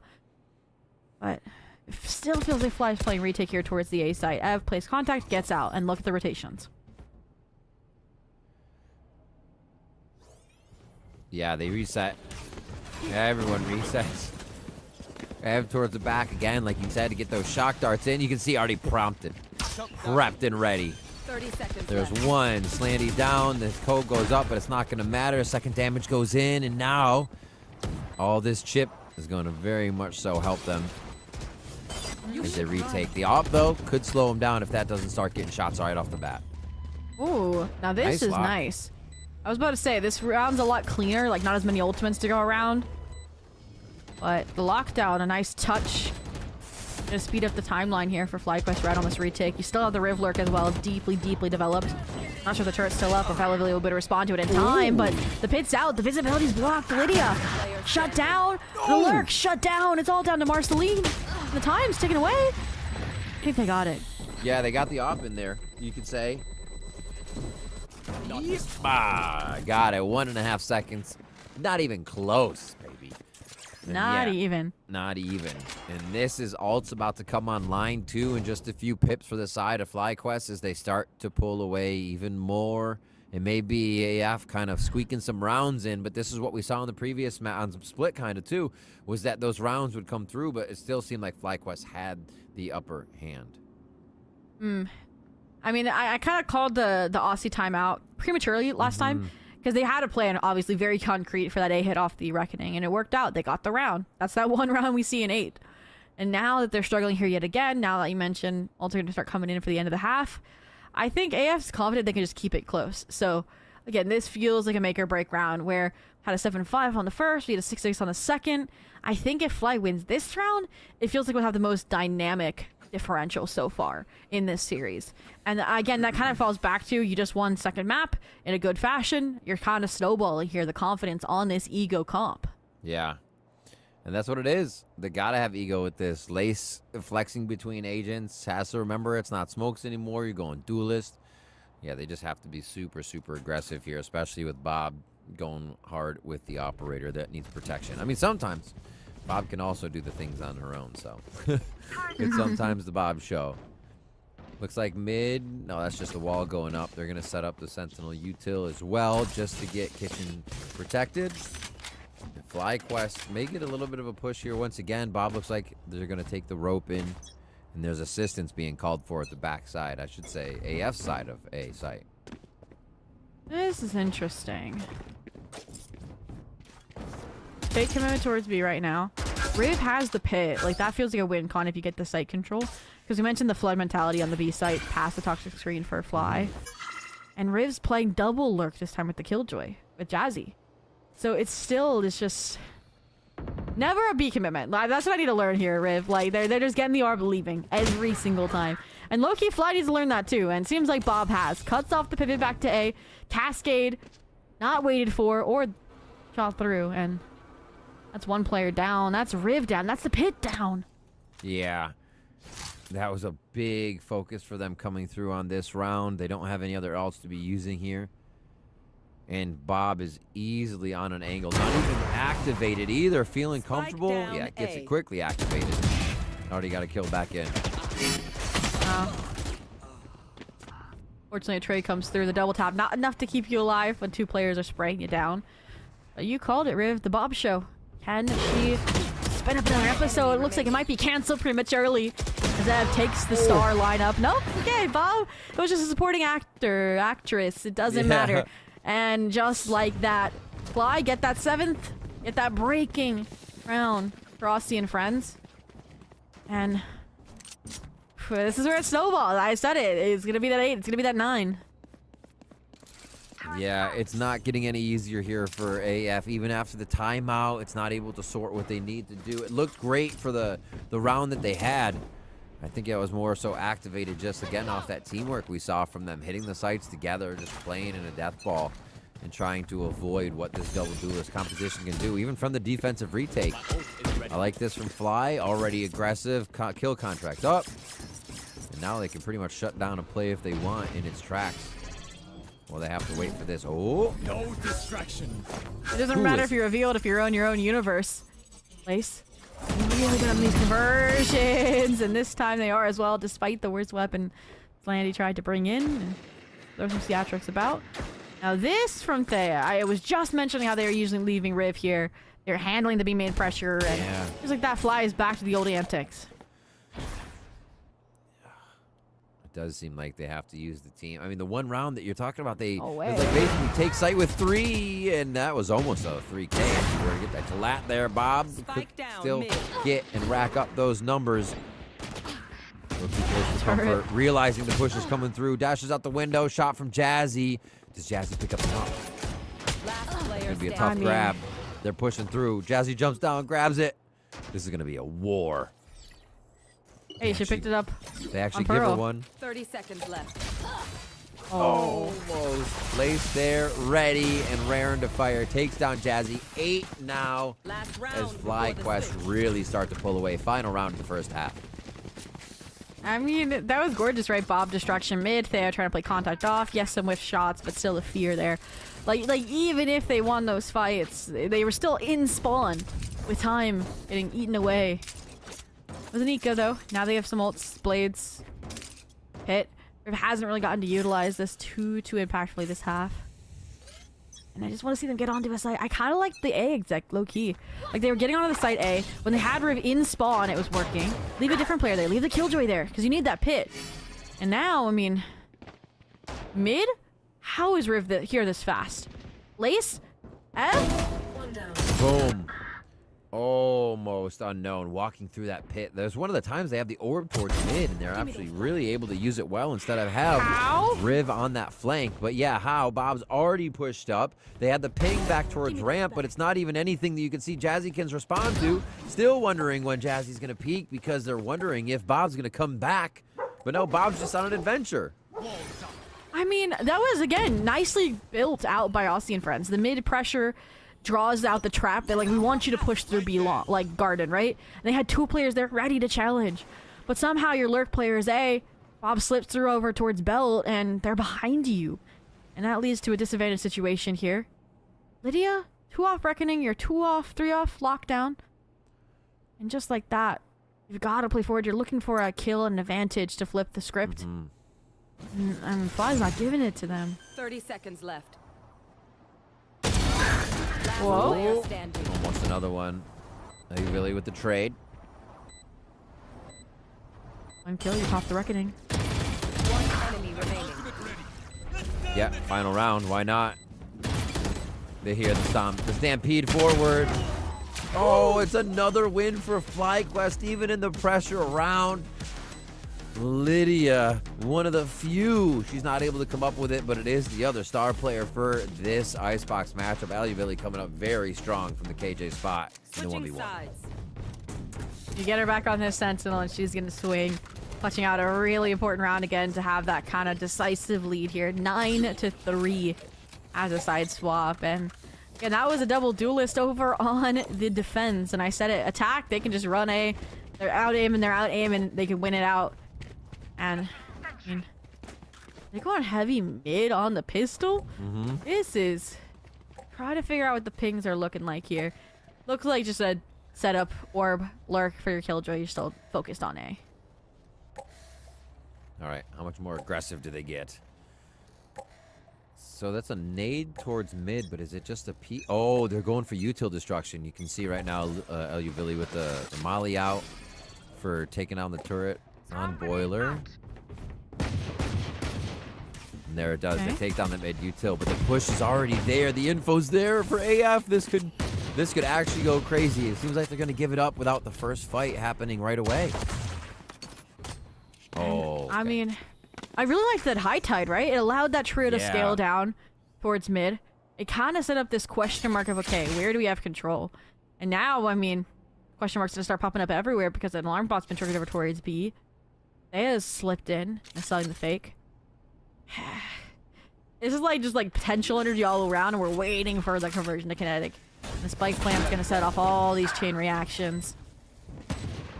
Uh-oh.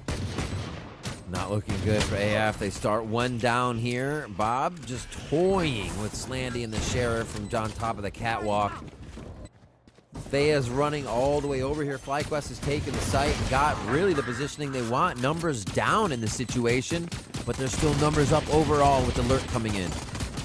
Oh, and this has been brewing since the get-go. Doesn't matter if you have the plethora of this harbor utility. Probe's about to drop, and look at the awareness from Slandy.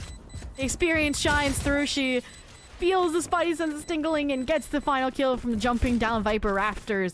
And just like that, Aussie and friends get the much-needed pistol round to keep them in this. Yeah, you can consider that it might Lydia may not have been able to grab that last round of the first half, but starting with the 3, then 4, and having Reckoning come up very quick, that could easily be a way that they get through a bonus round that FlyQuest very much wants to keep themselves with this lead. So really huge plays from Lydia, the team getting back into the site and being able to bust down the door of FlyQuest to take that one. Bulldogs, the Outlaws we would expect. And Jazzykin's just going to keep a low buy here just to make sure the util can come out in later rounds. Yeah, we can't have a rogue second round thrifty this time around, Aussie and friends. That would demolish the hard work put in to start this half. And Marceline at a really good angle. She's had a quiet map, but is trying to shatter the silence with this outlaw. Fortunately, shot doesn't connect. The reposition. The drone, again, forcing these sniper rifles out of position.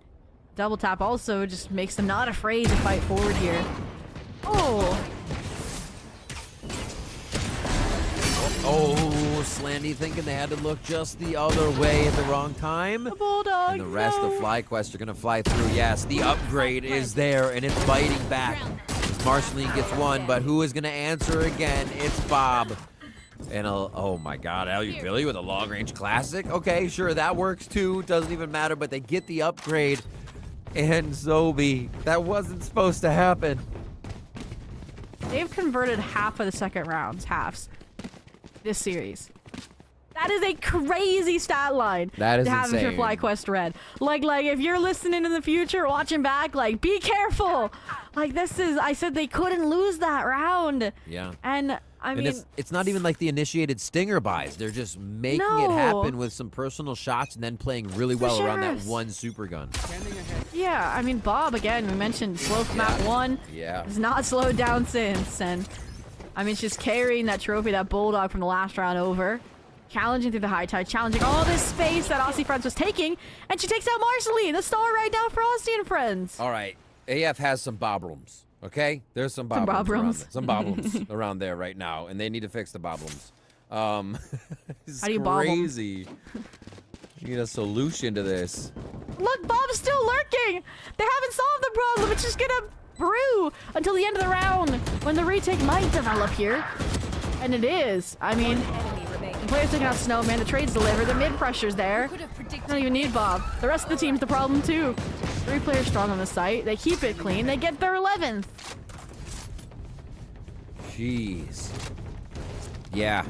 They have spun this one right around, especially with AF getting the first one. And now we see Aussie and Friends pull out all the stops. They got the credit card out. They're swiping. A little retail therapy is to get an op here coming into the 4th round. But they have to reach in the low buy armor. 3 for Marceline to bring out the Blade Storm. They're kind of on deck with some ultimates that could really turn the tide of the game, no pun intended. But FlyQuest isn't letting that happen right now. And they're going to come in strong here. Kill contract is up for this round, and Marceline peering down long B. Yeah. Unfortunate kill contract's on the same side as the operator. It sprung, it grabs the Viper, which is the second worst thing that can happen. Toxic screen weakened, Bob's gonna scale. Lace wins the engagement as well. And all this has done is draw the players off of B, so the remaining FlyQuest members are gonna waltz right on, and the round might be over before that, right? Look, Bob! Still looking for kills here. Oh my gosh. Someone wants to end the game, Zobi. And that name is Bob. What has you're not gonna save this op. You're running into every player. Jeez, the last few rounds. Now a flawless here to put him on game point. FlyQuest 12-4 as this double duelist comp has been unleashed on the attack side. And Bob, I mean, she's only been powered up. Look, Blade Storm 23-9. All right, Lydia, you got the Reckoning. I like it. Timeout taken as well to recollect around it. Their conversion for timeouts has been pretty good. I think, what do you do here?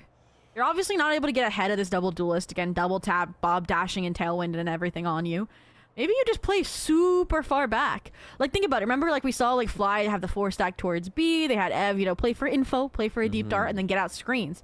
Maybe play an A retake here. Just get out of the way of Bob, right? If you can't beat her right now in this state, you got to outplay her. And I'm hoping that's what the timeout is going to help with. I mean, it feels like, again, fakes upon fakes. FlyQuest is getting away with everything they want. They're getting deep control. Like, don't be as fast to rotate and stay deeper off the sites. Agreed. I think looking at how they could push a little more towards A, I'd love that. Maybe some early harbor walls. We're not really seeing like the deny harbor walls. We're seeing the retake harbor walls. So maybe that one towards back A where they just completely slow down what FlyQuest would do in the beginning.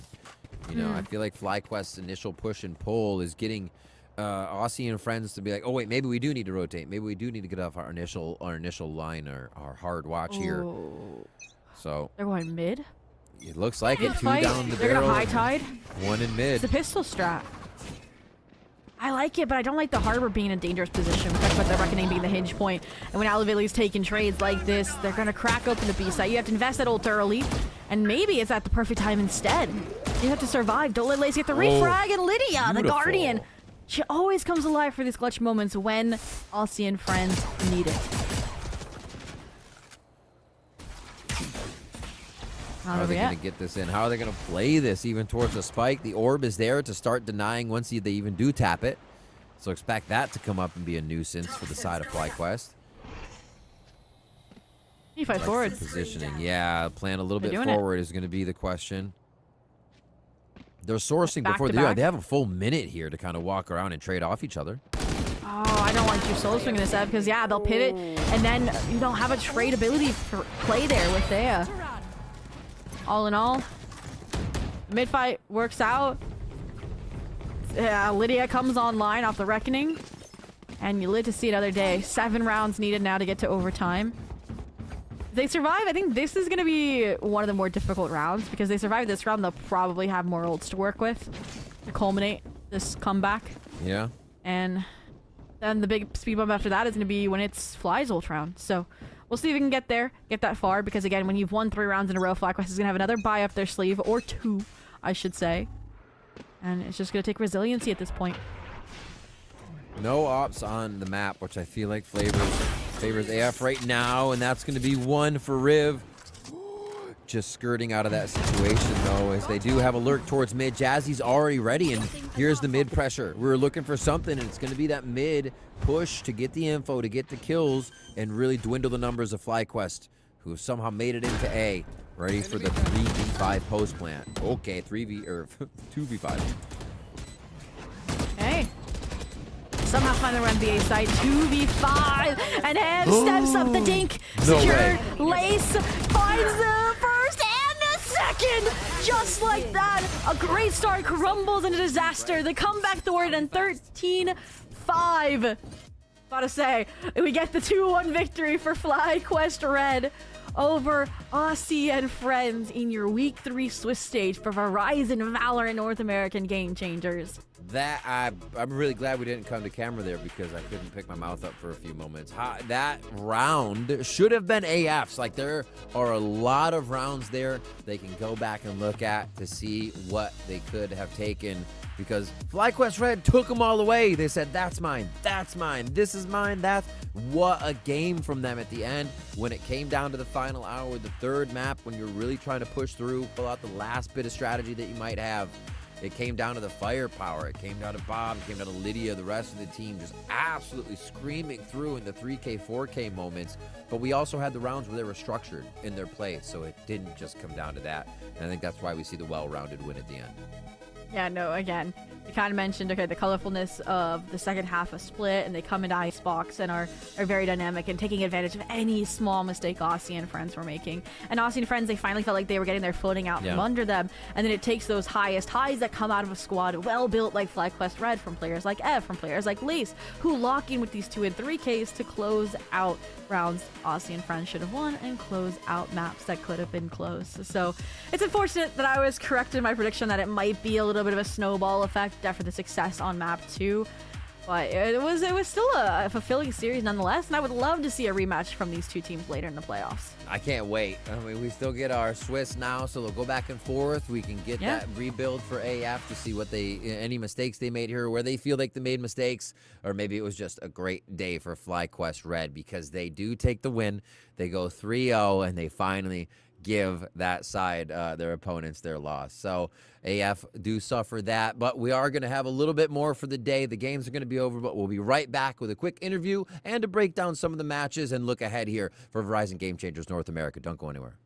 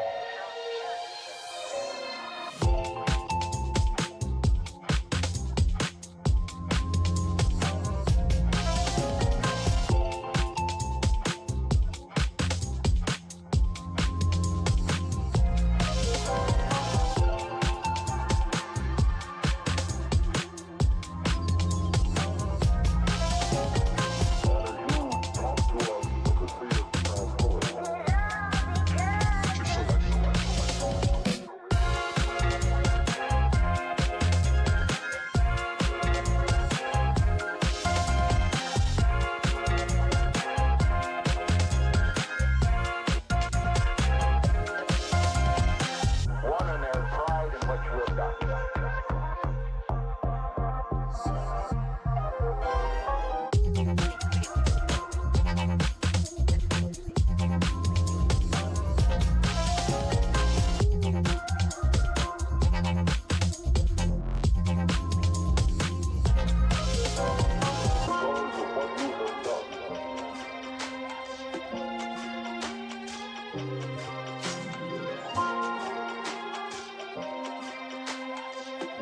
have a wonderful electronic invention I want you to see.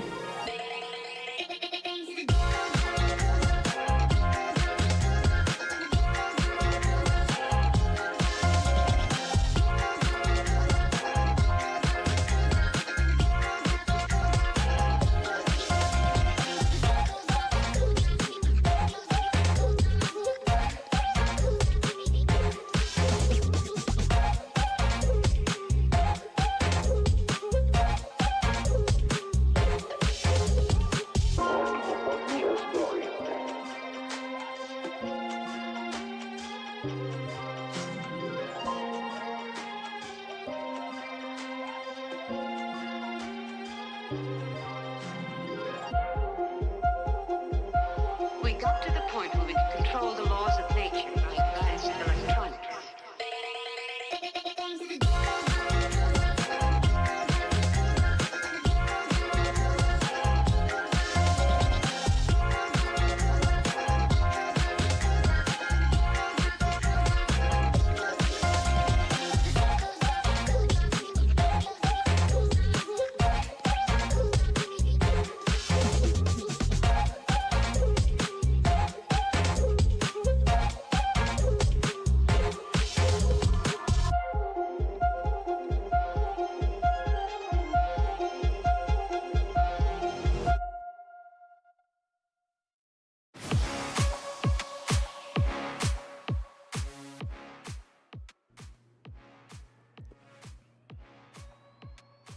We are back with Verizon Game Changers North America as we wind down the day. Myself, Rivington, and Zobi here to deliver you the final stats and interview, as we'll have Thea coming on in just a little bit. But the last map, so good there for FlyQuest as they were able to come out with the win, come out with the aggression, and show that their play style was kind of superior as they could continue to push that on to the side of Aussie and friends. Yeah, I mean, they just hit the accelerator. Like you mentioned, Bob heated up after the first half of Split. That carried into Pearl. A map they hadn't played, a lot. So then even if we did see, recursive kind of strategies, the mechanics truly thrived in that sort of environment where, again, Aussie and friends took the time out to innovate, to answer back. We talked about, both teams that never let them make the same mistake twice. When we got onto Icebox, it felt like Aussie and friends was letting these consistent forward plays from FlyQuest. It's deposits down deep B, deposits down mid, really get away from them. I think that was one of the big parts, right? FlyQuest knew they could start to exploit the surroundings of the map, especially once Bob took one out. There's going to be openings, and if you're constantly seeing those, they're kind of punished. We saw AF on Pearl kind of playing a lot towards the A main position, and that got punished by FlyQuest too. So a little bit of that consistency was read within the game. You talked about the adaptability there. Yeah, FlyQuest ran the show there. You saw first kills, 10 coming out, as they had really great style across the map with how they were aggressing and able to even convert the 3v5s or 4v5s when they weren't in their favor. And again, very well rounded there. I will say, I marshalling with 6 first bloods, I'm actually kind of shocked by that more than anything. I mean, 6 out of 8 for the team then. I think, we knew she was having impact, but it didn't feel like it was that, developmental for the overall end strategy. I think it did come out of, if we were to look and dive into, some of these FlyQuest, 2v5, 3v5 conversion rates, those seem like they might have been off the charts for that map. So, again, maybe Aussie and friends for this map in particular, again, they were getting control of race sites, etc., right? But then it was these kind of break it down from within plays. It got real scrappy sometimes. It was the trades, right? Marceline, I think, would get these first bloods, and then you'd have a 1-2 trade. Somebody died across the map, and then somebody would trade out the kill that Marceline got. So you're like, wait, now FlyQuest is up. And a flank would find 2. And the flank would find 2 and after a period of time, because AS then forced to rotate and cover those positions and get back in. So, I feel like they were always running to kind of sort out what FlyQuest was doing instead of making FlyQuest do what they wanted to do. Even on the mid pushes, FlyQuest seemed ready. So it was really not readable, but FlyQuest was choosing the right things to do that put them out on top as well. And we've seen Aussie friends. We know they have close matches. I think that's something different about this squad is they truly do, I think, adjust their skill level to their opponent to a very strong degree. It's been how their performance has been over open qualifiers, over the Swiss stage so far. Yeah. So I am curious to see how they fix Icebox, how they shape up moving forward, because again, this is a Swiss. They are now, 2-1, but it takes 4 wins to qualify for playoffs, 4 for elimination, and they got a few more check boxes to fill. Well, we have everything to say about the game because we watched it, but we don't know really what was being said. So let's bring in one of the players. We're going to bring in Thea from FlyQuest Red to join us just for a little bit here and get some info on what's been going on. Why is the team flying so high? And first for me is you guys are 9 out of 10 in your last 10 games. Only that one loss to, who was it? Now I forgot, but it was the grand finals at kickoff. What has been the success? Wadada, there it is. Thank you. What has been the success? What has been the reason for the turnaround in this outlook now where you guys are kind of taking games back or controlling them altogether? Well, let me just say I wasn't even there for the Wadada game. Okay. So I'm feeling good out here. We're feeling good. I think we're obviously like a new roster, so we're finding our chemistry with each other, and we're really just trying to focus on ourselves, but obviously adapt to the teams that we're playing against too. And first off, welcome back to competing. It was sad not to see you in kickoff. That was my first point. Thank you. But Thank I'm you. glad you kind of mentioned chemistry and the identity because I've gotten to tune into some of the FlyQuest scrims, which is a really cool, I think, resource you're putting out there. And I think there was a point where you guys were trying to figure out your calling style because obviously you were the IGL for FlyQuest last year. And I remember there was a quote from you it feels so weird not calling in the free round. Did you guys finally kind of settle on what the calling style is for this squad? And could you kind of enlighten us a little bit maybe? Oh yeah. No, I'm still IGLing full time, but just for those streamed scrims, we tried, some other people IGLing, and we also were not playing the comps that we normally play. So it was a little wacky. It was kind of just running it down a little bit. So we were like, yeah, let's not do that again.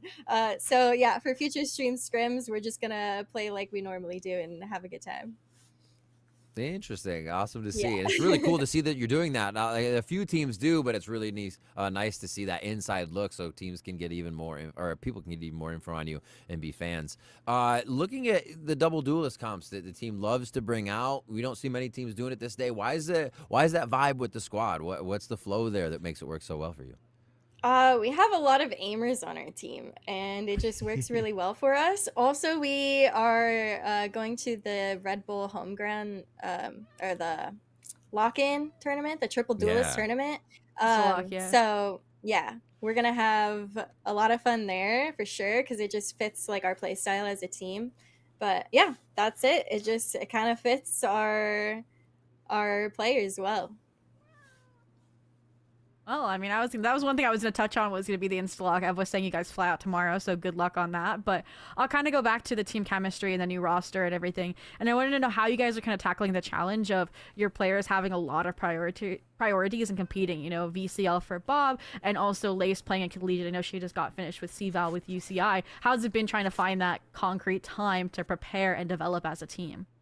Yeah, we just have good communication, when they have their responsibilities with their other teams and when we have time to play together. So we have a pretty set weekly schedule, different random times every day, but it's always set per day. So yeah, I think my teammates are doing extremely well for how many responsibilities they have, and the effort that they're putting in is really, really good, and I'm really proud of them. They're playing extremely well. Heck yeah. And kind of along those lines with Instalock coming up, that's a lot of grinding that's going there, coming back. How's the squad feeling? Are you minimizing anything? You're all right, we're going to give ourselves some relaxed time, or are you actually just everybody's VOD watching, everybody's going in, you're going to go in having fun but playing your best? Yeah. Well, we had our match tonight. We leave tomorrow. Right. We get back next week, Sunday. We have the match on Monday. So it's good. I'm happy to be playing plain VODs, That's maybe. All I'm saying. I'm just having a good time. I feel very honored that we get to travel and, for Valorant. So I'm having a good time. It is awesome. And congratulations. And good luck in that tournament as well. Zobi, did you have anything else? Oh, just go out and win it for North America Game Changers, right? You know, Heck Shopify yeah. got snubbed it from G2 goes in. We believe in you guys. And I mean, yeah, thank you for taking the time to jump on an interview with us. Congratulations on the win. And we hope you have a great night. Thanks. I hope you guys have a great night too. Thanks so much. Take care.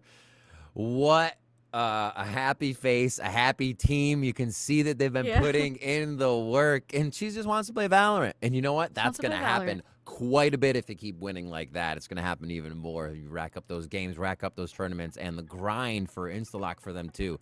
So it's only going to be uphill from here unless they tire out. But who's going to get tired of Val?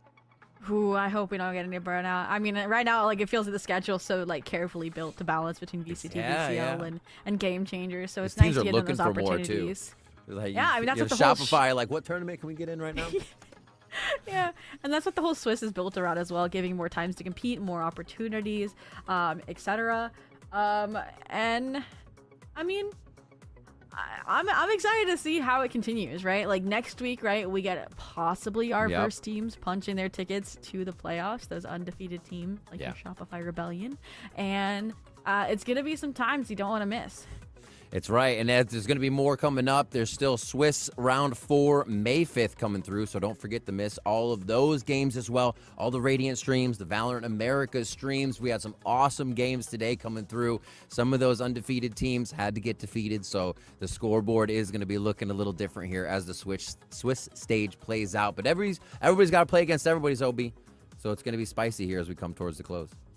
And even then, we'll be here Mondays, and I think there might be a Fro Friday or two for the end of the Swiss stage as those number of matches and the importance ramps up. So, you know, we'll be back. You'll also get to see, you know, Shift and Ash and Lemon and Vance calling through the action. It's been an honor to cover this week, and you know, it was a little bit of a rough start, but we rebound. We got some great matches under our belt. Heck yeah. And we can't wait to see you guys next week for more Swiss stage Valorant Verizon Game Changers action. So with that, we wish you a good night.